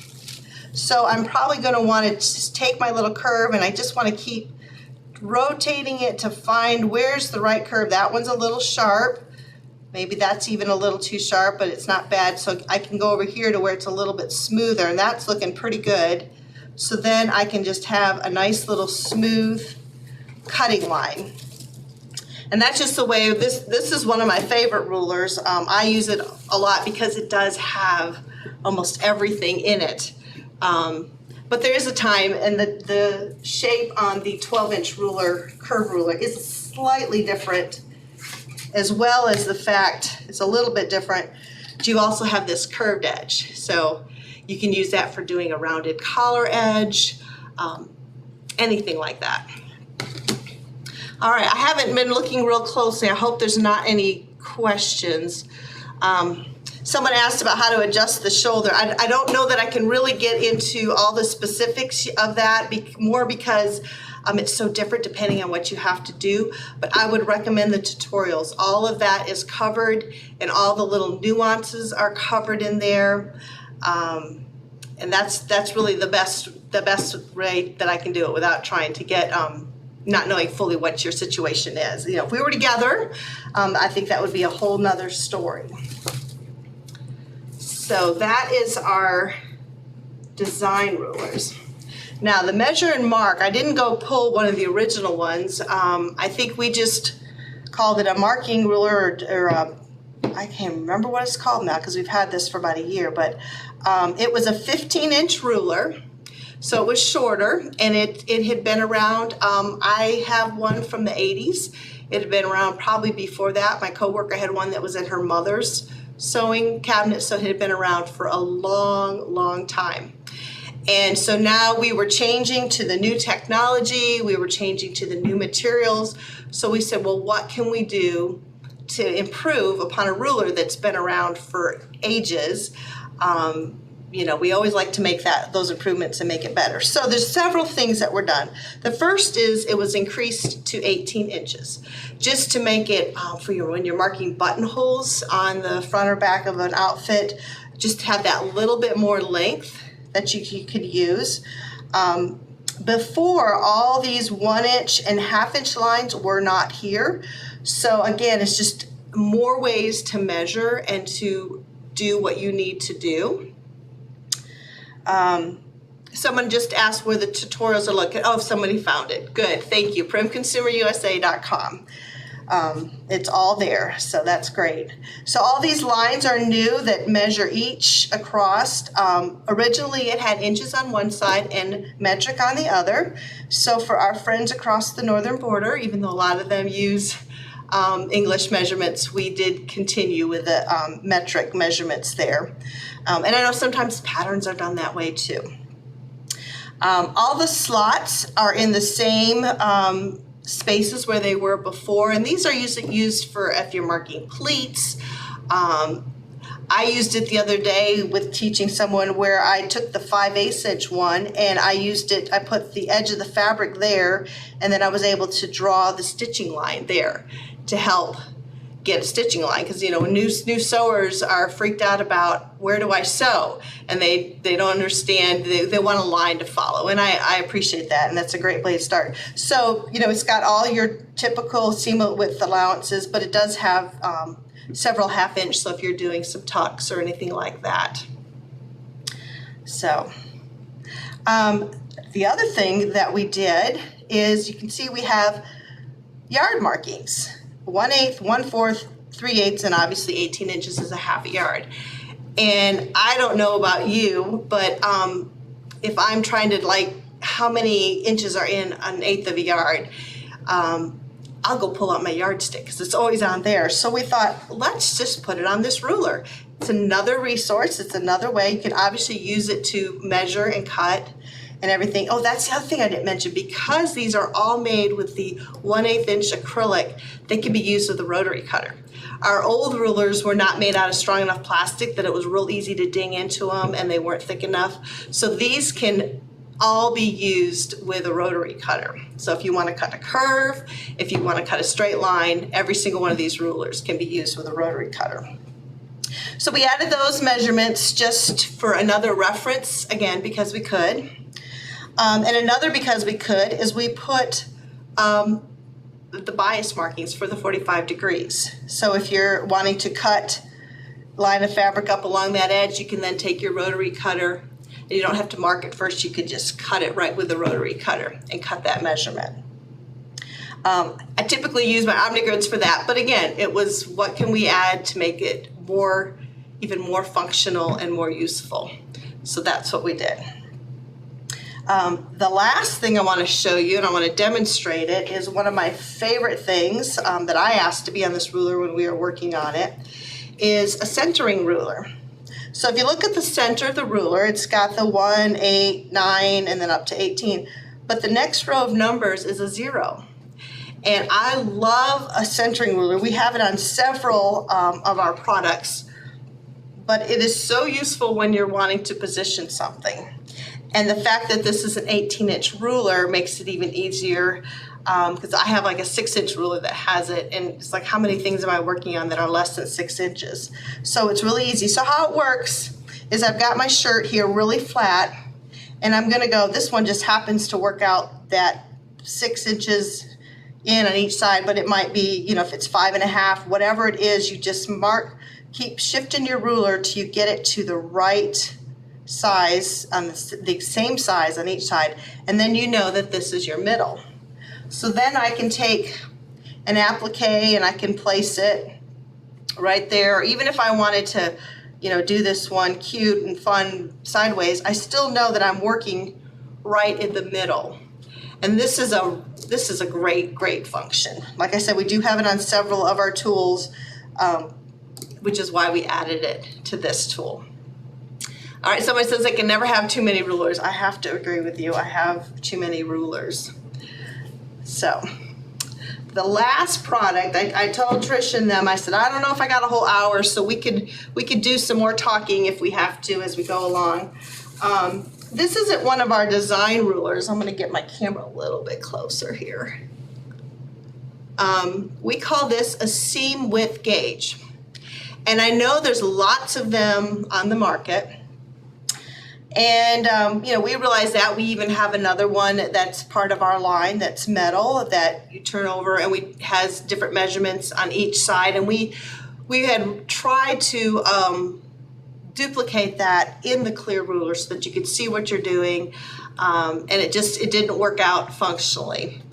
But what we've done is we decided we took all of the most common seam allowances. So for your quilting, I know some clothing and doll making uses 3/8, home deck uses half, and of course most clothing uses 5/8. Sometimes some clothing uses 3/8. So we added those, and then you say, well, I can use that to measure my seam allowance. We'll just take this little shirt, you know, this hem is about 3/8 of an inch. You know, you can use it to check any of your stitching, but the thing that I use it for the most is you can actually use it to help set your machine so that it's the right fit. So I don't know if you can see, there's a little hole. See when I take my finger away? There's a little hole at each one of them that is designed for your machine needle. So your machine needle fits through that hole. This is real hard, and it doesn't have a whole lot of wiggle. There's a little bit, but not a lot. So what's great about this is you have to just kind of imagine with me, because I didn't have a sewing machine or another camera to show you, but if I've got my needle in my sewing machine and I put it just into the seam width gauge, I don't want to go all the way through, because then when I start moving my presser foot, that needle's going to catch. So I get it just a little bit in there. And then, I don't know about you, but my machine is all metric, so there's no, when my needle is in this center point, there's no half-inch mark, and I do a lot of home deck sewing. So I'm always having to move my machine, and I know that if it's the needle position's at 2.5, then that's right, and I have a sticky on my machine, and then that falls off, and I lose it, and I forget. So now I can take this gauge and put my needle just a little bit in there, and then I can start shifting my foot. And then when my needle and the foot, when that gets to the place where this is lining up with one of the lines on my throat plate, then I can say that's where I get my 1/2 inch. I could put tape down if it's in a place that doesn't mark. I could use a magnetic guide and I could stick it right there. And then I can lift the needle out and I'm all set, and I have the right seam width for any one of them. So it's really nice. And I've actually, it's 2 inches wide on each end. So it's just another way that you can measure everything. And then again, because we added the 45-degree lines. I actually used the 45-degree lines the other day when I was doing some binding. So just to get that little miter, when you stop a 1/4 of an inch shy, and then I wanted to do that 45-degree, I just lifted up my foot, popped this under, and I could just go with a pen, mark it, or even just kind of crease it, and then I knew right where to stitch. So it's a great little tool. In fact, I had my demonstration when I couldn't find it, so I had to go pull one out of our sample room, and then I went looking, and it was by the sewing machine because that's where I keep it all the time. So that is really all that I have. I'm going to change my camera back, but I would love to answer any questions. I know sometimes I go really fast. So I want to, let's see, I got to change my camera here. You can see me and I can see, there we go. There we go. All right.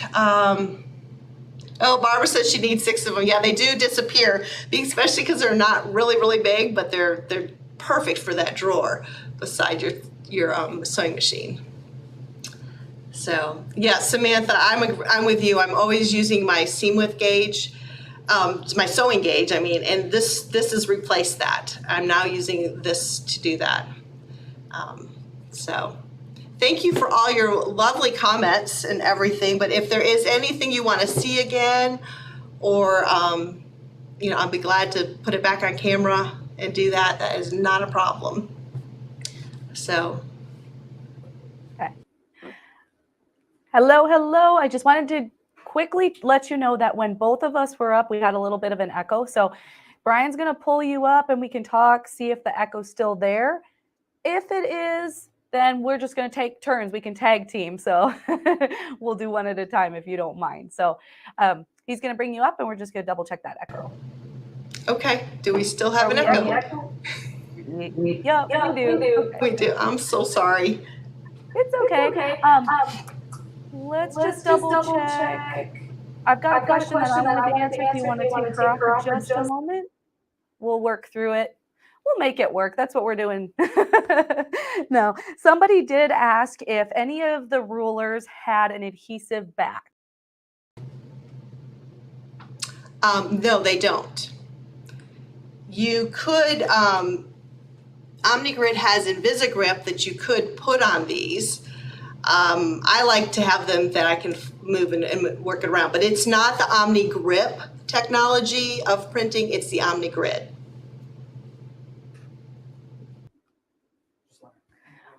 Okay, Kim, I am so very sorry. It is continuing to echo. I just wanted to let you know that we greatly, greatly appreciate you coming on, and that for your first live, you did a fabulous job. We really, really enjoyed it. And you did donate several of these, so we're going to give those away. And we just wanted to let you know that we thank you for that donation, and we're going to move forward with the giveaway since we're having a little bit of that audio issue. Thank you. Okay. All right, so we are going to move forward. She ended up doing several of these. She did 3 of the measure and mark ruler and also 3 of the seam width gauge. So we paired these so you would get 1 of each, and that way we can go ahead and do 3 prizes. But if you give us just one moment, I'm going to step back and talk to Brian, and then we're going to pop back up and do the giveaway.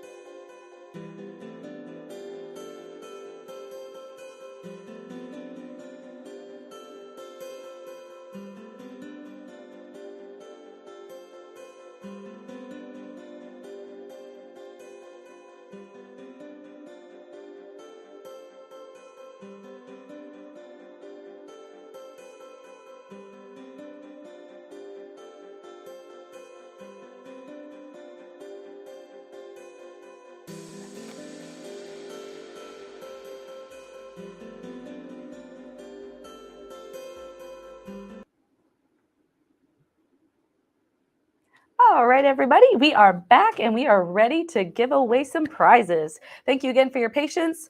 We're learning along the way with our first ever virtual sewing experience here. So we're having fun. Next time we'll know even better. All right, so we've got combination of the measure and mark ruler along with the seam. I want to make sure I say it right since it's brand new. The seam width gauge. So we're going to do this 3 times and we are going to have some fun. Let's see. Do the giveaway. Do we want to draw a winner? Well, it looks like when we fixed our audio issues, it might have closed out the giveaway tool. I don't think. I've got it right You here. got it right here? Yeah, I could. Okay, then I think you just need to get it back on. When you share your Oh, screen. we're figuring it out. Here we go. Oh, thank goodness. I just had a heart attack. Here we go. We want to give some stuff away. There we go. How's it look? Looks perfect. All right. We are going to give away some awesome rulers. Thank you again, Kim. And that is prize number 69? 69. That is correct. Casey Semick, congratulations. You are number 69. And we're going to do 2 more of these sets. So we're going to move on to number 70. Here we go. Number 70. That's going to be Christy Maines. Congratulations. These were fabulous, fabulous little tools. We've got 1 more. We're going to do number 71. Let's see. 1 more. All right, Joe Ray, you are the winner of number 71, the combination pack. Thank you, Dritz, and thank you, Kim, for donating those. Just going to set these aside. All right. Now, we had talked before about, there was a question on the adhesion or the adhesive on the back of the rulers. So we do offer the grip dots, the no slip grip dots from the Gypsy Quilter. These are really fantastic. They have kind of like a silicone material. They go on the back of any ruler and it prevents the slippage. Actually, let me grab a ruler and I'll show you how that works.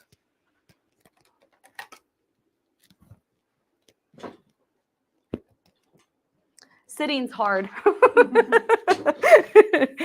All right. So we have a little extra time. So I am going to show you a couple of our favorite notions. So since it wasn't planned, we've got several that I absolutely love that I keep here in the studio. So I'm kind of pulling from my section here. So I hope that you can see and enjoy some of the products that I'm going to show you. Up next after this is going to be Sam Fung, and he's going to be showing some Elna machines. So that's going to be a wonderful demonstration. If you caught him yesterday, he was showing some Janome machines as well and had a good time with that. So these little silicone dots simply stick on. I like to put them in all 4 corners and then also a couple throughout, depending on how large my ruler is. So you can do 1 on each corner. Love grip dots. Yeah, they're so handy, and there's nothing worse than like slipping and then going all over the place and you're wondering what in the world. So this bigger ruler, I'm putting 3 in the center, and then you just simply flip it over and you can tell, like you could put some pressure. So when you're using your rotary cutter, I'm just going to go to the side here. So I like to stand like this, have a nice level position, and go. Works really, really well. and you won't slip all over the place. Speaking of rotary cutters, this is one of my favorites. I mentioned that earlier because it is part of the, if you buy the Design and Quilt software, you get that $150 kit for free. And that one comes with this rotary cutter. It's the Quilter Select 45 millimeter rotary cutter. I'm just gonna, will that be out of the way enough? I think so. Okay, so the nice thing about this is it has this little notch here. You can simply slide this down. I'm gonna hold this. Usually I do it like this and then it just drops off, but I want you to see what I'm doing. There's a little latch there that you pull down and you can easily take it apart. There's a little magnet in here, so it's super easy to replace the blade, and then you can put it back in and then slide that back up. There is a nice little button that makes it super easy to move the guard back and forth, and then you can also have it down, click it up, and then click it back. Super, super easy to use. Has a nice weight to it. So when you're using your rotary cutter, it just kind of glides with you. Fantastic. I love that thing. With Colleen yesterday, she had mentioned Wonder Clips. I'm a huge, huge fan of Wonder Clips. This works great if you're working with material like vinyl or leather or suede, something where you don't want any holes to show. Wonder Clips are awesome. They're also fantastic if you're just wanting to do something really quick, you like clipping the edges.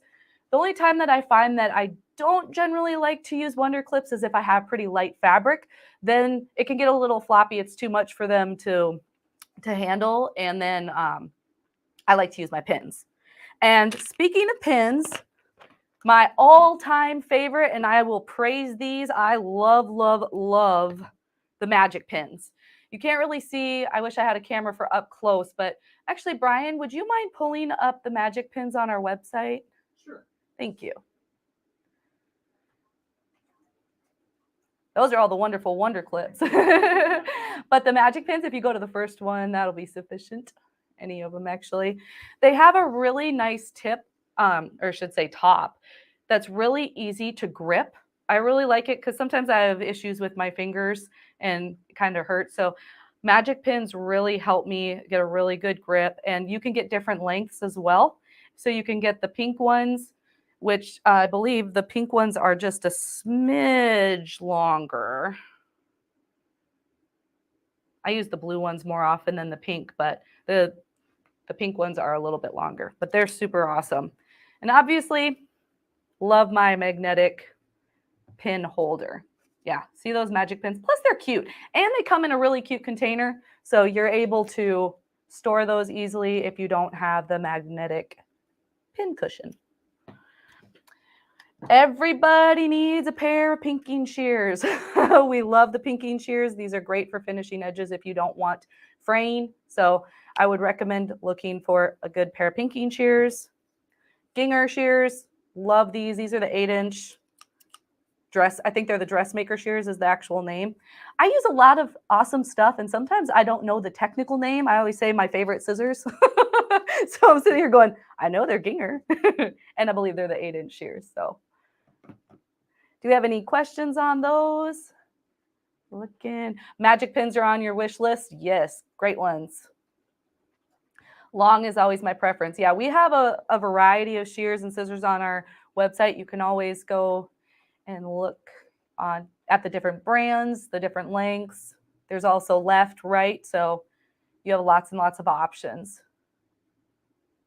Okay, another one. This one was an item that got a lot of love on TikTok. How cute is this, right? It's a chalk marking pencil, and it's by Prim. It's like a turquoise. Works really, really well on knit fabric, on darker fabric. I really like this one. So I was promoting that. I believe it's also available in pink, and you can get refillable. I think it's a ceramic chalk is what the description says. I'm always, always, always a fan of the bendable bright light. This is super handy to attach to your machine if you're just needing a little extra lighting in your area. It's an LED light. It comes with little clips that you can attach to the back of your machine and clip your cord in to keep it nice and neat out of the way. And it has a little gooseneck that you can bring it down and adjust it exactly how you want. I did want to mention, Tricia and I worked in customer service together for a long time. And a lot of our customers would call for parts for their older vintage sewing machines. And unfortunately, with a lot of those, the parts are discontinued. So whenever we had someone call that needed a light bulb or something that helped to operate the light bulb, if that was discontinued, we would recommend the bendable bright light. That is a fantastic point. Actually, that brings me into the thread stand, because lighting is huge where you can't get the light bulb, but there's also those situations where the spool pin has been discontinued and you're not able to get the replacement. This is a really, really great option that you can set up behind your machine or on the side of your machine. Put your spool of thread on here, bring the thread up through the small hole, bring it through the guide, and then you're able to adjust it so to bring the thread over to your first thread guide on your machine and thread your machine the same way that you always would. This thing is really, really convenient. You can use it both vertically or you can use it horizontally, whatever works the best for your particular machine. Oh, there's a fantastic picture. Awesome. Yeah, that's a super good point. The other thing too is I know a lot of people were mentioning some older machines, and we do offer a lot of parts for older machines as well as the newer machines. And we were talking earlier about how to find compatible parts. Brian, can you pull up that other tool on our website so we can show a really quick way to look up parts on our site too? Awesome. I didn't even know about this. He's like, it's a new tool, because we gave a shout out to Steve, our web developer. And he's like, it's so funny how people use our website, because that's how we looked everything up in customer service. But he's like, do you ever use the tool right on the homepage? So I'm going to take a moment to point this out because it's fantastic. You pick your model or your brand, pick your model, and then you can just use the little search bar. I mean, how cool is that? So he said, just go ahead, pick presser feet, and it comes up with the compatible items. So anybody that's showing love to the older Singer machines, he just pulled up presser feet for the 301A. Love it. You can go through, find presser feet that are going to work. I want to make sure people know that we have a list of models on each product that are guaranteed to fit that specific model. So yes, so you can shop with confidence. That's a great point. Yes, you can definitely shop with confidence. You can use the compatibility page. You can use that search feature on our homepage. You can go to each individual part, scroll down, see if your model is listed. So there's multiple ways. Plus, we have a fabulous team, so they'd be happy to answer any questions that you do have. If there's ever a point that you are looking for something and you're unable to find it, give us a call. We are more than happy to look it up for you, and hopefully we can get you situated. Let's see what else we have. Oh, the Vivilux. These are awesome. So you've got the Vivilux rechargeable laser system. You can get both the magnetic and the Velcro. We have a YouTube video on this particular product. You're able to attach it to your machine, and then also has a little gooseneck that you line, and you are able to have either a crosshair or a small dot, and it just gets you situated. So also you can do, if you maybe don't sew very straight and you need a little extra guide, there's one that turns it into a line as well. So you would be able to have a line guide right where you need it, and then you can follow your fabric. Awesome. And it looks like Sam is going to be ready in a few minutes. So we're just going to talk about a few other things, and then Sam with Elna is going to show us a couple of awesome machines. Oh, here's a good one. I love this. Everybody needs some great oil. I'm going to take it out of the little package here. Got some sewing machine oil. We all want to take care of our machine. If you need lint brushes or anything like that, we offer all of that to take care of your machine properly. How many times have we heard me say, I love erasable markers? I love these. They're so great. You can mark it and it just disappears after a short amount of time. I don't generally use the heat disappearing ones because I don't necessarily use my iron all the time, depending on the project. So air erasable is for me. You can get that one in thick and thin. You can get it in the Quilter Select option, and you can also get it in, I believe this is Clover. Yeah, Clover. Love these. It's the Seam Fix Seam Ripper. It's a combination. You get a seam ripper, and you have another one on the other side that's a different size. The nice thing about this particular item is it has kind of a silicone tip. So we all know that after we seam rip, we make a mess, right? But the silicone tip, you kind of use it as a pen, and it helps remove all those little straggly pieces of thread that are in there. And, oh, I love this one.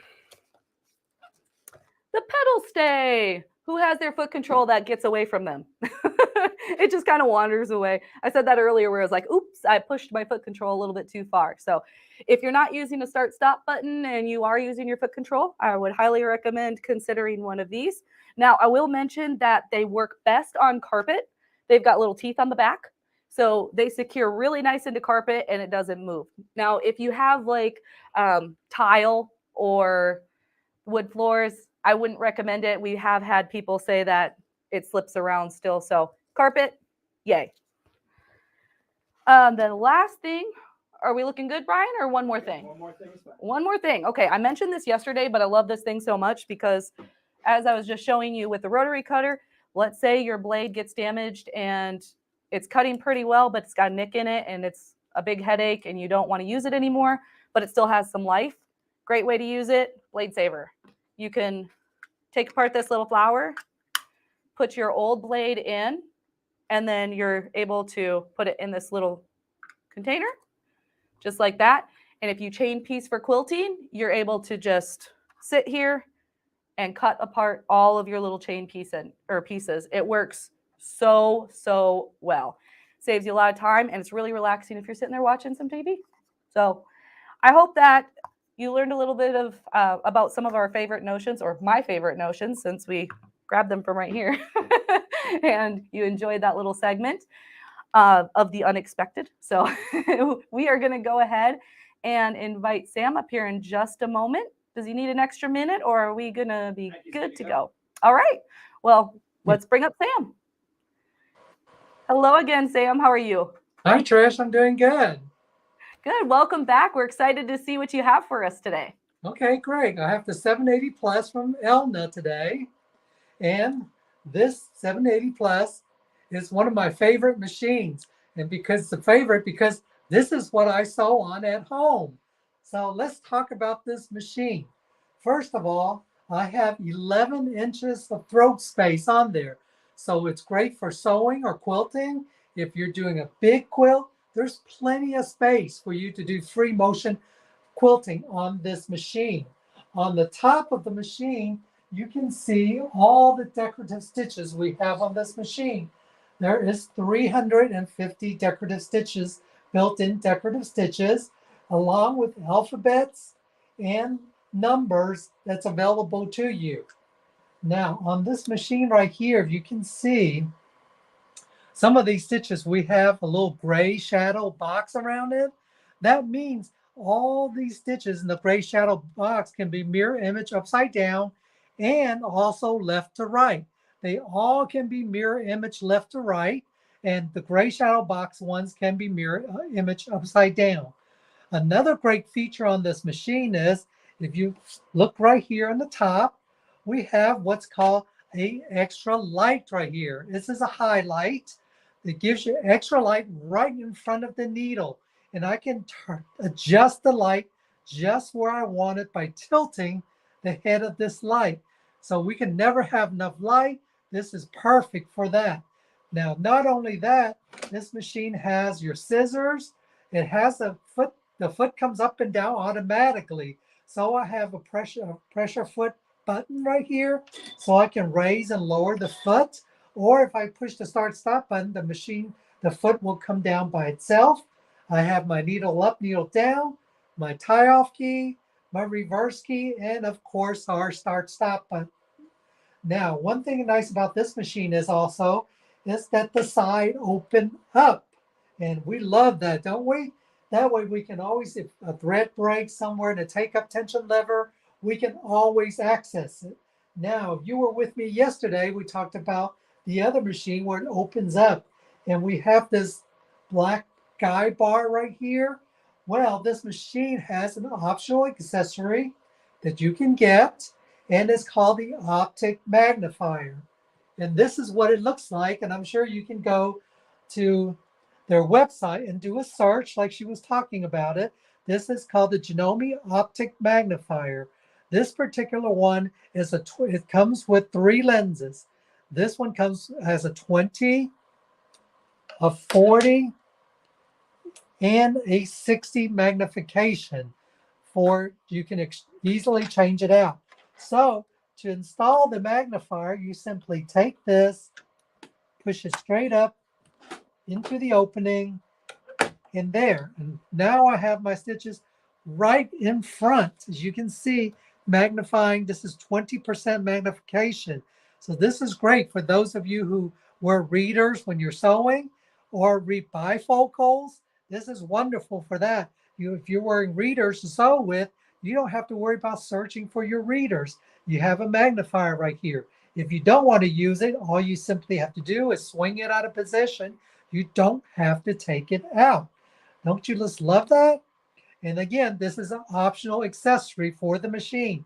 To remove the magnifier, we simply pull down and take it out. Now this machine here does come with this huge extension table that you see right here. This is a nice big semi-clear acrylic table. So that way you can do all your free motion or sewing.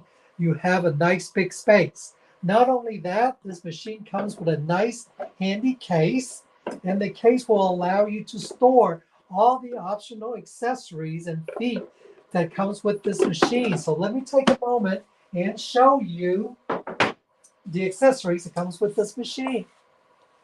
Now you get 20 different feet with this machine. You get your rolled hem foot for those of you who are doing garments, a zipper foot, 2 decorative stitch foot. There's an open toe one. Some people like to use this one for doing applique work. Here's a blind hem foot for those of you doing garments or need to do some alteration. A fake serging foot, which is what we call the overcast foot. You actually get 3 different 1/4-inch foot with this machine.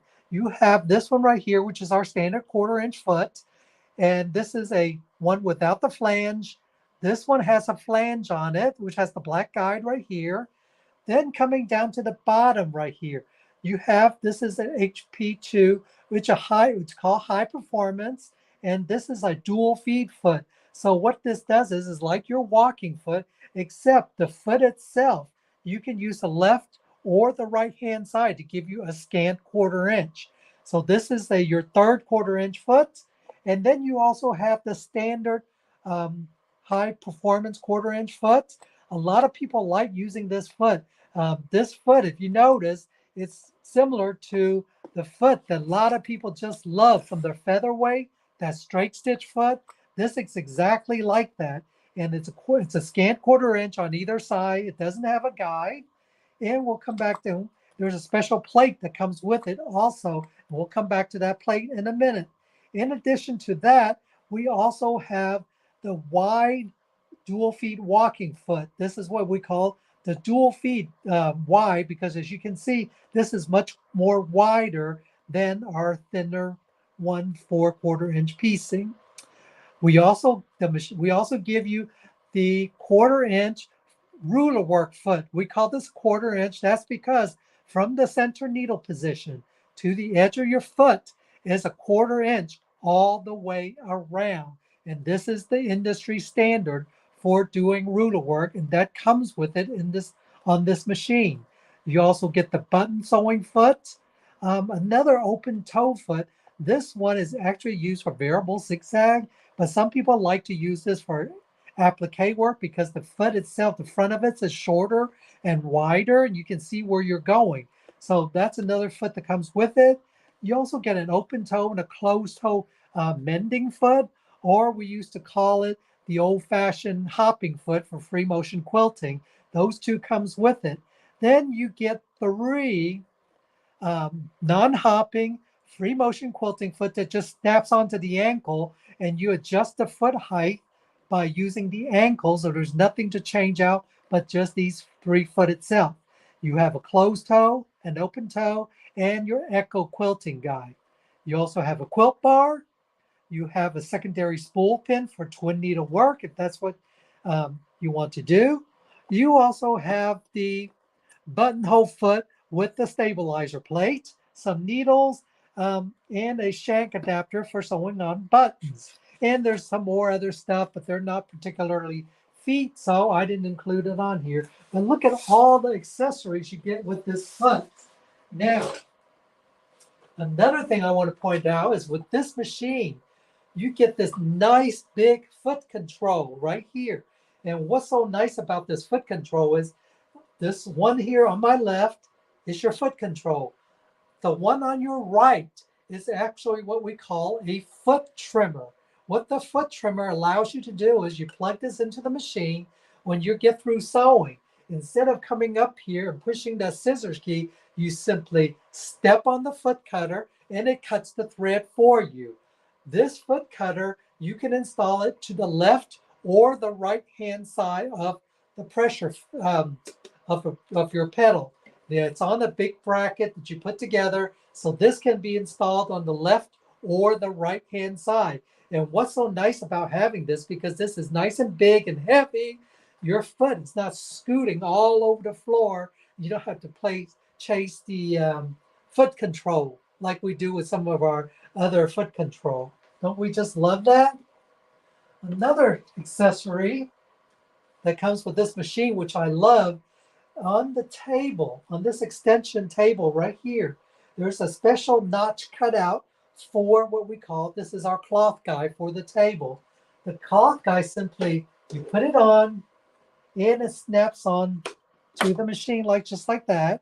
And what it allows me to do is manually move the cloth guide like this to where I want my fabric to line up. So for example, if I'm doing something 5/8, I simply move it to the 5/8 marking for my throat plate, and I put my fabric right up against this guy right here. So when I start sewing like this, the fabric is lined up. I get a perfect 5/8 seam allowance. Isn't that wonderful? When I'm done, I hit the scissors and you watch, the foot comes out automatically by itself. I don't have to lift it up or anything like that. Isn't that wonderful? The other thing it comes with, the machine does come with a knee lift that you can use. For those of you who like using a knee lift, it does come with a knee lift. In addition to that, it does come with a regular table for your machine. I have this extension table here. You can remove it for free arm. This machine does have a free arm. Also, it comes with 2 additional throat plate. And the throat plate, like I said, I have it stored on the table for the machine. Now, we have a single hole plate for you to use in the left, center, or right needle position. You also have what's called the high performance plate. The high performance plate is to be used with the high performance foot, the little foot I showed you earlier. But the cool thing about that is, let me move this out. I'm going to slide this off. What I love about the cloth guide is because this can slide up to 4, it's about 4 1/4 inch from the center needle position. So what I love about the cloth guide is I now don't have to sit there and put painter's tape on my machine to use as a guide. So if I'm hemming curtains or making a skirt and I need to put a hem, something I need a longer than what's on my throat plate, I simply just put this cloth guide in there and I can, ready to go. So I can simply take it off. I just pop that up and remove it. Okay. So what I'm going to do is I'm going to change out the foot plate. So to do that, on the front of my machine, I have a lever right here. You guys can see the lever. This lever right here, I simply press down the lever. The needle plate pops up. I'm going to raise up my foot to the highest level, take this plate out, and I'm going to put in my high performance plate. right here it says HP. And I want you to see what happens when I put this in.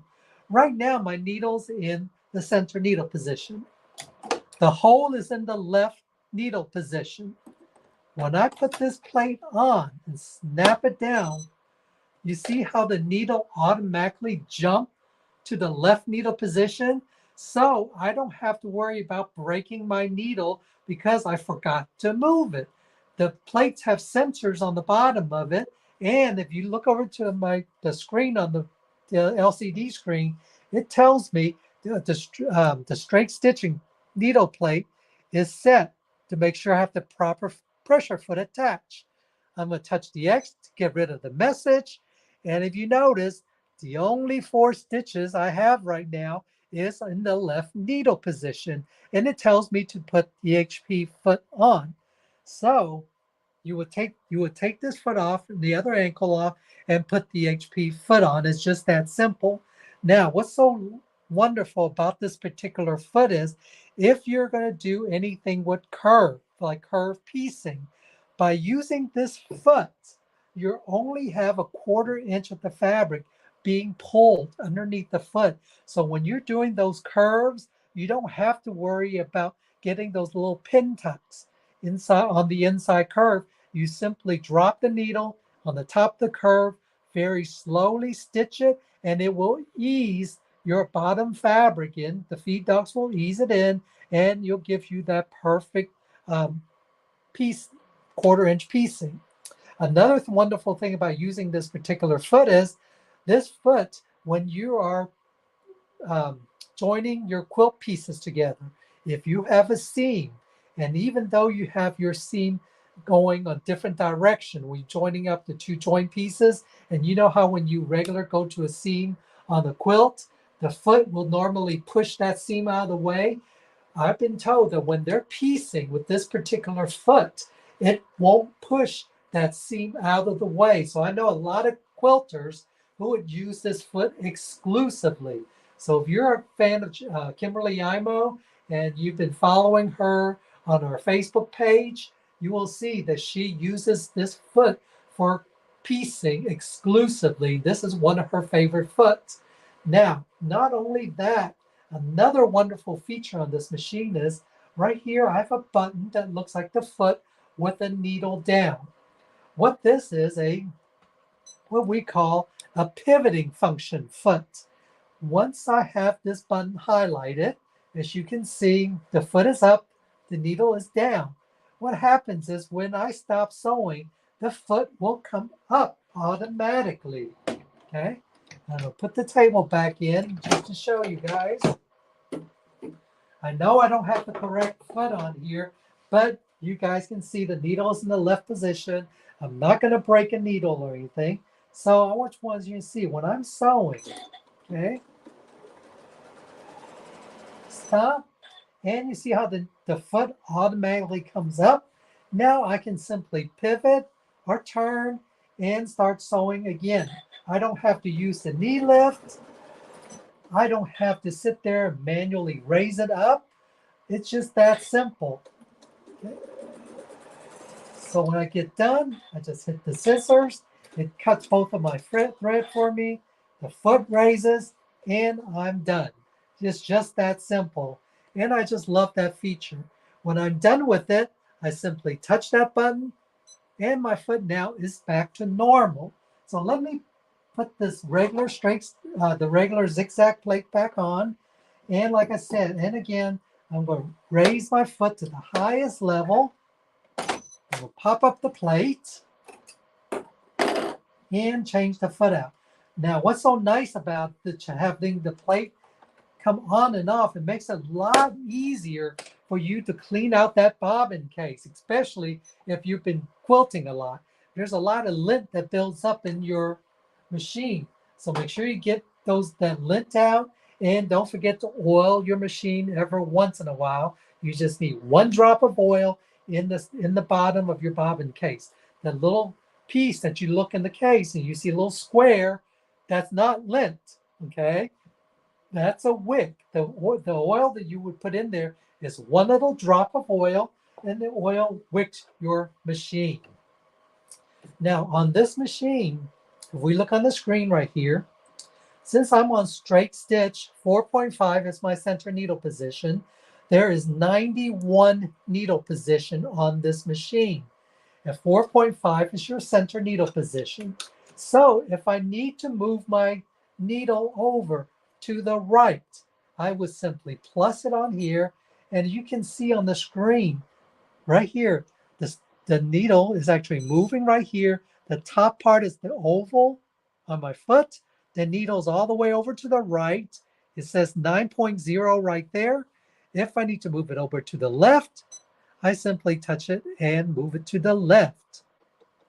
You can see it moving on the screen, and you can also see it moving on the needle on the machine itself. Okay, I see that on the machine. So it's in real time, so I can move it to the left and also to the right. Okay. Now, right here on the bottom is my stitch length. And what I love about the screen is 2.4. If I stitch this out on a piece of fabric, this is about what my stitch length is. If I want to see what my stitch length is a bit longer, I can simply come down here, hit the plus key, and it'll show me my stitch length. This is a 3.30 stitch length. So I can see exactly on the screen what my stitch length is. Now, this next button next to here, right now we have a single needle. In the background, I don't know if it shows up on the camera or not, that's our twin needle function. When I touch this, the machine will only give me the stitches that I can use with my twin needle, because these other stitches would swing over too much and break the needle. So it only gives me certain stitches. So what I can do is I can come down here in my page turning arrows and just turn the page, and you can see some of the stitches that I can use. And some of this is like in the heirloom section. As you can see, it also shows me two colors on the screen. So that way I know I have an idea what this stitch would look like using a twin needle. And it also tells me what foot to use right here. Okay, so if I'm done with this, I simply touch this to deactivate it. And I get another prompt on the screen telling me to make sure that I had turned it off. So in other words, it's just kind of check yourself. Make sure you're taking the twin needle off. And here's that design right here using a single needle. Now, the next part is this. This one, we're in a decorative stitch mode. I can page forward right here to see all my different stitches I'm looking for. So let's say I'm in the quilt section right now. The quilt section on top of the machine, it relates to this section of stitching up here on the top machine where it says quilt. And there are 74 quilting stitches, as you can see. The screen shows me the first 10 stitches on here. If I want to see the next 10, I simply page it over. There I have a serpentine stitch. I have some decorative stitches right here. And I have some little, what I call little chicken track looking stitches. So there's just a whole bunch of different stitches in here that for me to choose from. Now, on these particular stitch, let's see this one, okay? Let's say this is like a grass stitch. This particular stitch can only be mirrored image left to right, because this little icon right here that looks like a hamburger standing on its eye, that's my mirror imaging key. When I touch it right here, you can see the design flipping. It's just that simple. Now, if I want to, let's look at another design. Let me go over some more. Okay, I'm on decorative stitches now, like these rows of hearts. I have some leaves, okay, like these leaves right here. These leaves can be mirror image left to right by using the icon, but now you notice I have a different icon that looks like a regular hamburger, like it's like you're fixing to take a bite. So what I do is if I touch this, it will actually flip the leaves upside down. So if I can't do it, let's for example, like the heart, I can't flip those upside down. So that icon is grayed out. So this machine is very user friendly. Another thing it has on this machine is my lettering function. In the lettering function, I have 4 different fonts that's available to me. I have Block, Script, Broadway, and Block. And the block is in full 9mm. So because of the 9mm, there is no lowercase in the block, in this 9mm block. Let's say I'm choosing the standard block. Right now, I have all my letterings. If I want to look for numbers on the top, it tells me there's 5 pages. All I simply do is page over to find my numbers, my accent markings, and there's my accent markings and things of that nature. Okay. On the block, I have a choice of using large or small letters right here. L is your default. So let's say, I know everybody asks, what's the difference between large and small? Well, let me show you. This isn't large, so I touch that. Now when I touch the A again, this is my small a. These are capital. But if I want to change it from capital to lowercase, just by touching this button right here, you see all my letters go to lowercase. Now, this is a small lowercase a. I touch the L. This is a large. So there's my large uppercase A. So now you can see difference between large and small letterings. If I decide I don't want those letters, I want to trash them, I simply come up here, touch the trash can, and my letters are gone. It's nice, quick, and easy. Now, if I want to add something, let's say I want to add a design, I simply come back here to the scrolls. In here, it gives me the little categories, just like up here on the machine. I have several categories to choose from. So let's say I want decorative. Here's my decorative tab right here. And I want to choose, let's say, stitch number 36 right here. The numbers of the stitch is under quilt 36. Simply page over 2 pages, 3 pages, page number 36. There's my design. Okay, I got my design on here. I want to add some letterings. So I simply touch the letters. I choose my font. For example, I'm just going to use block. I'm going to change these back to an uppercase. And we're going to spell the word Janome. And this is very easy. Capital J, the lowercase,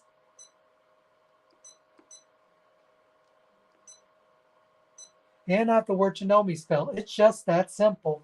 Now, these little squares are my spaces. So if I want to put a space between the letter and the design, I simply touch this, and all it is just a jump stitch when you stitch it out. I can go back into the decorative section, and this time let's look at the play stitches. I love these play stitches. I can add a dress form. I can add the word handmade, which is right here. And see how the words look much nicer than what it is on this little button right here. And as you can see, as I combine stitches, I can't see all of them. So if I want to see what my combination looks like right now, I simply touch this window right here, and it shows me how this design is going to stitch out. That's my first design, the Janome, the space, the dress form, and the handmade. Okay, this is my preview window. This allows me to add up to 100 different spaces, meaning it can be a combination between letters, designs, or anything else that you want to push in here onto this, up to 100 spaces. So,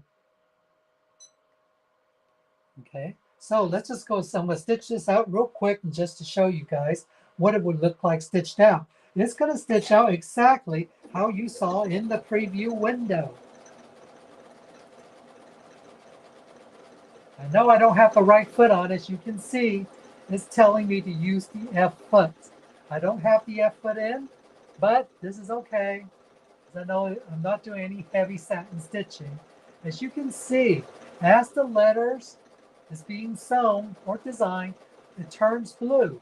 The cursor is right here on the screen showing me what is being stitched. So there's a dress form. Here's the letter handmade. It's going to stitch in a minute.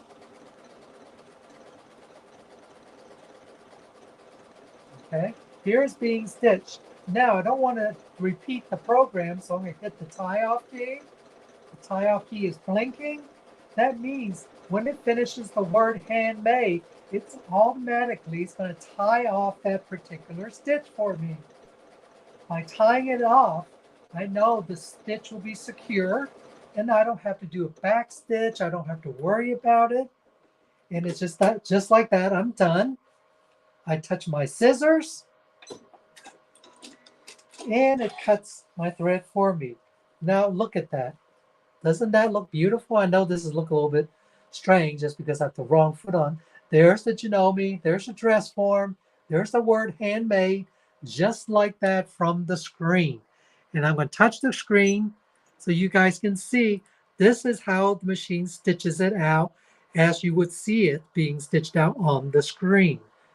Don't you just love that? Now, one more thing I want to show you on the screen is this. Right here, we have a t-shirt.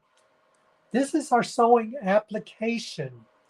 Oops, wrong button. Right here, t-shirt. I touched the wrong icon.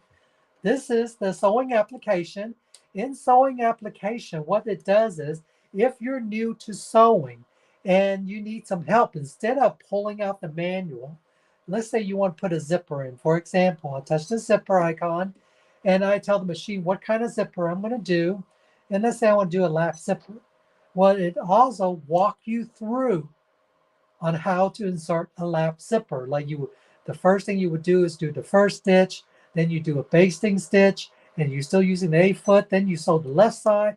It tells you to use the zipper foot, then it tells you to the right side. And so what happens is when you're in here, the needle adjusts automatically. So you don't have to think about, now which way do I go? And this is just one example. Now another example, let me clear this out. I'm going to show you this. And this is a really cool feature. I'm going to go into the applique mode. I'm sure some of you out there do applique. In the applique mode, this is a very cool function. And this is what we have called a cornering feature. And if you've done applique, you know what I'm talking about. We always count our stitches, how many stitches we have when we get to the corner. We're always counting that. Well, on this machine, we don't have to worry about that. What we're going to do is we're going to touch the auto pivot function.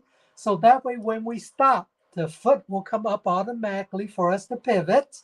We're going to touch this next one right here. This is a cornering feature. You see how I have a corner on the screen right now? And if I deactivate it and you look again, I just have a straight, like blanket stitch. When I touch this icon, I now have a cornering feature because I'm going to tell the machine I'm going to do a corner. So we have a blanket stitch selected right here. And what I'm going to do is just pretend that we have a applique, a square on here. Okay? So I'm going to start stitching. And it's doing the blanket stitch. I'm not counting the stitches. And it's going to randomly, let's say I come to the edge of my seam. I'm going to stop and watch. The foot comes up automatically. I can pivot. Okay? Just like I had my applique. I pivot, the foot came up. I'm going to come over here where there's a little B with the arrow right here and touch that to tell the machine to cycle itself to the very beginning of that blanket stitch. So what the machine's going to do now is take 2 stitches forward before it takes the bite, no matter where it stopped. So I just simply hit the start button again. As you can see, it takes that 2 stitches before it takes the bite. And when I comes to the end of the thing, I'm going to hit stop. Okay. The pivot. Okay, if I get this straight, it'll work. I'm going to tell the machine again, start from the beginning of that stitch. And I hit start. And you can see how it takes that 2 forward stitch before it does that bite. Okay, I'm going to stop randomly again, and I'm going to pivot again once more. I think this is about right. I don't have it. It's kind of eyeing the piece of fabric. Hit the B key, and I'm going to stitch the rest of my applique. Okay, you guys get the basic idea what this does. Stop. Okay, I'm just going to randomly stop and just cut it. What I want to show you, there is my cornering feature right here. You see that? There's my corner right here. Don't you just love it? I didn't do any counting. The one thing I nice about this is, even if you were to count your stitch, you can never tell when you get that one stitch that's come out here in the corner, and you always have to go back and rip it out. But now with the cornering feature, I don't have to do that, anything like that.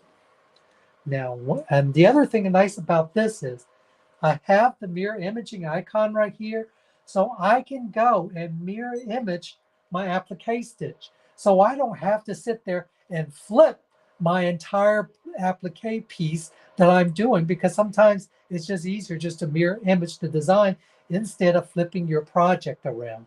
Don't we just love that? No, not only that, down here, I have the ability to make my stitches bigger. If I want to make my bite bigger, I have the tendency, this is a 9mm machine. I can make this a 9mm bite. That would be the 9mm bite, which is the exact width of the opening of the foot.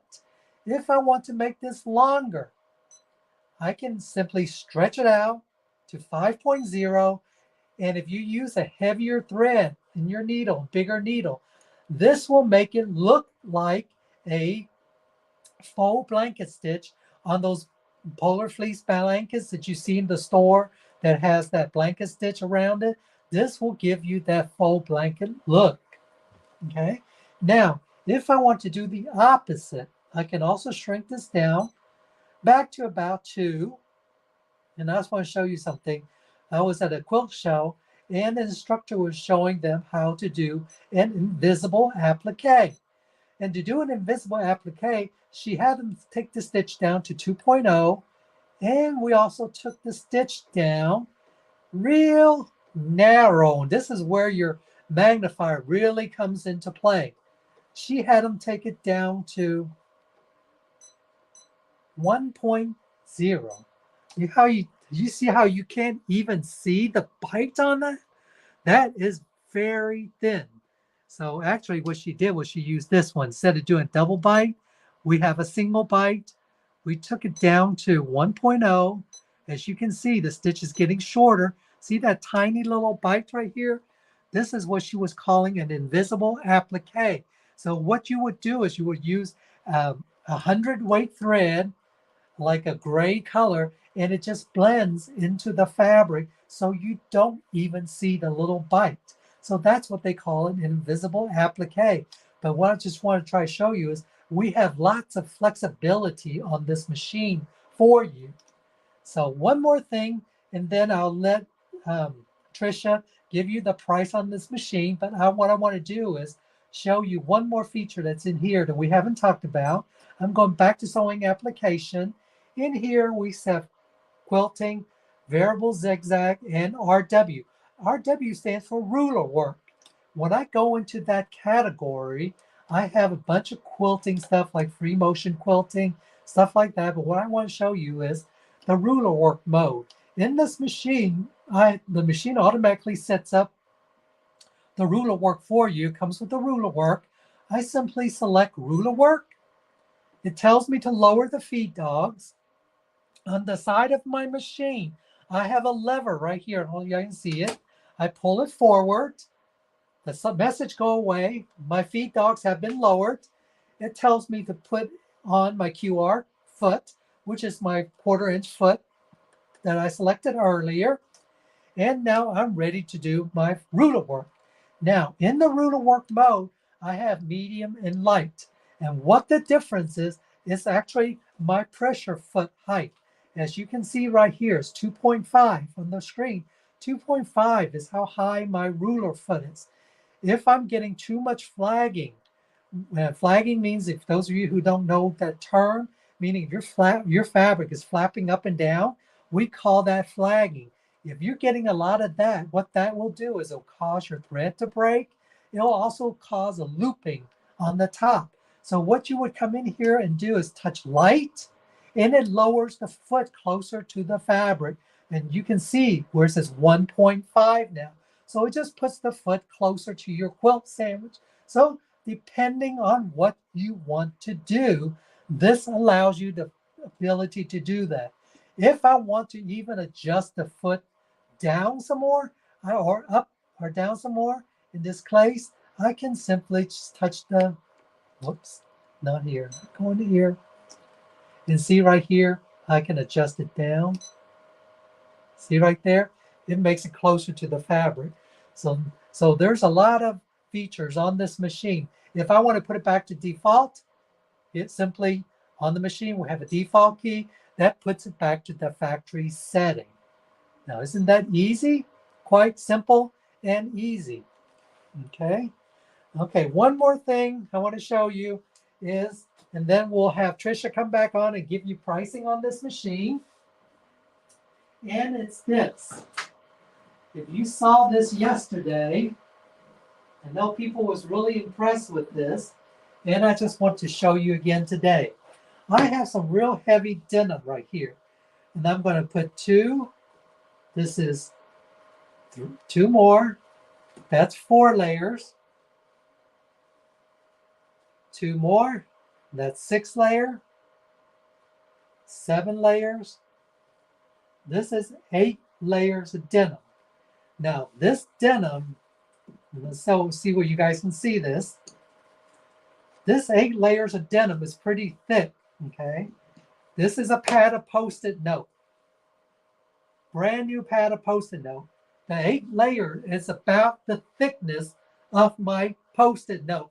Just to give you some reference on, I'm saying I'm putting 8 layers of denim. I'm not talking about thin denim either, because we know denim comes in all different weights. This is as thick as a pad, a brand new pad of Post-it note. So you guys know how thick that is. So to give you that as a reference, so I'm going to put it in, hit the start button, and I'm going to put it back on regular stitching, because I'm not going to sit there and try to push it through like I'm doing ruler work. I select regular sewing. This to make sure my proper foot is attached. Okay. I'm just going to lengthen the stitch just a tad bit to 3.0, and I'm going to start sewing. I'm going to slow the machine down.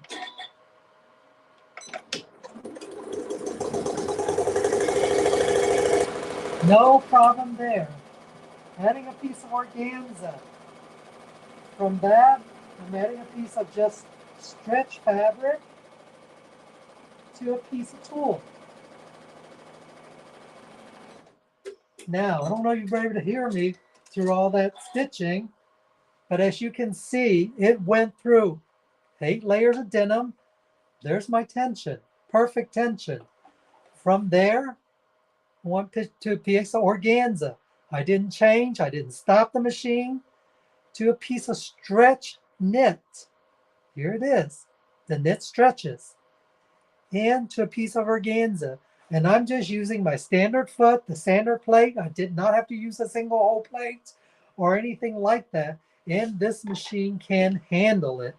Now, let me get Tricia come back on here, and she can give you a price on this machine. And while she's doing that, I'm going to get ready for the next machine. So I'm going to get back to you, Tricia.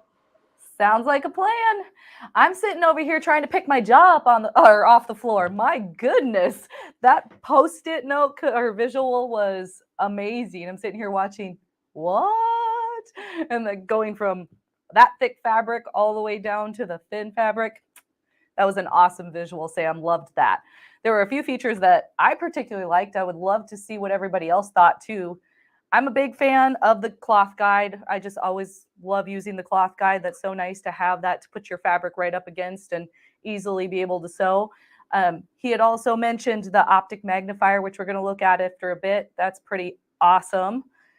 I'm also a really, really, really big fan of that little button that pops up the needle plate. How easy is that? That is so quick to switch out your needle plate. It just makes it so easy. So I loved that. And I'm a big fan of the 9mm stitch width as well. So we're pretty big fans of that machine. Let's go ahead and look at some special pricing as he had mentioned. Let's see here. You got it up for me? Thank you. Awesome. So with the Elna Excellence 780 Plus computerized sewing machine, it normally is $5,499. It is on sale for $4,599, but that is not the special event pricing. We know to give us a call. The number is at the top of the screen. You have heard me say it before. I'm going to say it again. We have affordable financing if that is something that you're interested in doing. But talk about a dream machine. This machine is so fabulous, and all of those features, that table, all the different stitches, the fact that it has multiple needle plates. There's so many awesome features to this machine. Now, are there people that are unfamiliar with Elna? I'm loving this. I love Elna machines. I would just like to see, because when I got into sewing, I knew Singer and that was it. And then now knowing all these different models and seeing how beautiful they are and what different stitches they have and features, it's just so, so cool. I'm hoping that he's opening your eyes to the Elna machines. Do we see any questions on there that we can answer while he's swapping out? No, but it does look like there's two different types of comments coming through answering your question about Elna. There's a lot of people saying they've never heard of Elna, and there's a lot of people that say they have vintage Elna. Oh, there you go. Well, Sam's changing that up. He's telling you all about the Elna machine and looking so fantastic, and it's going to be an awesome option. It looks like he's just about ready to come up with the next one. If we are ready, I'll wait for a little thumbs up from him in just a second. Ready to go. Let's bring him back up. All right, let's do it.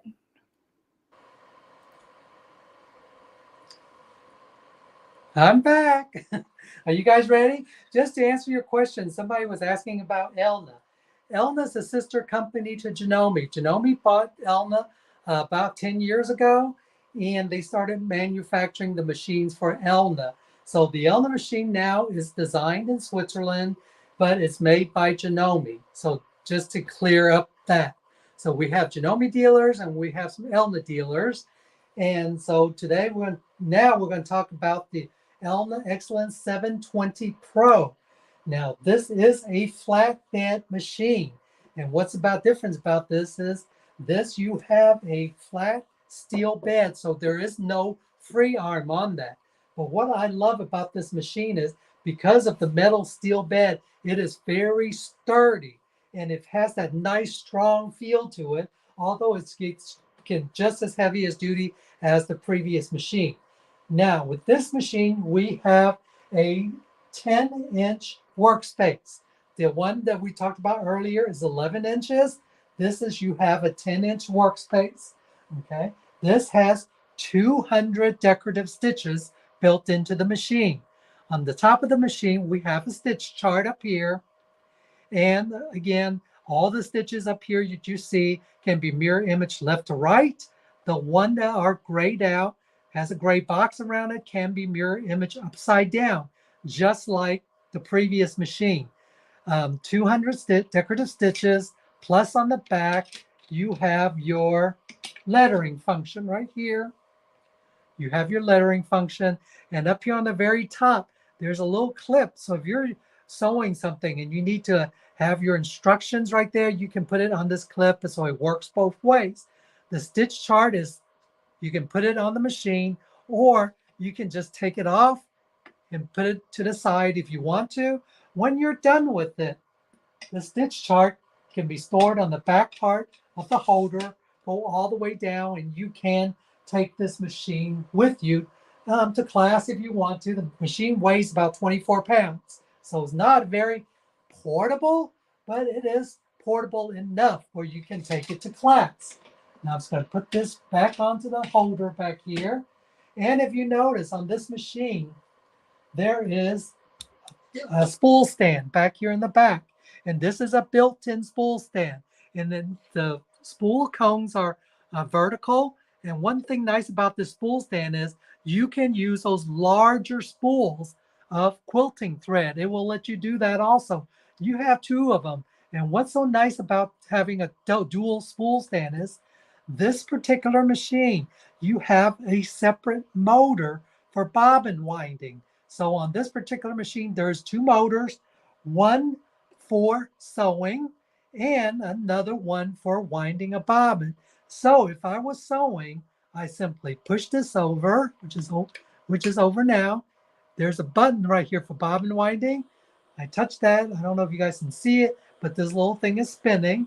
And when it's done, you'll just simply kick that over and I'm done with my winding my bobbin. So that's why there's 2 spool stand here that you can wind a bobbin while sewing, or if you like to do twin needle work, you can do twin needle work on this machine also. This machine pretty much thread like all the other machines that we have. There are diagrams on the top showing you how the thread comes off the spool stand and how you would thread it. Now this machine, it's a little bit different.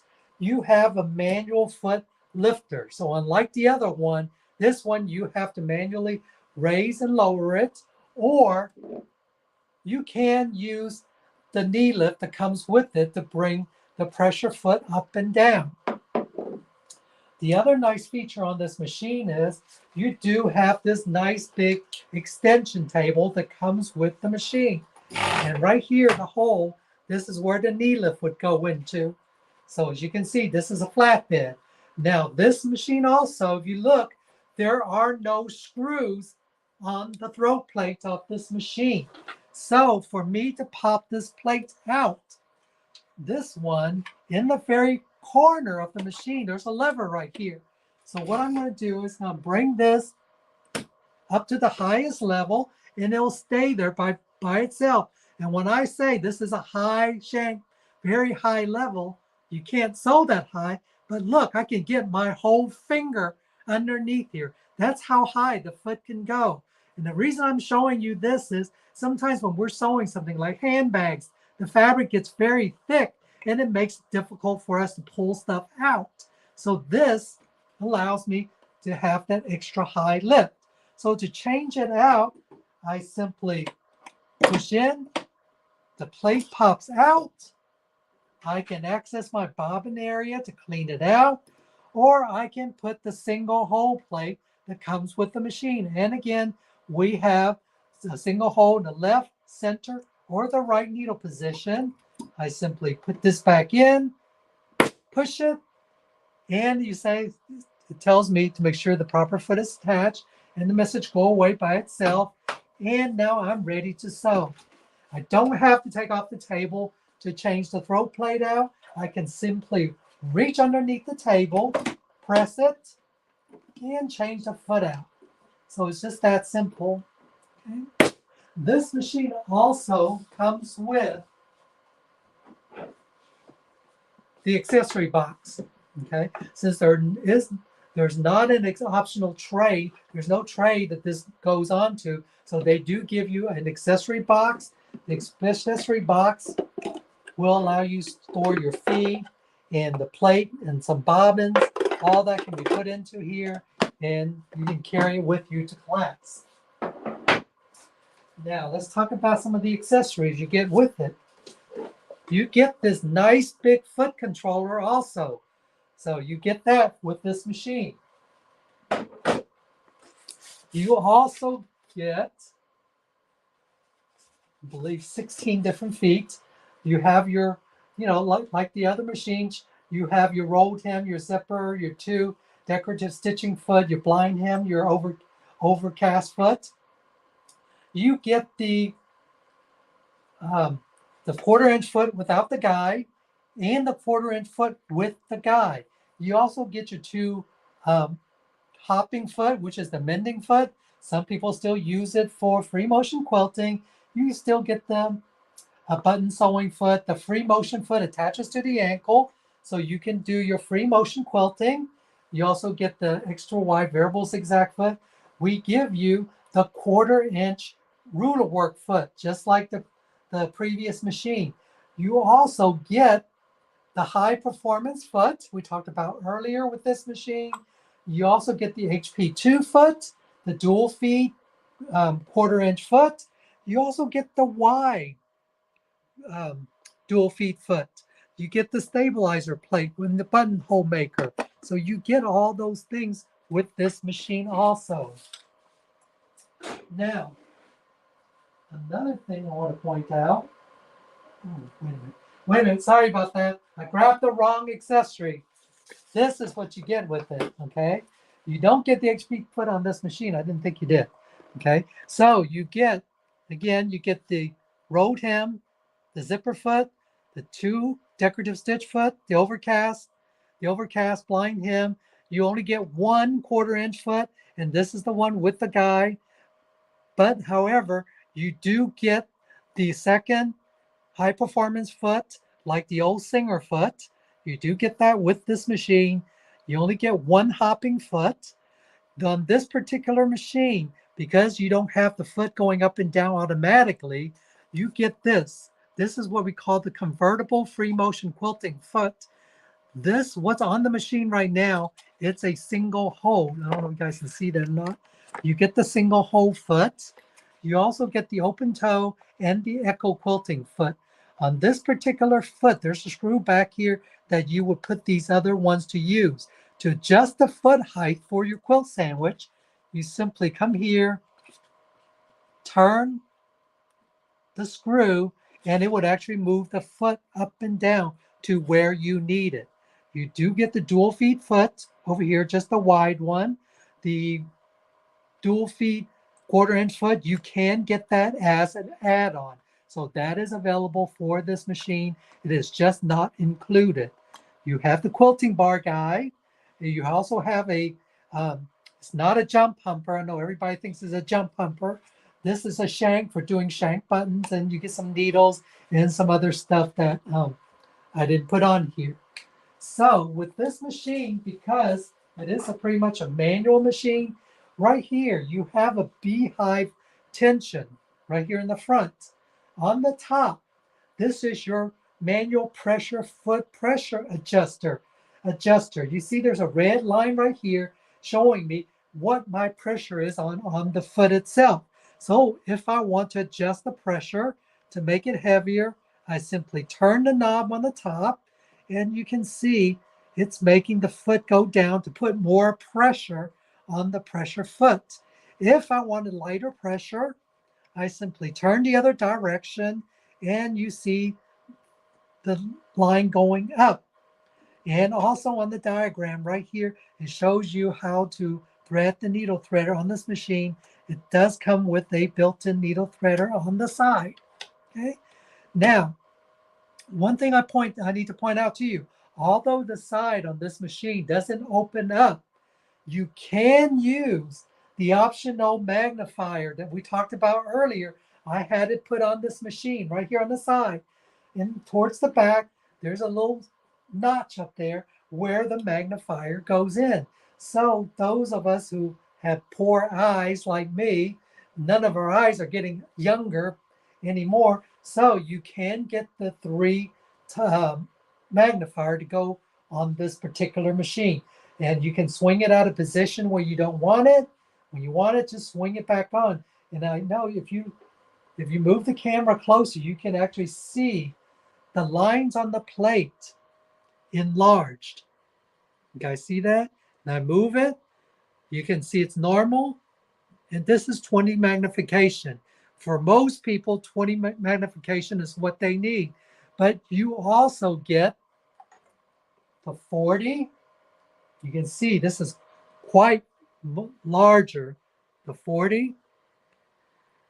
And you also get the 60. So that's the 60. As you can see, this is a much stronger magnification. And these lenses aren't just like your regular plastic type lens. They're made from the same type of material that they make your glasses from, that you get from an optician. Okay, and the reason I know is because I did an event and there was a lady who's an obstetrician there, and she went and looked at these and she tested them, and she said, yes, these are the same type of plastic. They make glasses. So that's nice to know. Okay. Now on this machine, we have the same thing. We have a scissor key, needle up, needle down, a tie off key, upside down key for you hold it in to do reverse sewing, your start stop button. I love this button. Some people like to use it. You can do it without the foot control. You have a slider bar here for slow or fast. And up here, you have a diagram that tells you what foot to use for your different stitch, and also tells you to suggest what your tension should be at. The second one is your tension, and your knob right here, the number 1 through 9 is your upper tension, and it tells you what is your foot pressure should be put at. So in this case, if I'm doing a straight stitch, it should be at number 3 for pressure foot pressure. And right here, tells me my feet dogs need to be up. 4.5 is your center needle position. You do have 91 needle position on this machine. This is a 9mm machine, okay? And your stitch length. But what's so nice about this machine is instead of me just taking this and changing it, I can change my needle position by just using these 2 knobs right here. So if I turn it, you can see the needle moving over to the left. I turn it the other way, the needles move to the right. So it makes it fast and easy for me to change my needle position. Same thing with my stitch length. I can just change it on the screen. Although on the screen, I can't see the stitch length, but I can see the number right here telling me that 5.0 is the longest length built into the machine. It's right here. On the front of my machine is my keypad. The keypad is what we call the direct stitch. The direct stitch is basically mode 1, which is just these few stitches right here.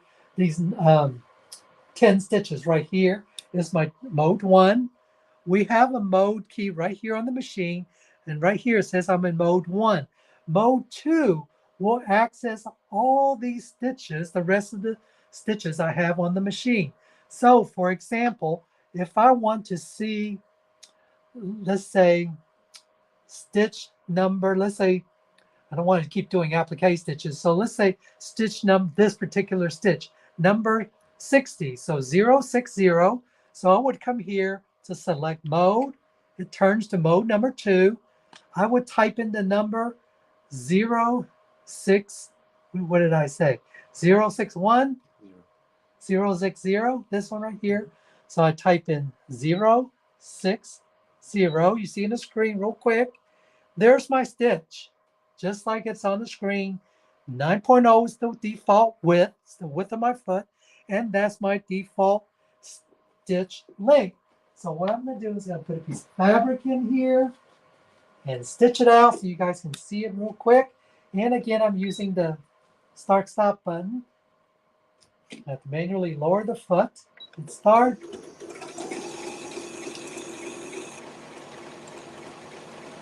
And again, this is a very heavy duty machine too. Now I come to the end, just like the other machine, I can hit the tie off key. It will finish off that stitch, put a knot in it for me so I don't have to worry about pulling the thread up. It ties it off, take my scissors, cut it. I keep forgetting I have to manually lift this foot up. I'm so used to the other machine that the pressure foot comes up automatically. Now, isn't that a beautiful stitch? This is a 9mm machine. These are your 9mm stitching. Okay. So you do have some of the stitches from the other machine, like here, like we talked about. You have your spacing key. To get to the letters, just to let you know, we would have to go to mode 3. We're in 2 right now. Mode 3, my default letter is uppercase A. If I need to go to one of these other letters, I simply look on the top and select, like if I need O, uppercase O, I would come in here and touch 015 to get my uppercase O, just like I did the decorative stitch. And that's how you would get the stitches or the numbering, the numbers we have here. And same thing with your letters right here. the lowercase, you would need to type in each of the word, each of the letter to get your lettering function. So one more thing I want to show you. That the extra high lift, not everybody can know exactly how high my finger is. The notepad, the post-it notepad, it slides under here freely. So you can see how high this extra high lift is on this machine. And again, on this machine, I can stitch heavy fabric just like we did with the other machine. So here is 1, 2, 3, 4, 5, 6, 7, 8 layers of denim. And just let you know, I haven't changed out denim on you or anything. This denim is exactly like just like the post-it note we used on the previous machine. But this time what I'm going to do is this. I'm going to show you this. I'm going to lower this. And I need to put this back to mode 1. So I'm on the straight stitch. I'm going to lengthen the stitch a little bit. Because usually when you're sewing down something that thick, you wouldn't be using that tight of a stitch anyway. I'm going to slow it down a little bit. And we can start sewing our denim.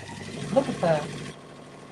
How simple it went. I stopped it before it went on the edge of the fabric because I want to show you this. This is merino vinyl. And this is merino vinyl that you get at the big box store. I'm putting 2 layers of it here, plus a piece of webbing. If you were making a tote bag, and I need to sew through both of these, okay? And again, I'm just using the standard foot. I'm sewing off the fabric, the denim, through the merino vinyl into a piece of satin fabric. And I will cut it for you.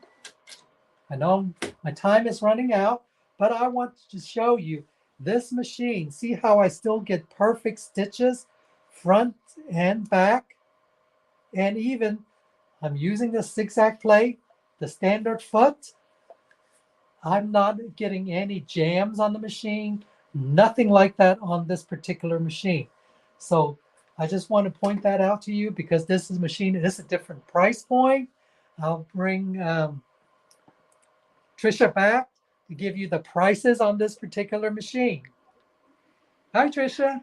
Hello, hello. Thank you so much for those wonderful demonstrations. Your visuals are amazing. I'm a visual person, so I'm sitting here really, really appreciating those. They just made me like, oh, I loved it. Thank you.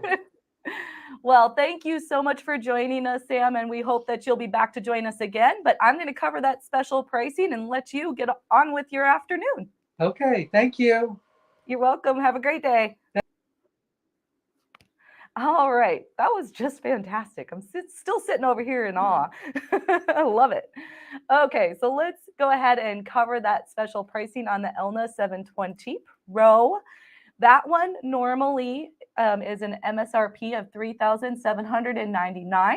There's a sale price of $2,999, but that is not the SewCreative Live special event pricing.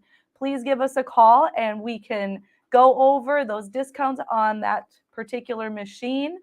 Also, if you just hopped on, I had seen a few people in the comments say that they were missing some stuff and they just popped on. So I just wanted to cover the 780 Plus really quick. That one is an MSRP of the $5,499, sale price of $4,599. But we all know special event pricing is not shown on the screen. So please, please, please give our customer service a call and they will go over that special event pricing for you. Remember that we do have that affordable financing available if this is the time for you to get your dream machine. So we have our next guest waiting and ready to go. And oh, there was one other thing we did want to mention. I'm so sorry. Before I pull you up, Kate, we were going to talk about the optic magnifier. Brian has it pulled up on the screen here. Those are fantastic and they are specific to the machine. So if you were with us before where you can check compatibility with your particular model, you just go up to machine parts, select your model, Elna or Janome he had mentioned as well.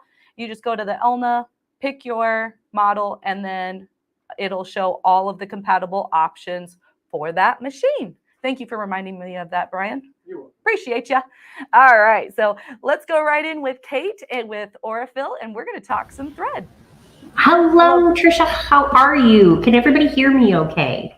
You sound great. Excellent, excellent. Well, I want to preemptively apologize. I'm here at Aurifil USA's headquarters, which is in downtown Chicago, and the clearest spot for me to be today, the elevated train, is right outside the window.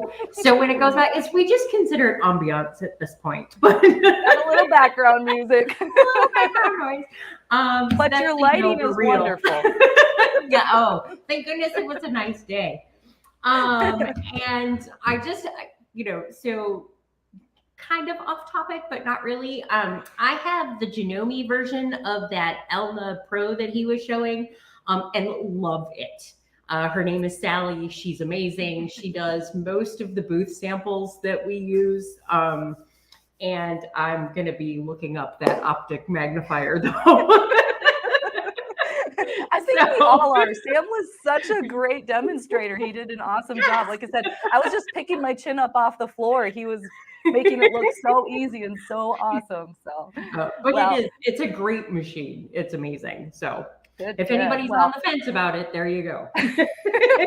We like that little shout out. Yeah. But we also love learning about thread. We've been learning about thread the last few days. So I'm excited to hear what you have to say about it. So I've been checking in and with your broadcasts and everything over the last couple of days, and there's so much amazing information. I'm very thankful that you all have given us a little opportunity to share some information about Aurifil.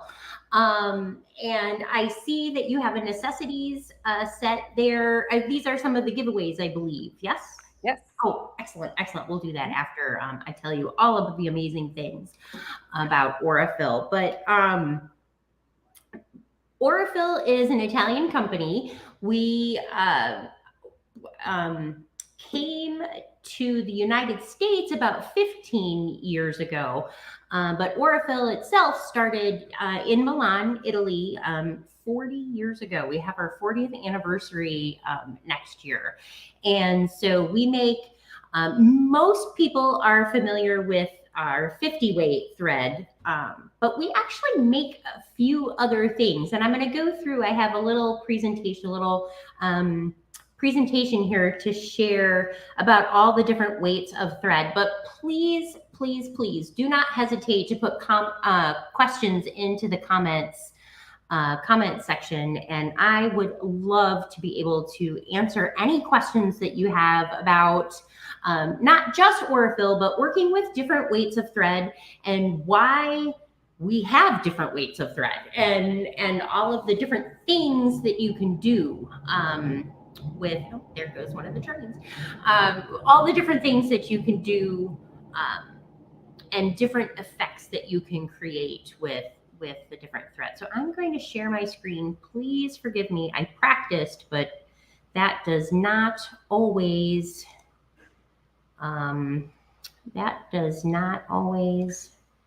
work here. Oh goodness. It does not want to do this. How about if I share screen? Here we go.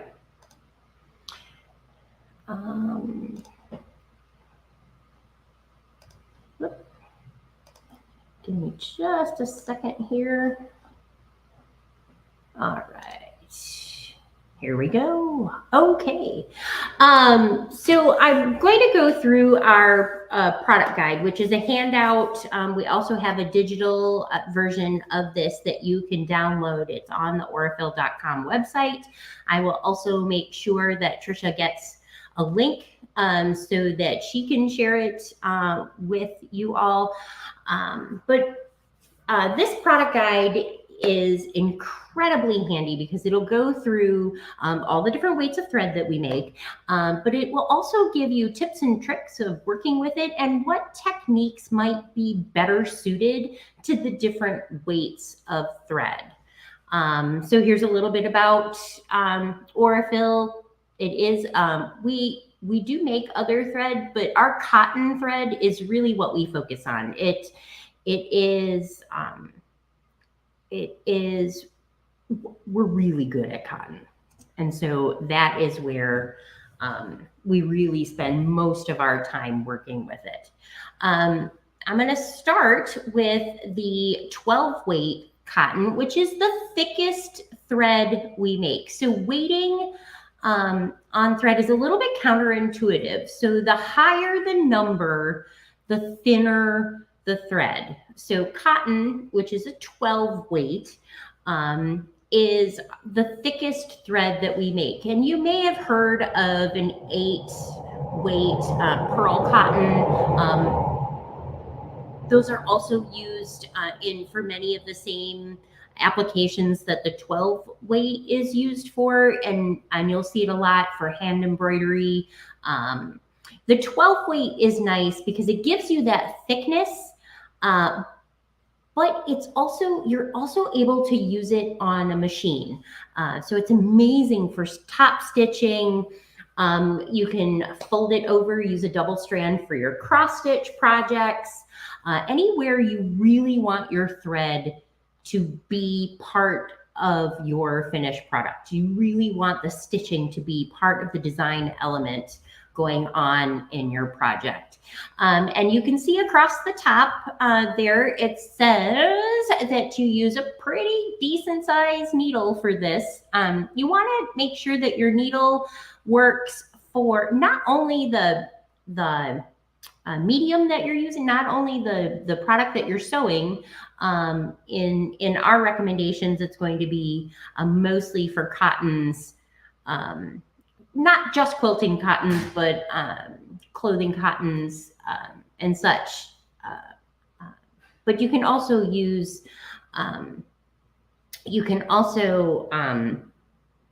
there are other fabrics that you can sew with this. I'm so sorry. Such as like knits and other finer fabrics if you want to do some embroidery on like a tulle or something like that. You just want to make sure that you're using a big enough needle so that your thread can go through that needle and not abrade too much, because then you run into problems with breakage and such. So one of the things that you need to check when you're having trouble with thread is that your needle, the eye of your needle, is big enough that the thread goes through unimpeded. In this case, with the 12 weight, which comes on a red spool, we color code all of our threads. So all 12 weight thread will be on a red spool base. And you can see there, we try to gear the pictures to help reinforce all of that so that you don't need to necessarily put on your glasses to see the label on the bottom of the spool. That I know when I see a red spool, I know it's 12 weight. You want to use an 80-16 or a 90-14 top stitch needle. You're going to use something a little bit thinner in the bobbin, a 40 weight thread, which is going to be thinner, higher number, so it's going to be a thinner thread in your bobbin, and that helps balance. It helps you balance your tension a little bit easier when using these thicker threads, is to use something a little bit thinner in the bobbin. Also, an added little bonus in that you can get more thread on your bobbin, so you have to change it less, which is also a nice little side effect. If you are going to use our 12 weight on the long arm, which yes, you can do, you're going to use a pretty big needle, a 4.5, and you'll want to use a 28 weight in the bobbin. Some people still use the 40 weight when using this on their long arm, but we have found that it's just a little bit easier to balance your tension if you use a 28 weight. Now, please take these all as starting points. I know that I use a 50 weight in my bobbin when I'm stitching with 12 weight, but that is because I wind, 40 bobbins at a time. And I don't necessarily change my thread color to match my top stitching color. It depends on the project, which, you know, if there were such a thing as quilt police, they might actually come for me for that.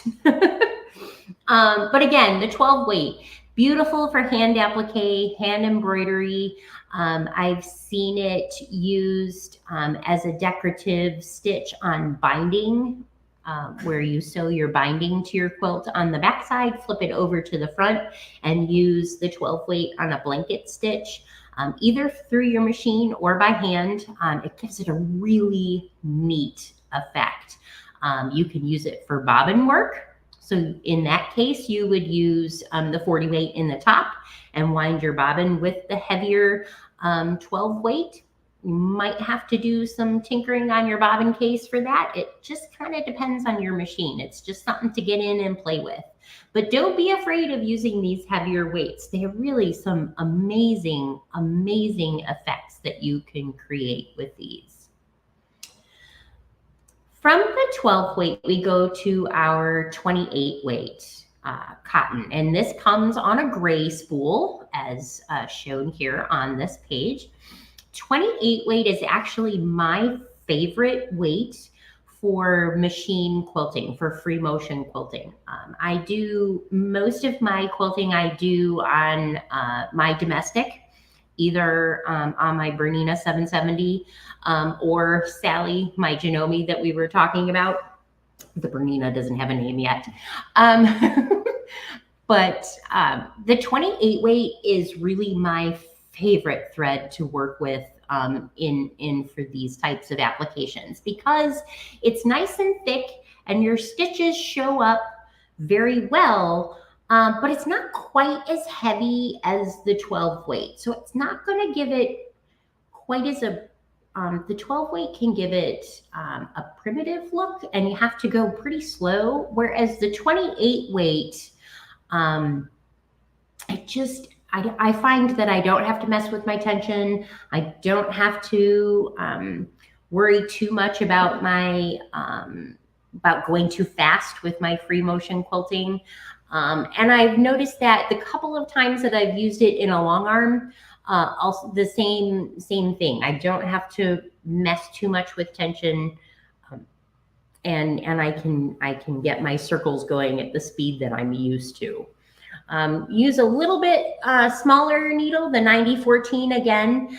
Our denim needle will also work very nicely with the 28 weight, a little bit smaller if you're going to use it on the long arm than the 12. It's just a 4.0, a 40 or 50 in the bobbin for either your domestic or your long arm.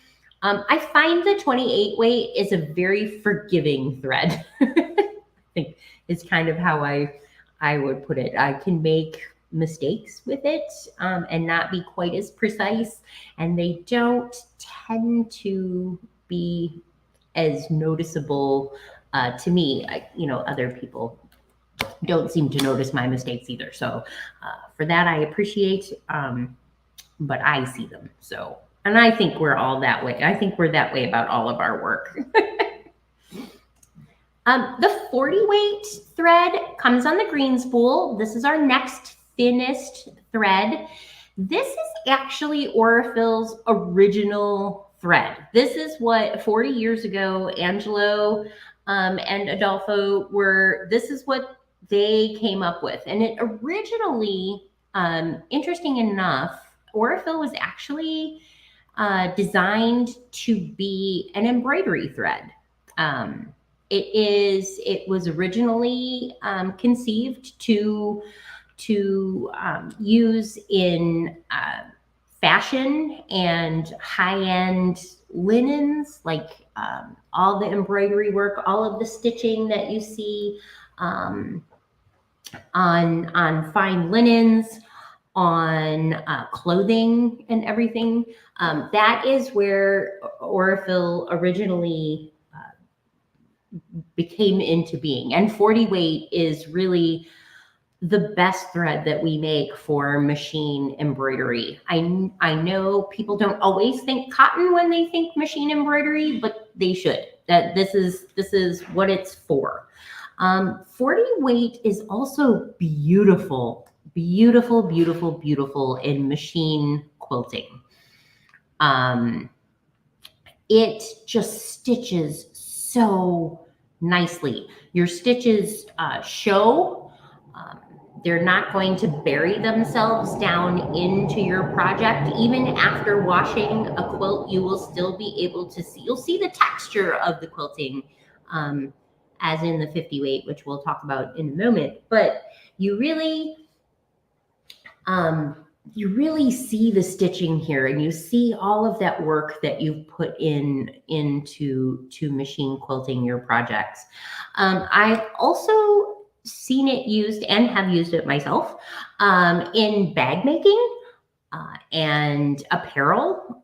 It's beautiful for top stitching. Again, because it shows up a little bit more than the 50 weight,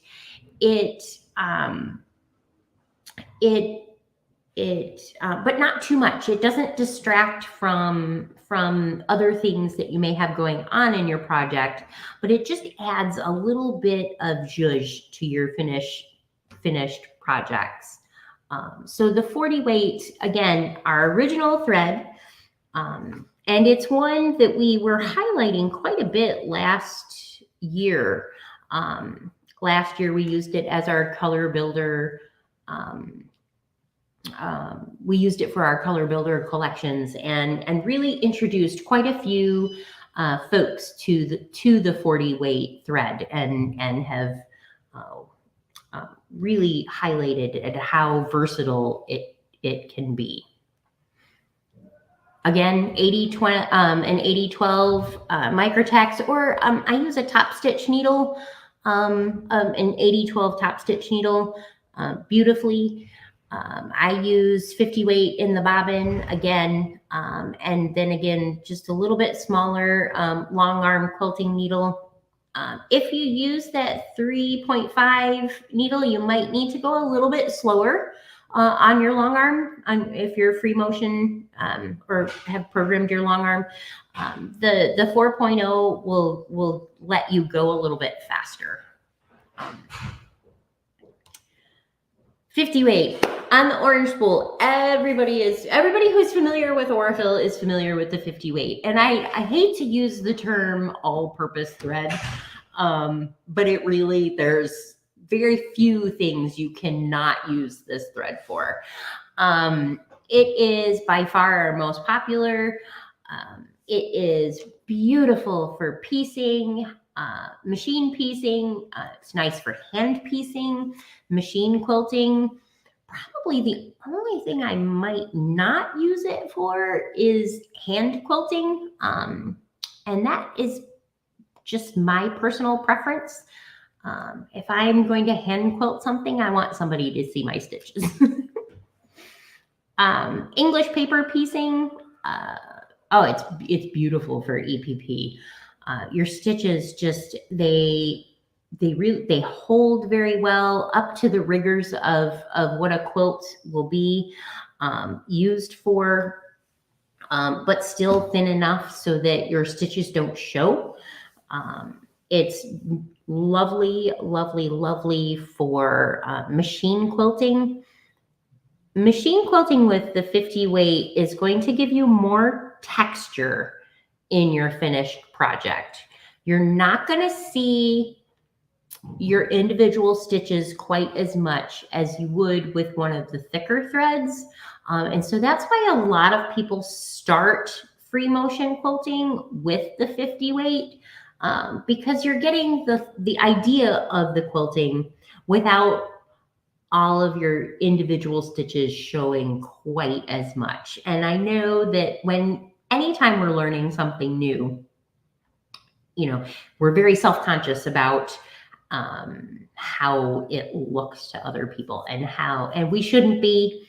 We're working on that, but the 50 weight is just a really nice way to get a lot of texture in your quilting. lovely if you're going to be doing feather work or anything you're going to be going back over. It doesn't, because it's so thin, it doesn't build up quite as much on those stems of the feathers. Sometimes can get a little bulky depending on how dense your quilting is. It gives a very, very nice texture to your machine quilting. And most people are familiar with the 50 weight for machine piecing because and part of that is because it is so thin. The 50 weight thread itself is so thin that your seams lay so flat, which gives you that extra little bit of control over your finished project so that your seams all match up where they need to be just a little bit easier. And it gives you just that little bit more grace and give so that you can get everything where you want it to be. You can use it on the long arm, a 4.0 needle, a 3.5 will work as well. Definitely use 50 weight in the bobbin. And again, because this 50 weight is so thin, it really, you can get so much on your bobbin. You will notice that you are not changing your bobbins quite as often. Let's see, what else? What else? You can needle turn applique will be a good use of this thread, although I prefer for needle turn applique, I really like our 80 weight, which we'll talk about in just a moment. But if you are doing like a raw edge applique, the 50 weight gives a little bit, you can see the stitches a little bit, but they're more a hint in your design. It's not going to stand out quite as much as a thicker thread. It's really a very, very versatile thread. You can really get it to do an awful lot of things very well for you. And again, comes on that orange spool. Everybody who is familiar with Aurifil is familiar with that orange spool. And let me take this opportunity. I hope you all can see my my mouse here. Aurifil comes in 3 different sizes. We have the large spool, which most people are familiar with. And this is really, for most purposes, the large spool is going to be exactly what you need. We do have the small spools. They have about, in the 50 weight, they have about 200 meters, which is about 220 yards on them. Perfect for if you only need a little bit, or if you're traveling with a project. This is what I will put small spools in my to-go box when I am taking English paper piecing with me places, because I can get a few different colors into one little section of my to-go box. We do also offer all of the threads that I have talked about already on a cone. And the cones hold a little more than 4 large spools. So if you're going to be using one color for piecing, a lot of people get the cones for their piecing, their favorite piecing color, their go-to piecing color. Mine keeps changing, so I can't give a number that is like a color number that is my favorite, because my favorite color is the one that's in front of me. But the cone is a good way to go if you are going to be using one color for quite a bit. Like I said, there's over 4 spools on there. And a spool, our large spool, which again is really a really good way to go for most things. That large spool has, over 1,400 yards on it. So it's going to last you a very, very long time. I should also mention that because we are a European company, we sell our thread by mass. And so each of these large spools is going to have 30 grams of thread on it. So they're not sold by length. They're actually, like I said, sold by mass. And I use the term mass, former math teacher, must confess, I'm going to use the proper terminology here. I'm not going to use weight because we're measuring in grams, which is a measurement of mass. So each large spool has 30 grams of thread on it, which means your thicker threads are going to have the same amount of thread. It's just going to be a shorter length because the thread itself is thicker. That is something to keep in mind when you are shopping for a project, that it's not usually a problem if you're using the large spools for everything. But if you get a small spool of 12 weight, there may not be enough on there to finish your project. You might need to get two small spools, is what I'm trying to say. I'm stumbling today. Forgive me. I am so sorry. We do have more thread. We have lots of thread. We have 80 weight. 80 weight is one of our newer threads. It's the thinnest thread that we make. My favorite way to use this thread is for needle turn applique. Your stitches with this thread just melt into the background. It makes you look so good. It makes you look like an amazing applique artist.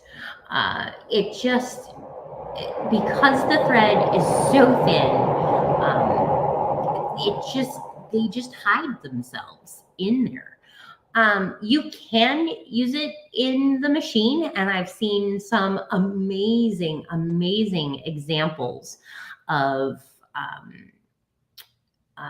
actually machine embroidery with this. The detail that you get when you use this for machine embroidery is incredible. There's a sample. I'll have to try and find a picture of it in a little bit, but I know I can I'll have it posted to Orifil's Instagram. The detail in this lion that was used, that we used the 80 weight for, is it's beautiful. Anywhere you want your stitches to really hide away. So machine applique, couching, when you don't want to cover up the design element that you're adding, when you're couching, the 80 weight is nice. Free motion quilting. Wendy Shepard and Karen Miller are two designers that we work with quite extensively, and they both love the 80 weight for free motion quilting, especially when you're doing micro stippling. They did this whole series, and I can put their Instagrams into the chat here when we're done sharing. This whole series of Christmas ornaments and just some beautiful free motion quilting with the 80 weight. I want to say, I believe Karen was using her, I want to say she was using her featherweight to do the free motion quilting with the 80 weight. I know she uses the featherweight, her featherweight machine to quilt with the 28 weight thread. and with the 40 and the 50. And I want to say she was using it with the 50, with the 80 weight as well.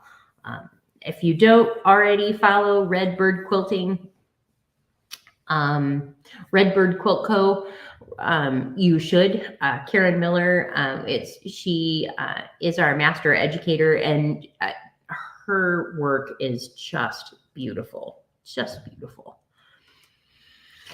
Aurifil makes a 6-strand divisible cotton floss. So you would use this for hand embroidery, cross stitch, anywhere you're going to use like a DMC type product.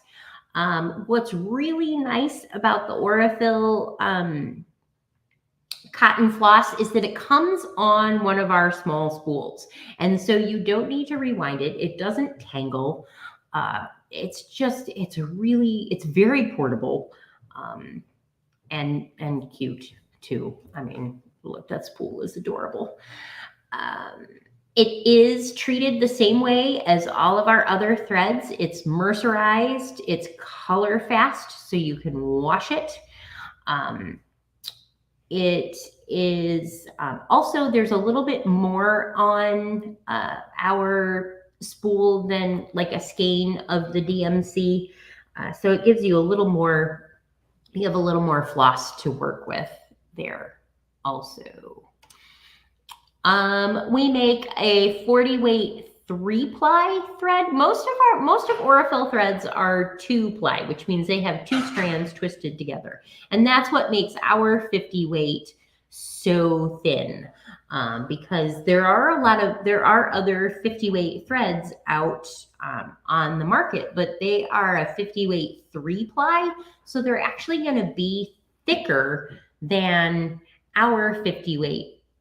Because our 50 weight is a 2-ply. And sometimes folks get a little bit confused because they'll be like, well, this says it's 50 weight and this says it's 50 weight, but one's thicker than the other. And the reason is you need to know more than just the weight. You need to know how many plies there are, how many strands are twisted together in order to get that thread. So we do make 1 3-ply thread. We make our 40 weight 3-ply, and it is available only on the cone. It comes on a yellow cone, and it was engineered to be used in the high-speed, high-powered, long arm machines. It's really, that is what we made it for. It is amazing in that application. But of course, we can't just have a one-trick pony. And so we found that it actually works really well in sergers for apparel. It works really well for your machine embroidery. You get some beautiful, beautiful coverage with your stitches in machine embroidery. It's great for bag making.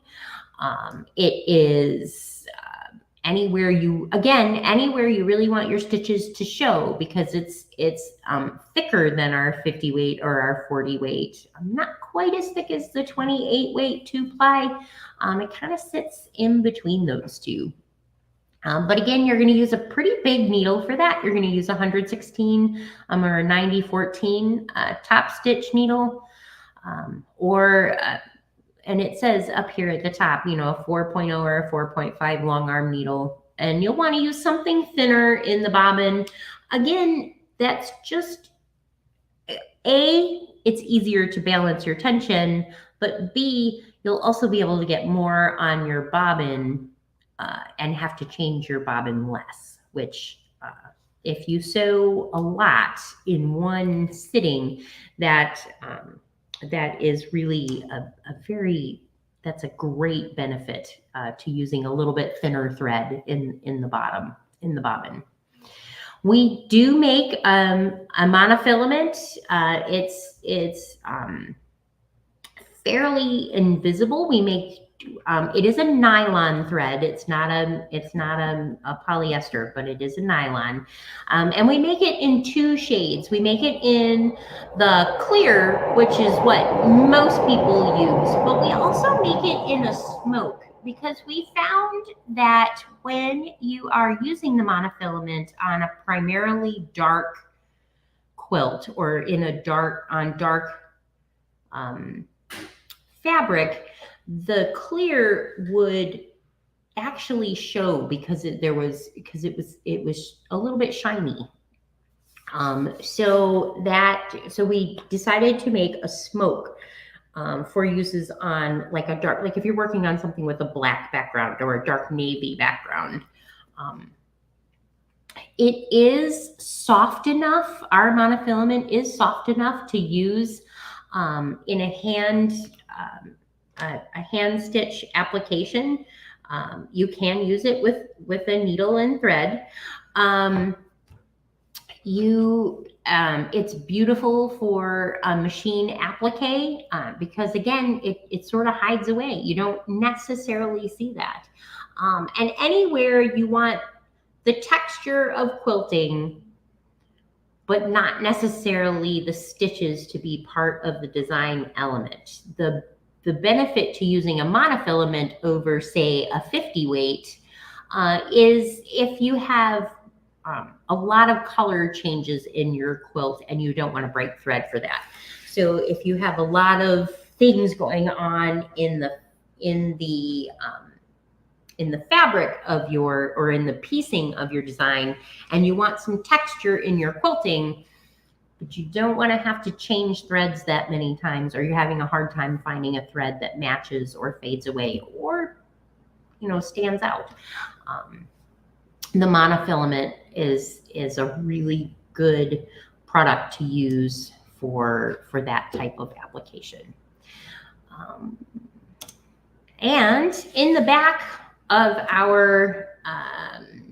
the product guide, we have this handy dandy little chart that goes over as many different techniques as we could think of.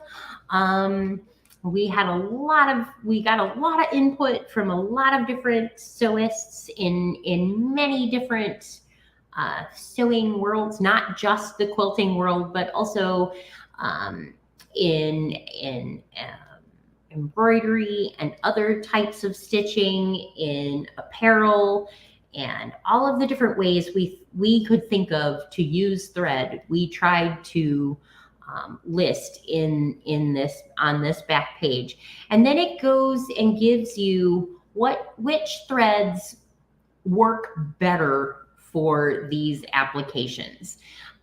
This is not set in stone by any means, because sometimes you're doing something different. But we have found, for example, for example, machine piecing, that the 50 weight is probably your best bet for that. The 40 weight is also really good, maybe not quite as good as the 50, but still pretty good. And then for machine piecing, we thought that maybe the 28 or the 12 weight might not be what you want to use, that you might want to maybe take a look at using a little bit thinner thread. But like I said, this is not carved in stone.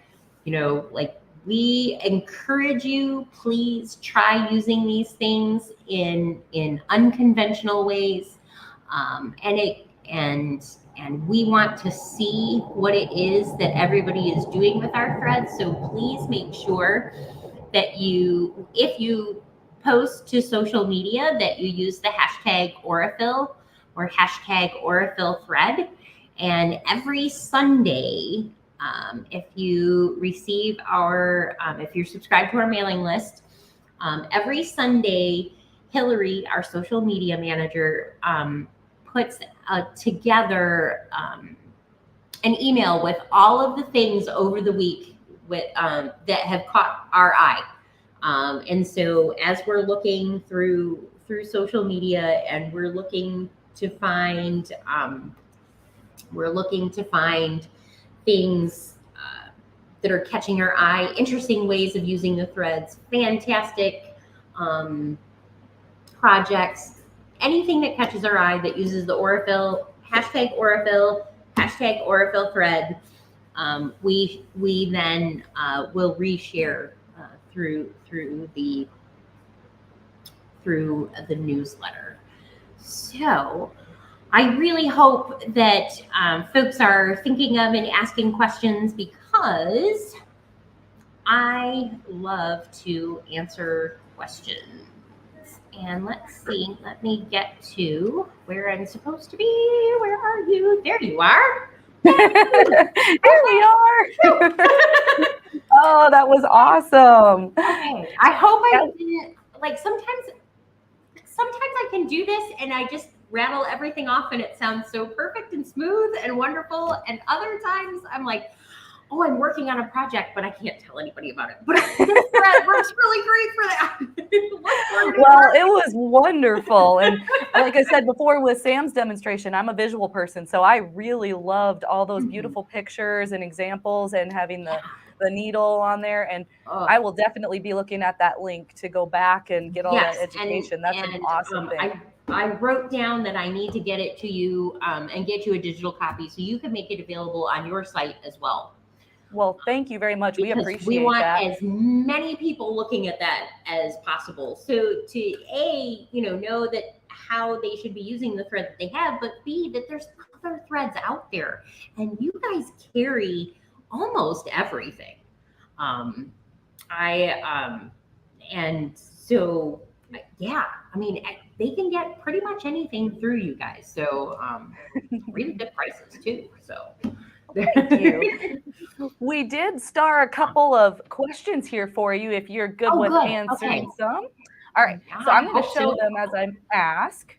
Oh, good. This one. What weight of thread for heirloom stitching? Heirloom stitching. Okay, so like every question that will be asked, there is no one answer for this, but I am going to say either if you're repairing an old project, usually the 50 weight or the 80 weight is going to be your best bet, because you are working with very delicate,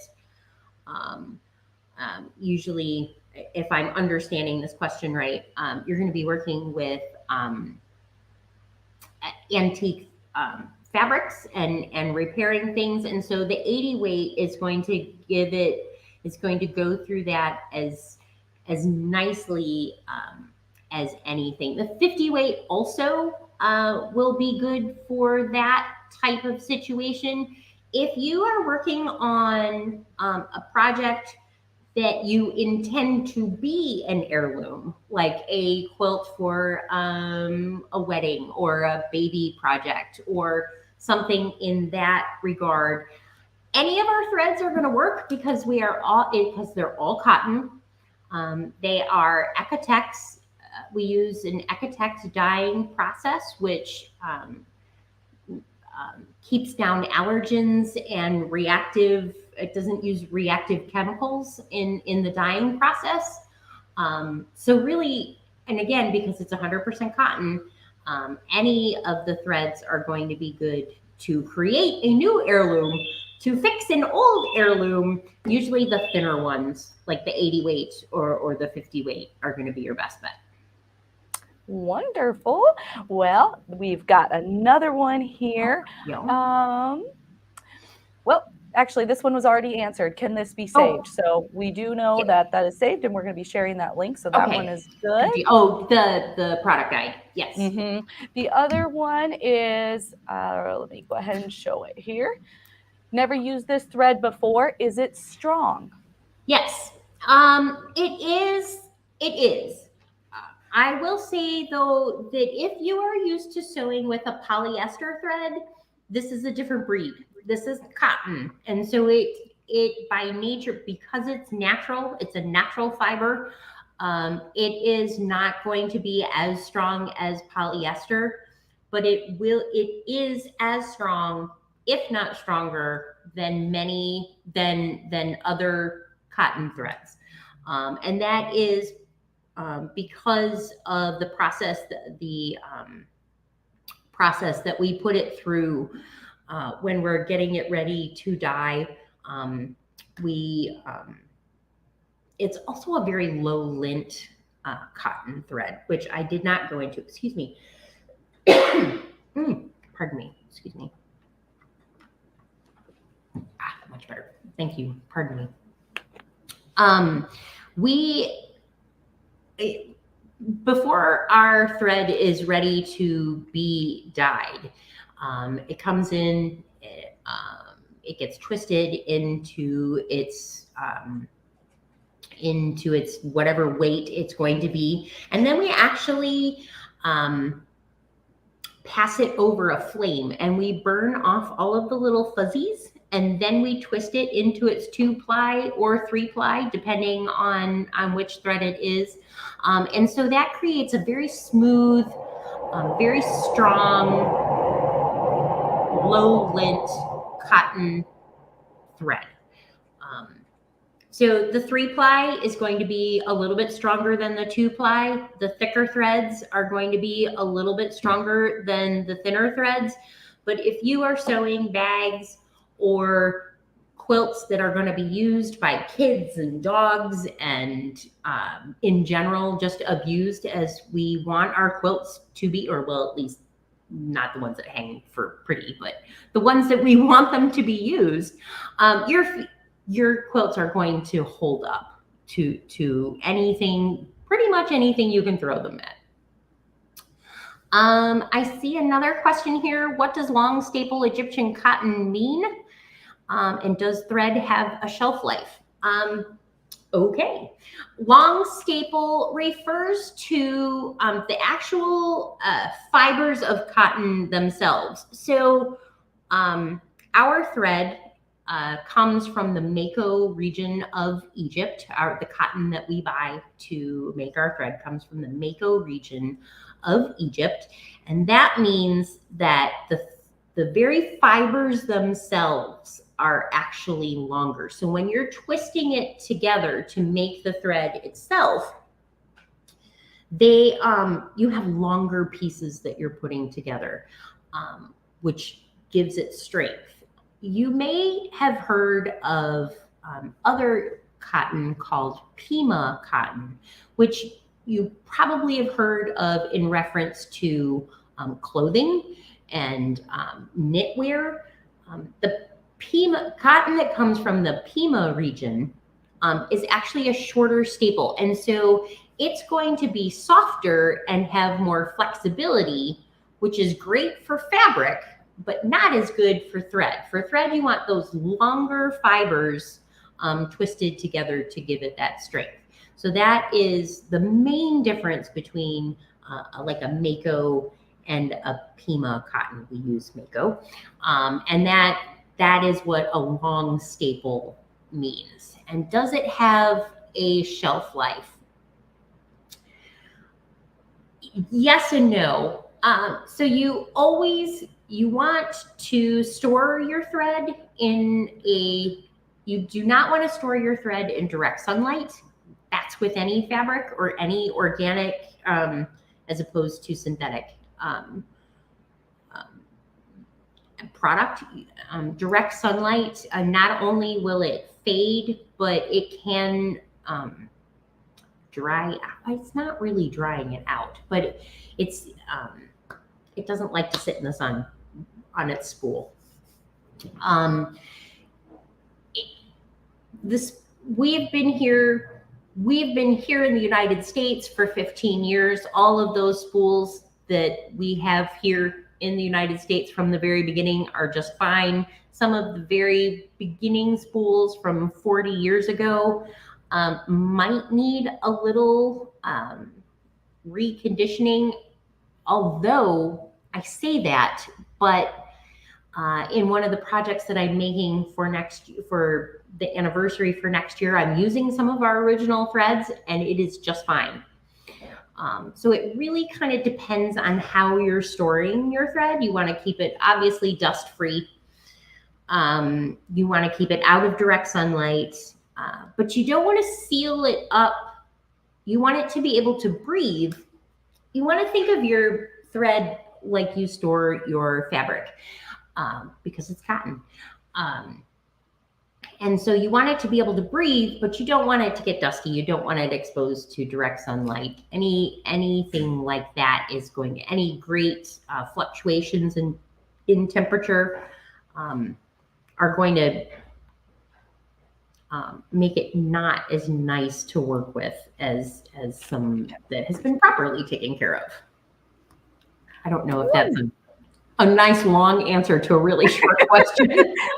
It's a thorough answer. That's what I was saying before. We like to know why, right? Yeah.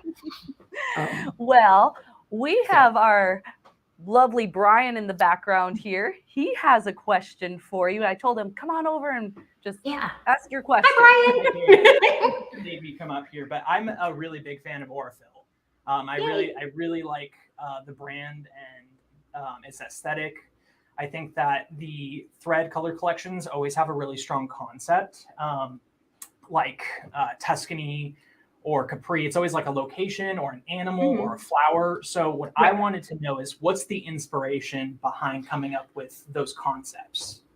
Okay. That's a really good question, because it's a different story for each of those groups that he mentioned. The Colors of Italy is a grouping of collections, and I think I see some there.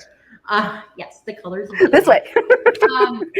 They were launched in 2020, and we really wanted to,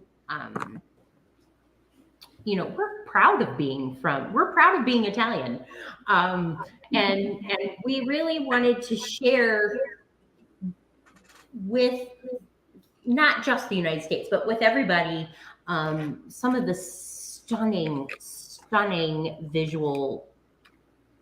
visuals that we get from Italy. And so each of those particular collections in the Colors of Italy range, there's 12 of them, is a grouping of a dark, a medium, and a light. So I think it's Capri is the teal. And if you look at pictures of the Capri area in Italy, you see that beautiful water and just those gorgeous colors. And so that is where the inspiration for that particular series came from. That was very successful in 2020. So we sat around and we were like, 2021, we really want to start talking back about our 40 weight. And so that's where the inspiration to bring the animals, the endangered species, in with our 2021 color builders. And we introduced those in January of 2021. And those little 3-spool collections all are in 40 weight, and they all tie into an endangered species. So for example, the orange one, we highlighted the Sumatran tiger. And that one we worked with Cassandra Beaver of My Not So Dramatic Life. And she put together some amazing patterns to go along with each of those animals, using those colors as the focus. Again, very successful. And so we were sitting around going, okay, well, we've done 2 amazing things. Now what?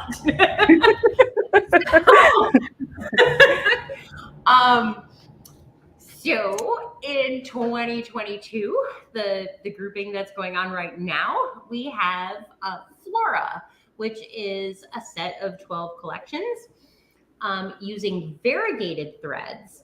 And we tied those into rainforest flowers. Each one, or I shouldn't just say flowers, it's because it's plants, because we looked at nature, and nature has amazing colors. And so that is where we took the inspiration for those. And one of Aurifil's, one of the things that we hold very dear, and is in our mission and vision. Just throw corporate jargon out there, but we really believe in being a good corporate citizen. And so as we look for more sustainable ways to get our products to market, we are giving back. And so we have partnered with some amazing groups.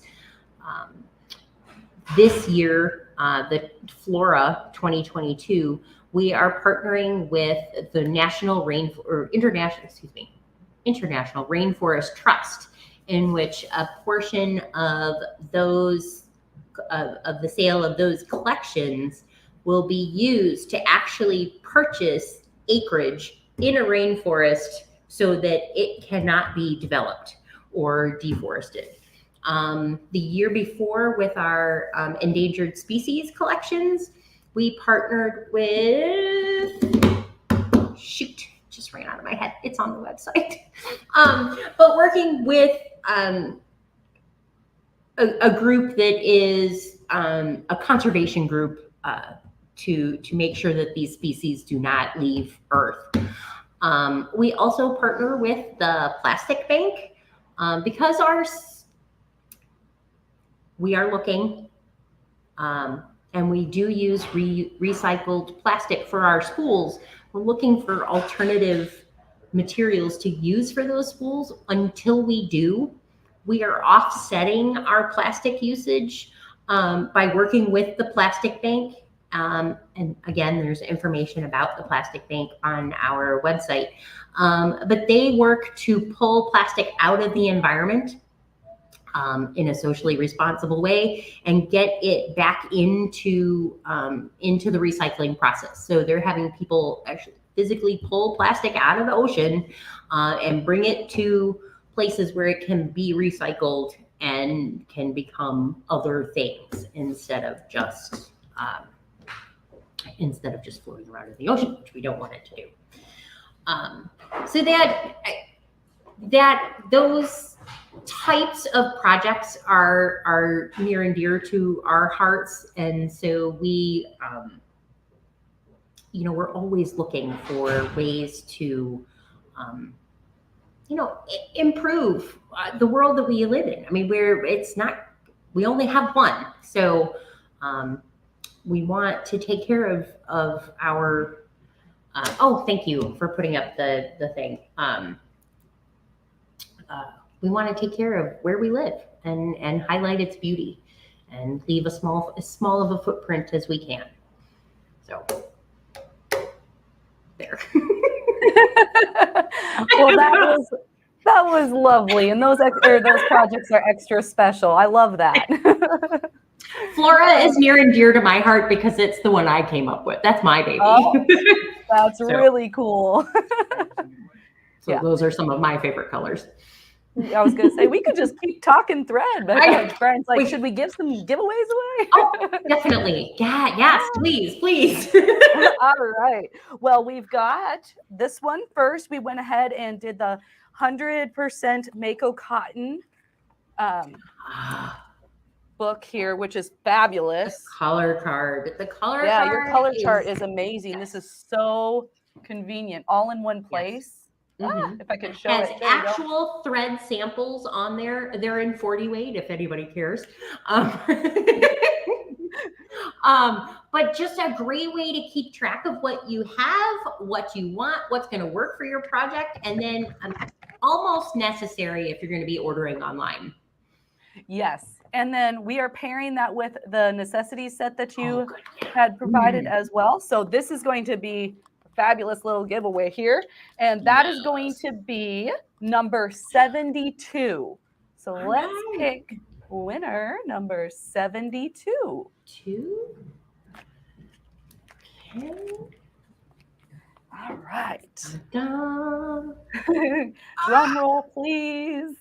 Peggy, congratulations. All right, we've got one more here.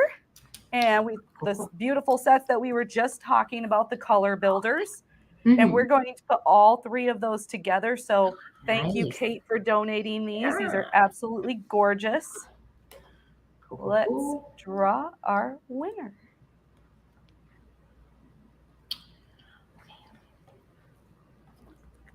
This is fascinating. Who we have? Cheryl Squirrel. Congratulations. All right. Yay. Well, that is a fabulous, fabulous prize. And deal. again, Yay. thank you, Kate. Thank you for showing us Aurifil thread and for doing such a fantastic explanation. Brian says, thank you, Kate. You're welcome, Brian. Anytime. All right. Well, we'll definitely have to have you back, but we've enjoyed you. And I My hope you pleasure. have My a pleasure. fabulous afternoon. Thank you. Thank you. You're welcome. Bye-bye. All right. Well, that was wonderful. Everything's been wonderful today. I'm really enjoying day 3. How about you guys? All right. Well, last but not least, we have Amy Bereckman, both author and pattern designer, which we are going to welcome right now. Hello, hello. Hello. How are you, Tricia? Well, I'm doing fabulous. How are you? Fabulous. Excited to be here. Well, we're glad that you could join us. We are super excited to hear about your pattern and about your book. Well, thank you. I have a lot to share. I've set up a variety of projects and books and history. I have a lot to get to today. So wonderful. Well, everybody stick around. We've got a couple of giveaways with Amy's patterns, and also her book. So yes. Make sure to comment throughout and we'll do the giveaway at the end. Sounds great. All right, we'll take it away. All right. Welcome, everybody. I'm Amy Bereckman. You may know me. Been in the industry for a while. I founded Indigo Junction, the pattern company, over 30 years ago. And since then, I have published books, including this book, which I'm going to talk about, Vintage Notions, and a little bit of the story behind it. And I'm also doing some new patterns under my personal brand, Amy Bereckman, in a new format that's actually like a sewing pattern that's a multimedia experience. You're going to be able to watch videos with these patterns. You're going to have a lookbook online. So I'm going to share some of the samples related to those. And right here, what you can see that I'm wearing actually is one of my patterns. It's the Anytime Topper.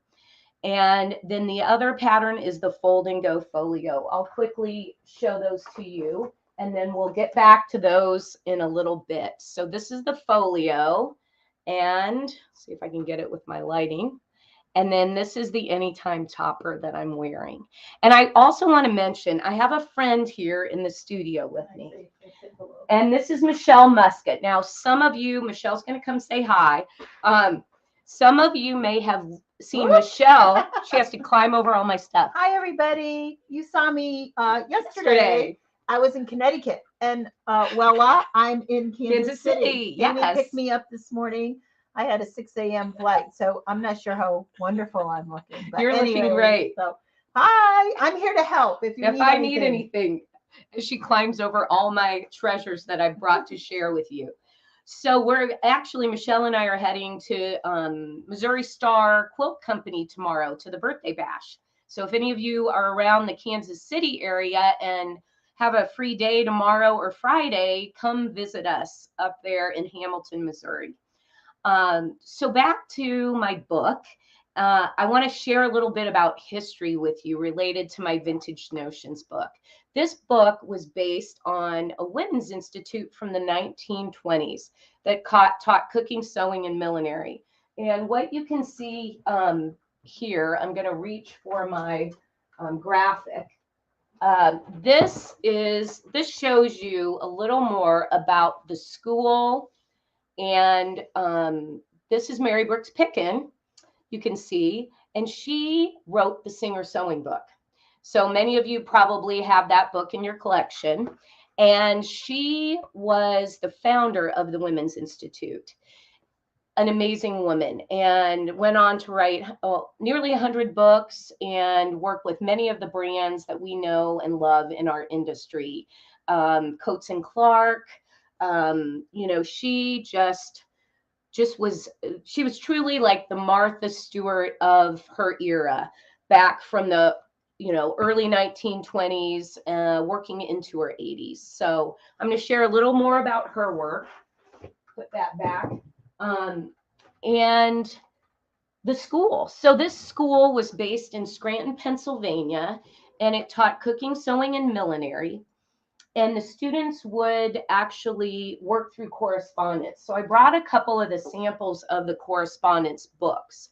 So these two little booklets were original pieces from the school, and they were the coursework that the student would send back through the mail. And there were also some beautiful publications that the school created, like this dress and ornament magazine, or manual booklet. And you can see I don't know if you can see the dress and that fun applique on the dress. Well, guess where we got the inspiration for the cover of the book? You can kind of see the connection there, right? And if any of you out there actually own the book or have any questions, feel free to you know, let me know any questions you have. I'd be happy to try to answer. And I'm going to switch to comments to make sure I see those. All right, perfect. And I see a lot of you commenting. Thank you. Here we go. Yes, it's a very interesting story of the Women's Institute. So the actual articles, I'm going to show you a little bit inside the book now. The actual articles and lessons in the book were derived. Here's a good example. Each chapter is like a thimbleful of happiness, a thimbleful of, you know, cheer, a thimbleful of youth, all sorts of fun themes. Let's see, this one is February. I bet it's a thimbleful of love. Yes, it is. So these articles came from a couple of the publications that the school published. Inspiration was one, and the other one was Fashion Service. So I brought those just to show you so you could see what this school, the quality of what they produced. It was just amazing. I picked the September issues so you could see 100 years ago what the magazines that our fellow sewing and quilting sisters from the past were reading and being inspired by. So that was a 21 issue. This is 1921. And I think I found 1923 in my collection. This is a fun little back to school issue. Aren't they? I think they're just charming. And they're filled.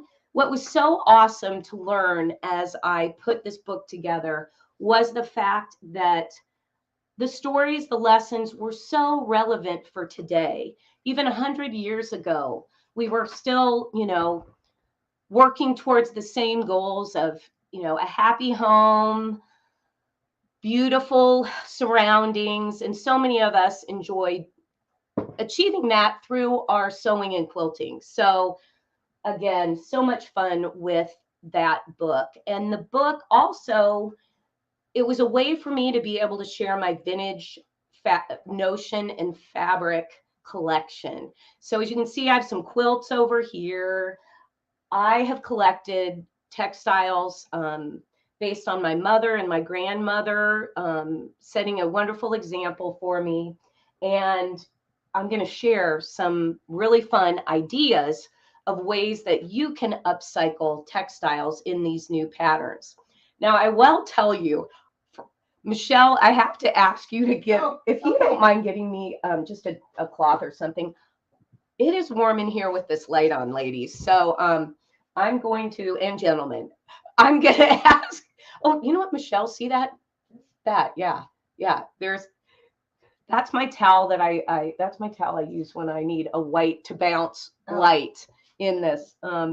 Woo! There we go. How's that? You look great. Oh, You thank look you. fine. Thank you, Michelle.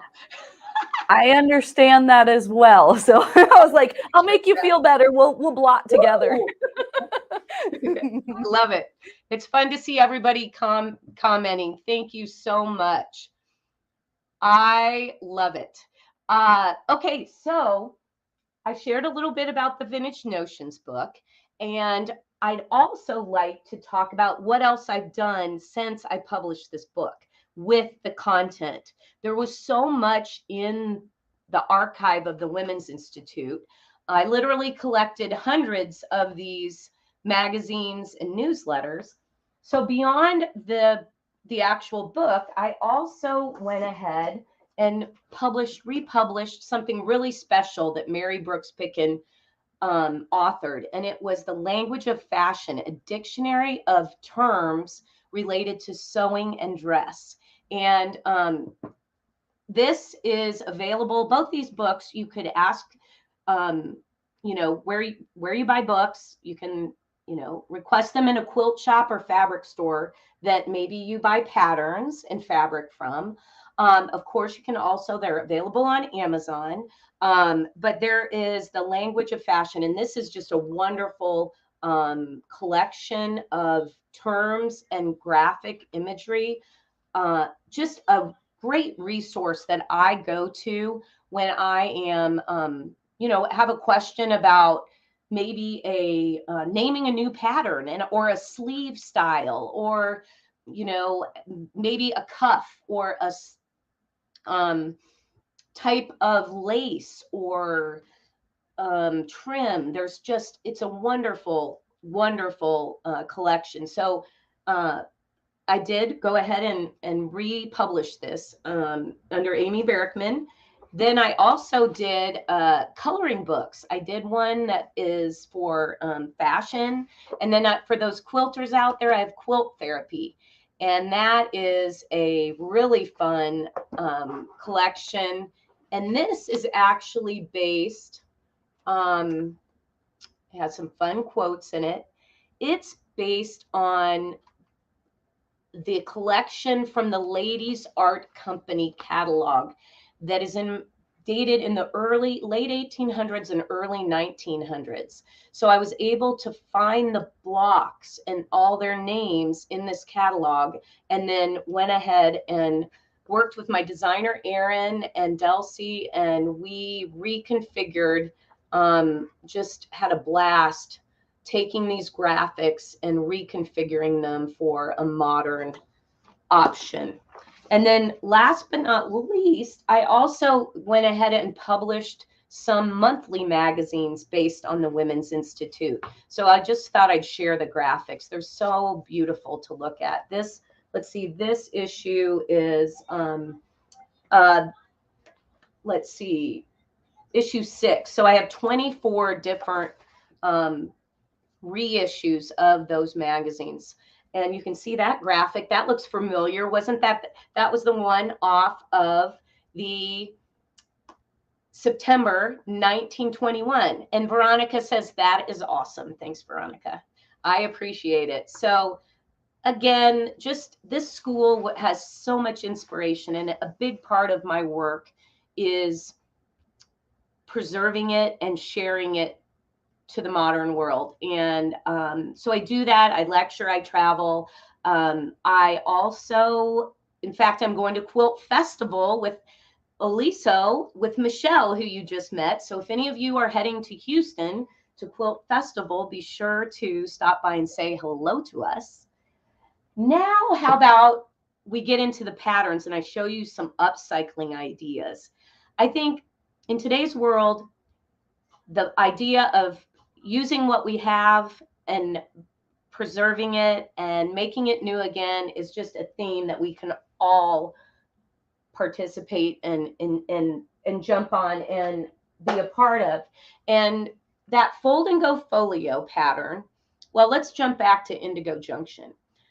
With Indigo Junction, we always tried to publish, when we did a pattern, we tried to give people option for upcycling. So if you didn't want to buy new fabric, or you couldn't find the right fabric, or you just were thrifty and you wanted to go to the thrift shop, you could make one of our patterns with an upcycled denim, maybe a man's shirt. And with my new line of patterns, the Fold and Go Folio, this is the pattern I'm talking about. It's available as a PDF off amyberrickman.com, or you could always go to your local fabric or quilt shop and ask them to order you the print version. So I encourage you to support your local shops. I'm trying to get this, to look good in the light. It's not easy. There we go. So there's that, the Fold and Go Folio. And you can see there's either a jewelry or a sewing version for this pattern. So that's exciting. You could make it for gifts this Christmas. And I love the idea of finding a damaged, possibly dresser scarf, or this is a textile that was a dresser scarf that was embroidered. And this gingham on the inside was actually a man's shirt, or excuse me, it may have been, actually this yardage might be a Riley Blake gingham, but you know you can find gingham shirts at the thrift shop. And you can find some fabulous yarn dyed gingham. So again, this is the cute little drawstring bag that you can put your, bracelets in it. If you're doing a jewelry version, you can put your needle and thread, or your spools, your wonder clips. You could make this for all your sewing attachments for your machine too, which I think is a fun option for you. Speaking of sewing parts, this too is, on this version we use 2 snaps, but you could also just do it with a single snap. Now I have there are 2 sizes in the pattern. So you see the smaller size? This has special meaning to me. It was actually my grandmother's, she embroidered it. It had been a towel in her little powder room, and it got a stain on it. So my mom, Donna, who you may know, she helps me a lot online and with different things related to the business. She made this for me, and it became the smaller version. Isn't that fun? It's a fun one to make. And once you start making these, you won't want to stop. So you can also use the little drawstring in this size. I like this for tech essentials, I like to say, meaning your jump drives, your headphones, your iPod, earbud case.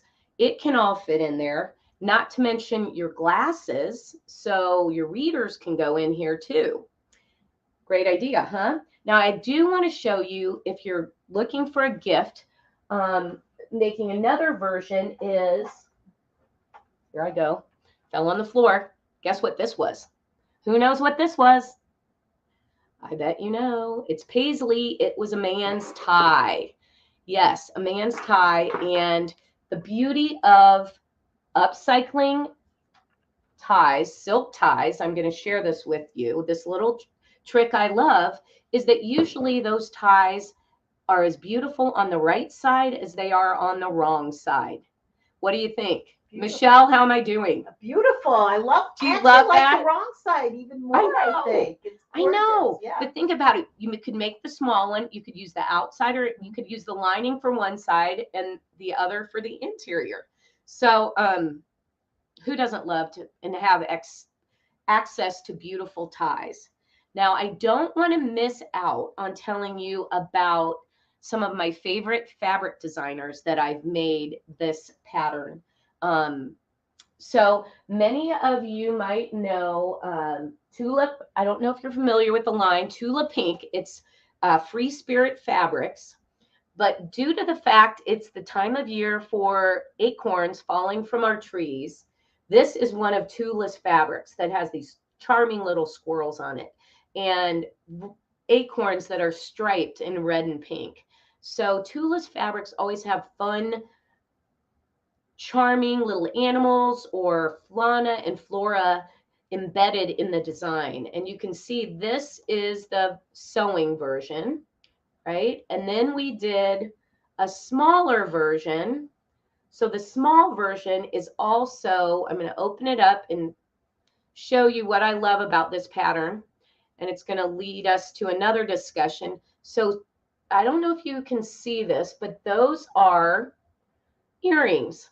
So the needle keep doubles as an earring holder for the jewelry case, this little one. And then you can make the drawstring pouch. That's where your more earrings can go, or a bracelet or a necklace. And it's just a fun little gift to make for people. And this is, I think this line was Tiny Beasts, Tula's Tiny Beasts, and this print has a fox in it. It's called Outfoxed. So, and I think this one's called Oh Nuts. You gotta love that, right, Michelle? Yeah, she's hysterical. She is. She's awesome. So that's Free Spirit. And switching gears, many of you may notice that, or you may, I think of fabric companies, and I love Free Spirit. I also love Moda Fabrics. And maybe you know Debbie Maddie's work. This is one of her new lines that she does beautiful shibori dyeing. And this is one that we made with her fabric. So again, you can just have so much fun with these because they use a small amount of fabric.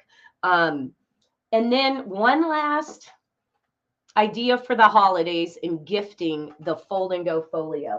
You know, I'm in Kansas City. So what do you know? We've got the Kansas City Chiefs here, right? And the fun thing about this too is fussy cutting. So once you're, you know, maybe you buy the pattern and you make a plastic template that would allow you to center your design where you wanted to on the folio. We've done that with Tula's and had a lot of fun. Again, I'm going to open it up and just show you how you can, we even fussy cut the pocket for the scissors. Of course, I had to have gold scissors to go along with the red and gold colors of my Kansas City Chiefs. So maybe you have somebody young in your family that you're wanting to get into hand sewing. Dress up a little Fold and Go folio, fill it with needles, thread, notions you know that somebody would love, and what a great gift. Now earlier, I'm just talking your ear off today, ladies and gentlemen. So I hope that's okay. I want to say everybody seems happy out there, so I'm glad you're enjoying watching and learning. Now, another area of my interest is buttons. And you can see I am wearing some buttons today. I wanted to wear, this is a pendant that is, I believe, an old celluloid button because it's kind of hollow. Then I have a necklace on that has stacked, these are stacked pearl buttons.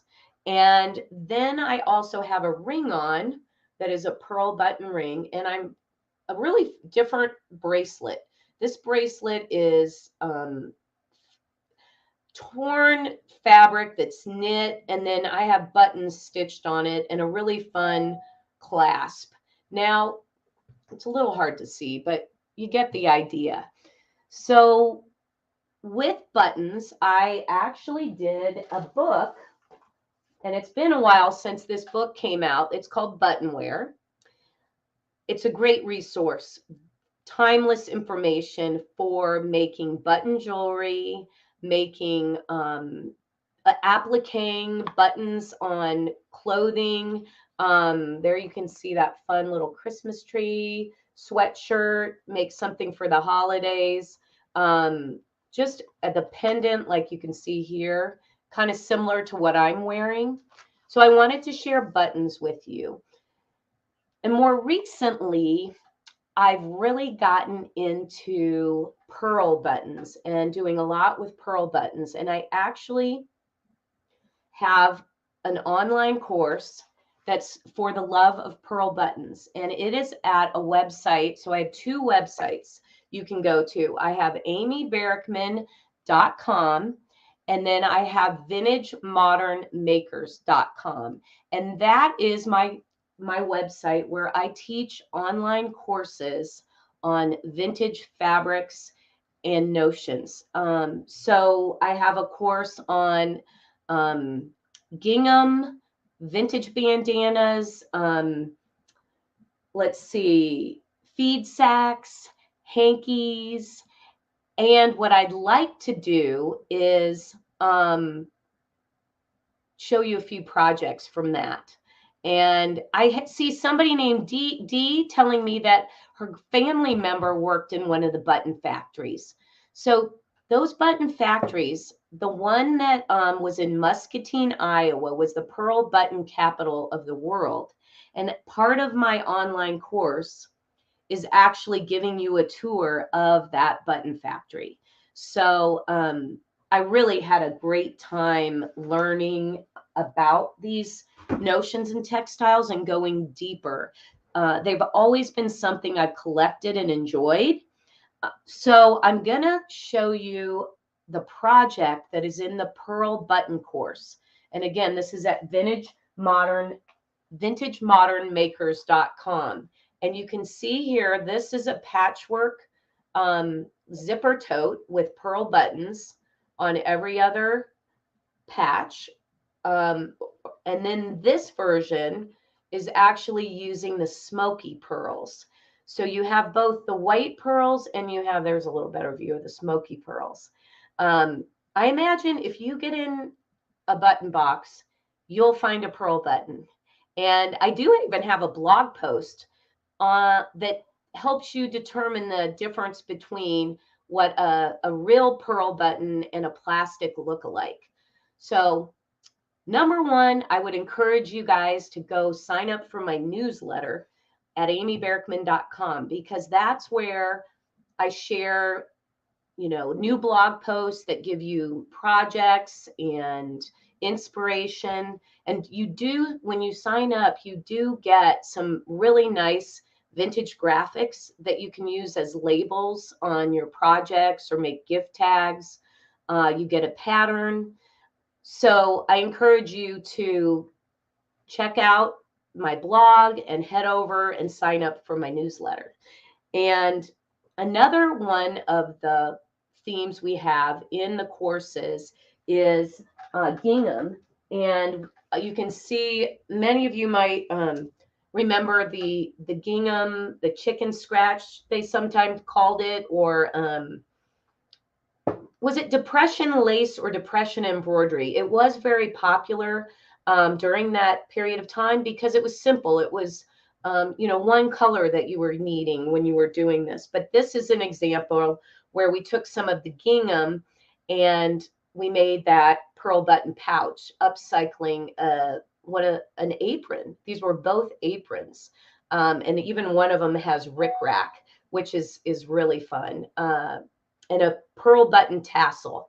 So I don't know if you can see that, but little details like that are really what I enjoy sharing. And many times this is not just my work. I have a multitude of talented artists and designers that help me see my vision of, whether it be, taking a quilt block and that was an orphan and upcycling it and making it into this fun little pouch. Mary made that.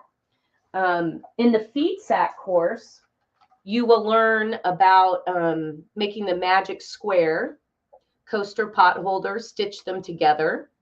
That's the feed sack course. And then the hanky course, there's a fun eyeglass case project. So the courses not only have the projects, but they also have interviews with textile experts.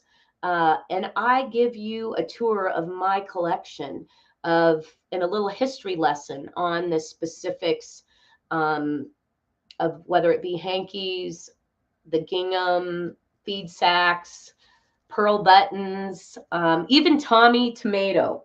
So I don't know if anybody, Michelle's giggling because Michelle has one of my Tommy tomatoes.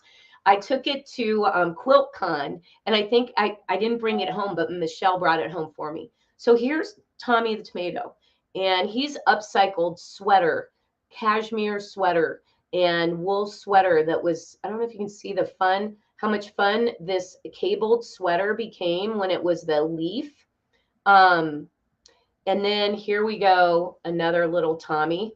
And this guy was made out of a shirt, just a woven window pane kind of plaid shirt at the thrift store. So, and somebody says, that is so cute. Well, I'm glad. Oh, yes, Tommy. Thanks, Patty.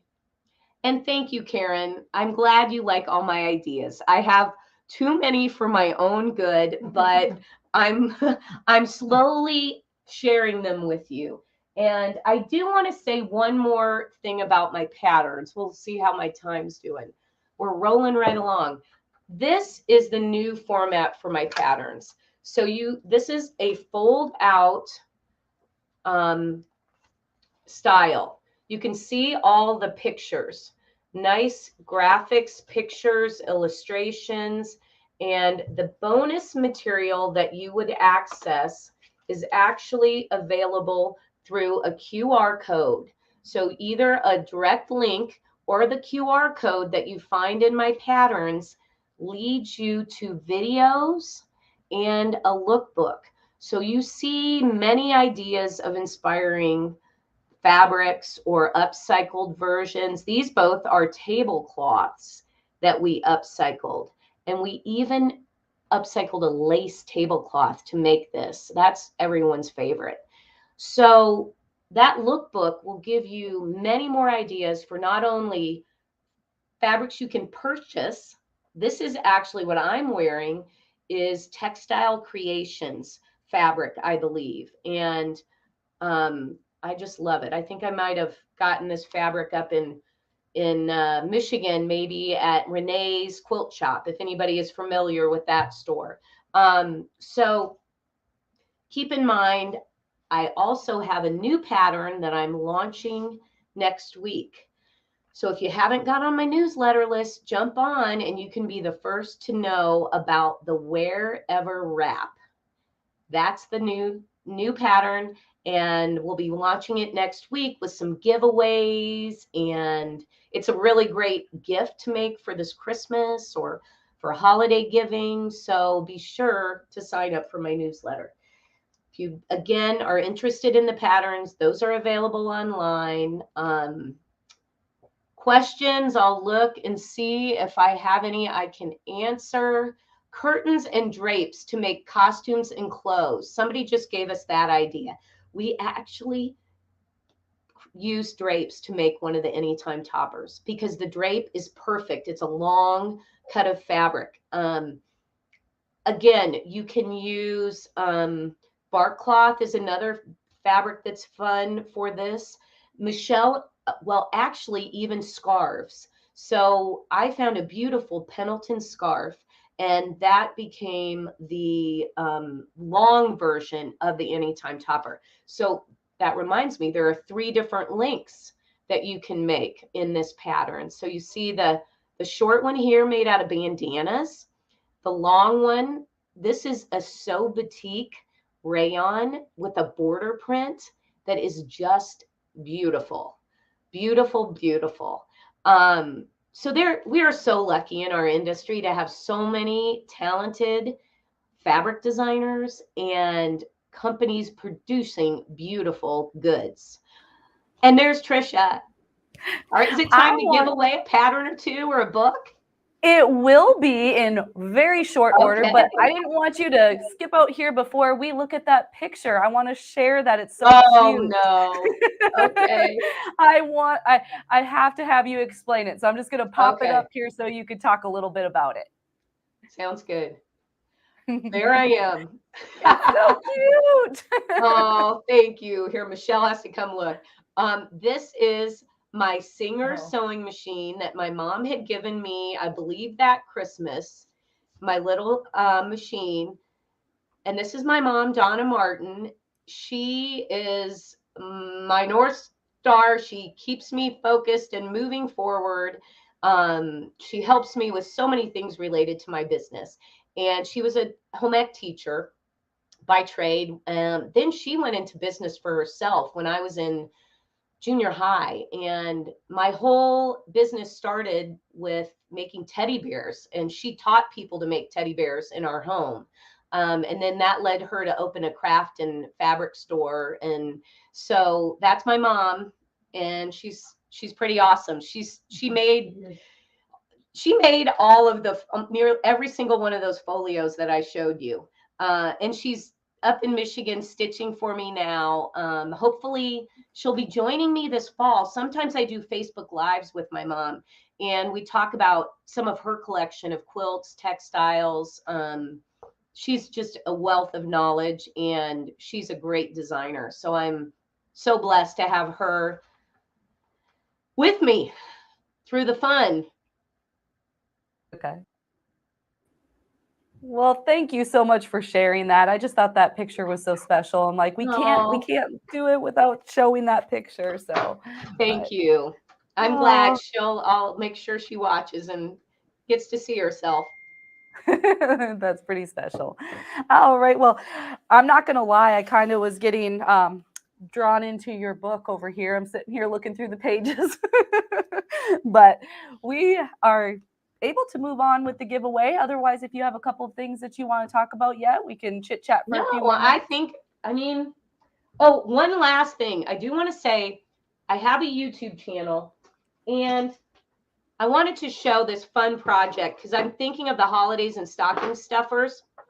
This is I have a tutorial for upcycling a t-shirt with buttons and making a either an eyeglass tether, or it could be, a mask tether.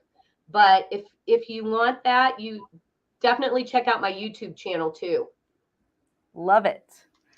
Such a talented lady, I tell you. It takes a village, Tricia. You know that. No, it's pretty cool. I've been very inspired throughout this whole thing so far.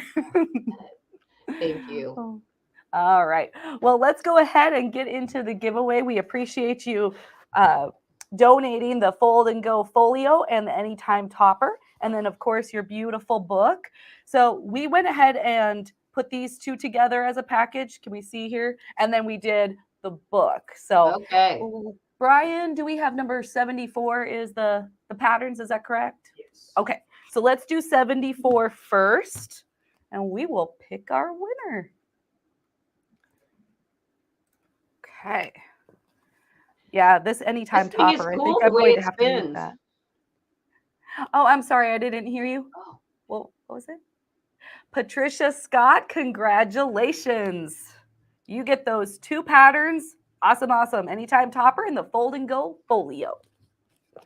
And now we have number 75, Vintage Notions. Let's draw again. This is really a lovely book. You're going to enjoy reading it, looking at the pictures as well. Yvonne Littlejohn, congratulations. Congratulations. All right. Well, thank you, Amy. I really appreciate you joining us. Thank you, Tricia. This was a whole lot of fun, and I appreciate a chance to share with everyone. Well, thank you. You have a wonderful afternoon. I will. Take care. Bye, and say bye to Michelle as well. I will. She's there. We're heading off to another live. So have fun. Okay. We appreciate you guys. Oh, that was awesome. Okay, everybody. I think we're getting towards the end of the day. We have a few things that we want to recap on. I think we should go over some of the special pricing, and then I just want to do a little recap about what's going on tomorrow. And we want to do a few more giveaways too, right, Brian? Yeah, I think we want to give a couple of small items. Yeah, we want to do some posters because everybody was so fantastic today with their patience on our technical difficulties. So we wanted to throw in a few extra prizes at the end of the day. We'll bring you a copy of each. Thank you. So we'll be doing four. 4 of these? 4, and both of them are one prize. All right. So we're going to do a pair here. We're going to do the needle selection chart. This can be found on our website. We talked about it.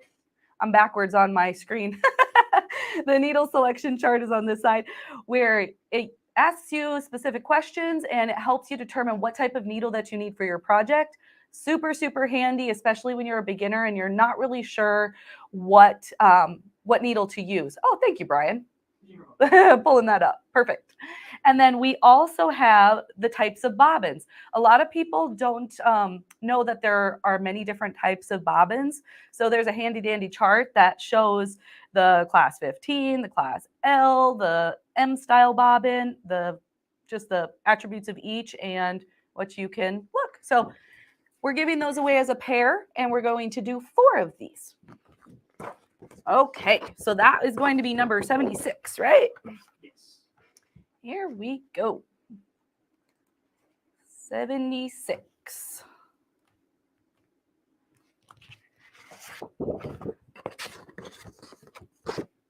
I love these posters.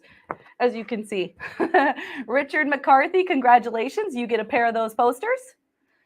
Next one we have is 77. 77, it's going to be Jill Smith. Congratulations, Jill. Thank you all for commenting. All right, number 78. Pair of posters. Renee Krause. Congratulations, Renee.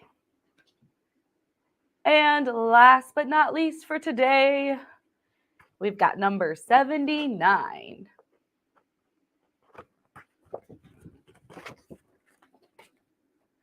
Emma Torres. Congratulations, Emma. All right. Well, congratulations to all our winners. In order to claim your prize, oh, Brian already put that up for me. Awesome. Visit our link tree. You can click claim your prize and fill out that form, and we will get that out to you just as soon as we can. We'll go over time frames tomorrow after we do all our giveaway stuff and have an awesome time. So, all right. So let's go over some pricing that we show really quickly the winners. Yeah, it doesn't have everybody. It has everybody up to the aura fill. So Sure. we'll make sure that that's filled out, and we'll show all of the winners for the whole event during the giveaway segment tomorrow. That sounds wonderful. Okay. We are going to share all of the winners. Let me double check here. Let's see. Do you have an option to fill that out while I go over some special pricing, or do we want to show that tomorrow? Either's fine. I can fill it out while you do that, so I'll pull it. Okay. Yeah, let's do that so then we have it all in one day. And then if anybody needs to recap at the end of the day, they can watch the replay and we'll be good. So Perfect. Brian's going to work on that, and I'm going to go over some special pricing. So let's go back to this morning. We went with the Allegro. That normally has an MSRP of $1,599. We talked about that sale price, that pre-order sale price of $1,099. You could call us for that special pricing. Hey, we've got 15 minutes left to today, if I can talk. I'm getting tongue-tied now. So 15 minutes left today, but you can call tomorrow. Tomorrow is our final day. So you want to get in on that special pricing. The number's at the top of the screen. We are happy to take your call. We also talked about the Floriani, the Total Control U software. With this software, you get that value pack, that bonus pack of over $3,000. It's 100 pack of the Floriani 40 weight thread and the Lettermaster and the U design compilation. So with that software that normally is $4,299, it's on sale for $2,999.99, but it's an even better price.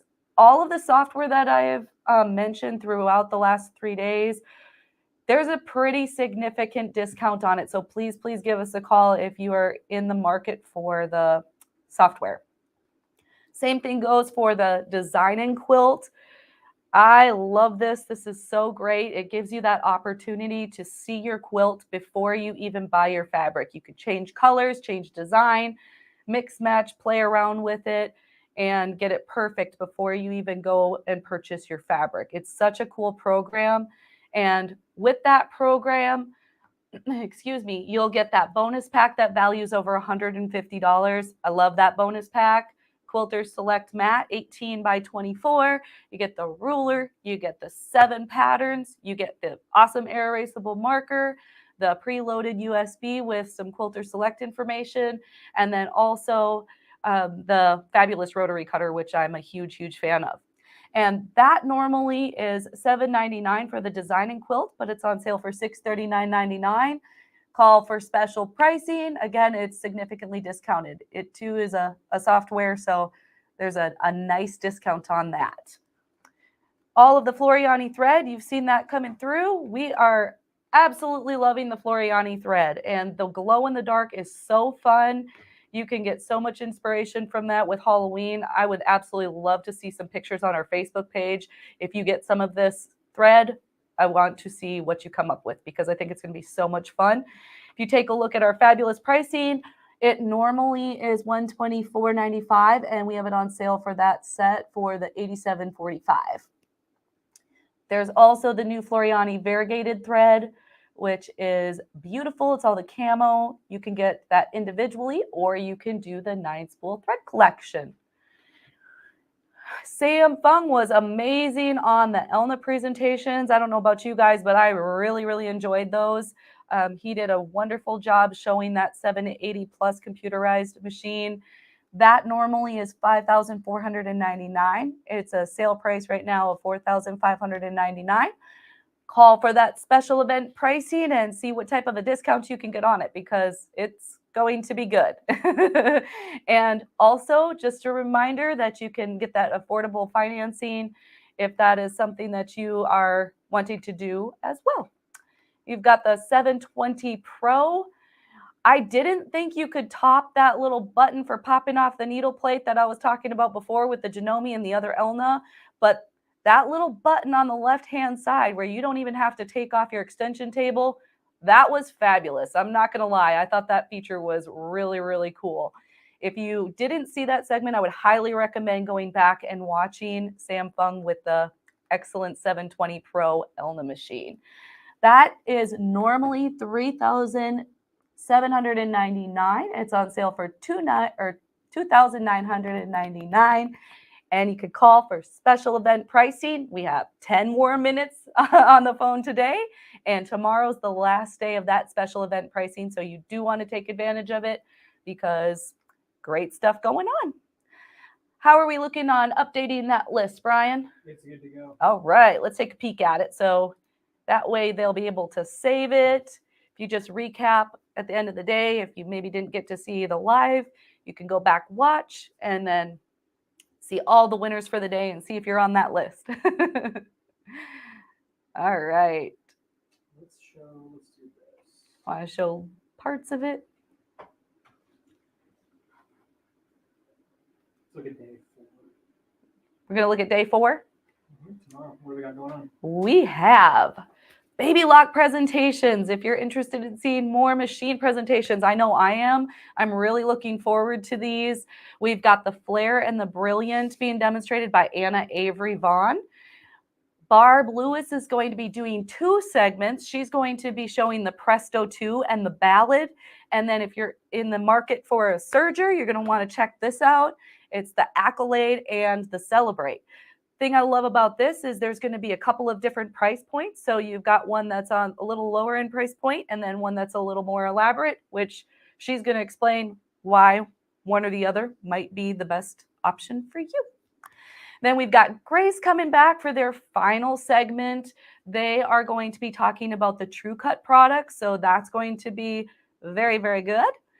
Master seamstress Heidi Ivy is going to be doing a Q&A, and she and I have been communicating by email, and she's got some awesome stuff that she's going to share with us. She's also been commenting throughout the live, so that's really fun. So I'm excited for that. If you have questions that you've been thinking of throughout the live, she's the one to ask. She's filled with a whole lot of knowledge. Also, we are going to have Koala. Linda Pacini with Koala Furniture. That's going to be awesome. I believe she's going to be featuring the embroidery unit, right? Pretty sure. I'm pretty sure. And then what we're all waiting for, right? The grand finale. We're going to be doing giveaways. I showed this earlier, but I have to show it again. I mean, ineedfabric.com has some beautiful fabric. They put together several baskets. The first one values at $800, has all that fabric plus a $50 gift card for ineedfabric.com. The second one, got to check that list out, also has a $50 gift card to ineedfabric.com.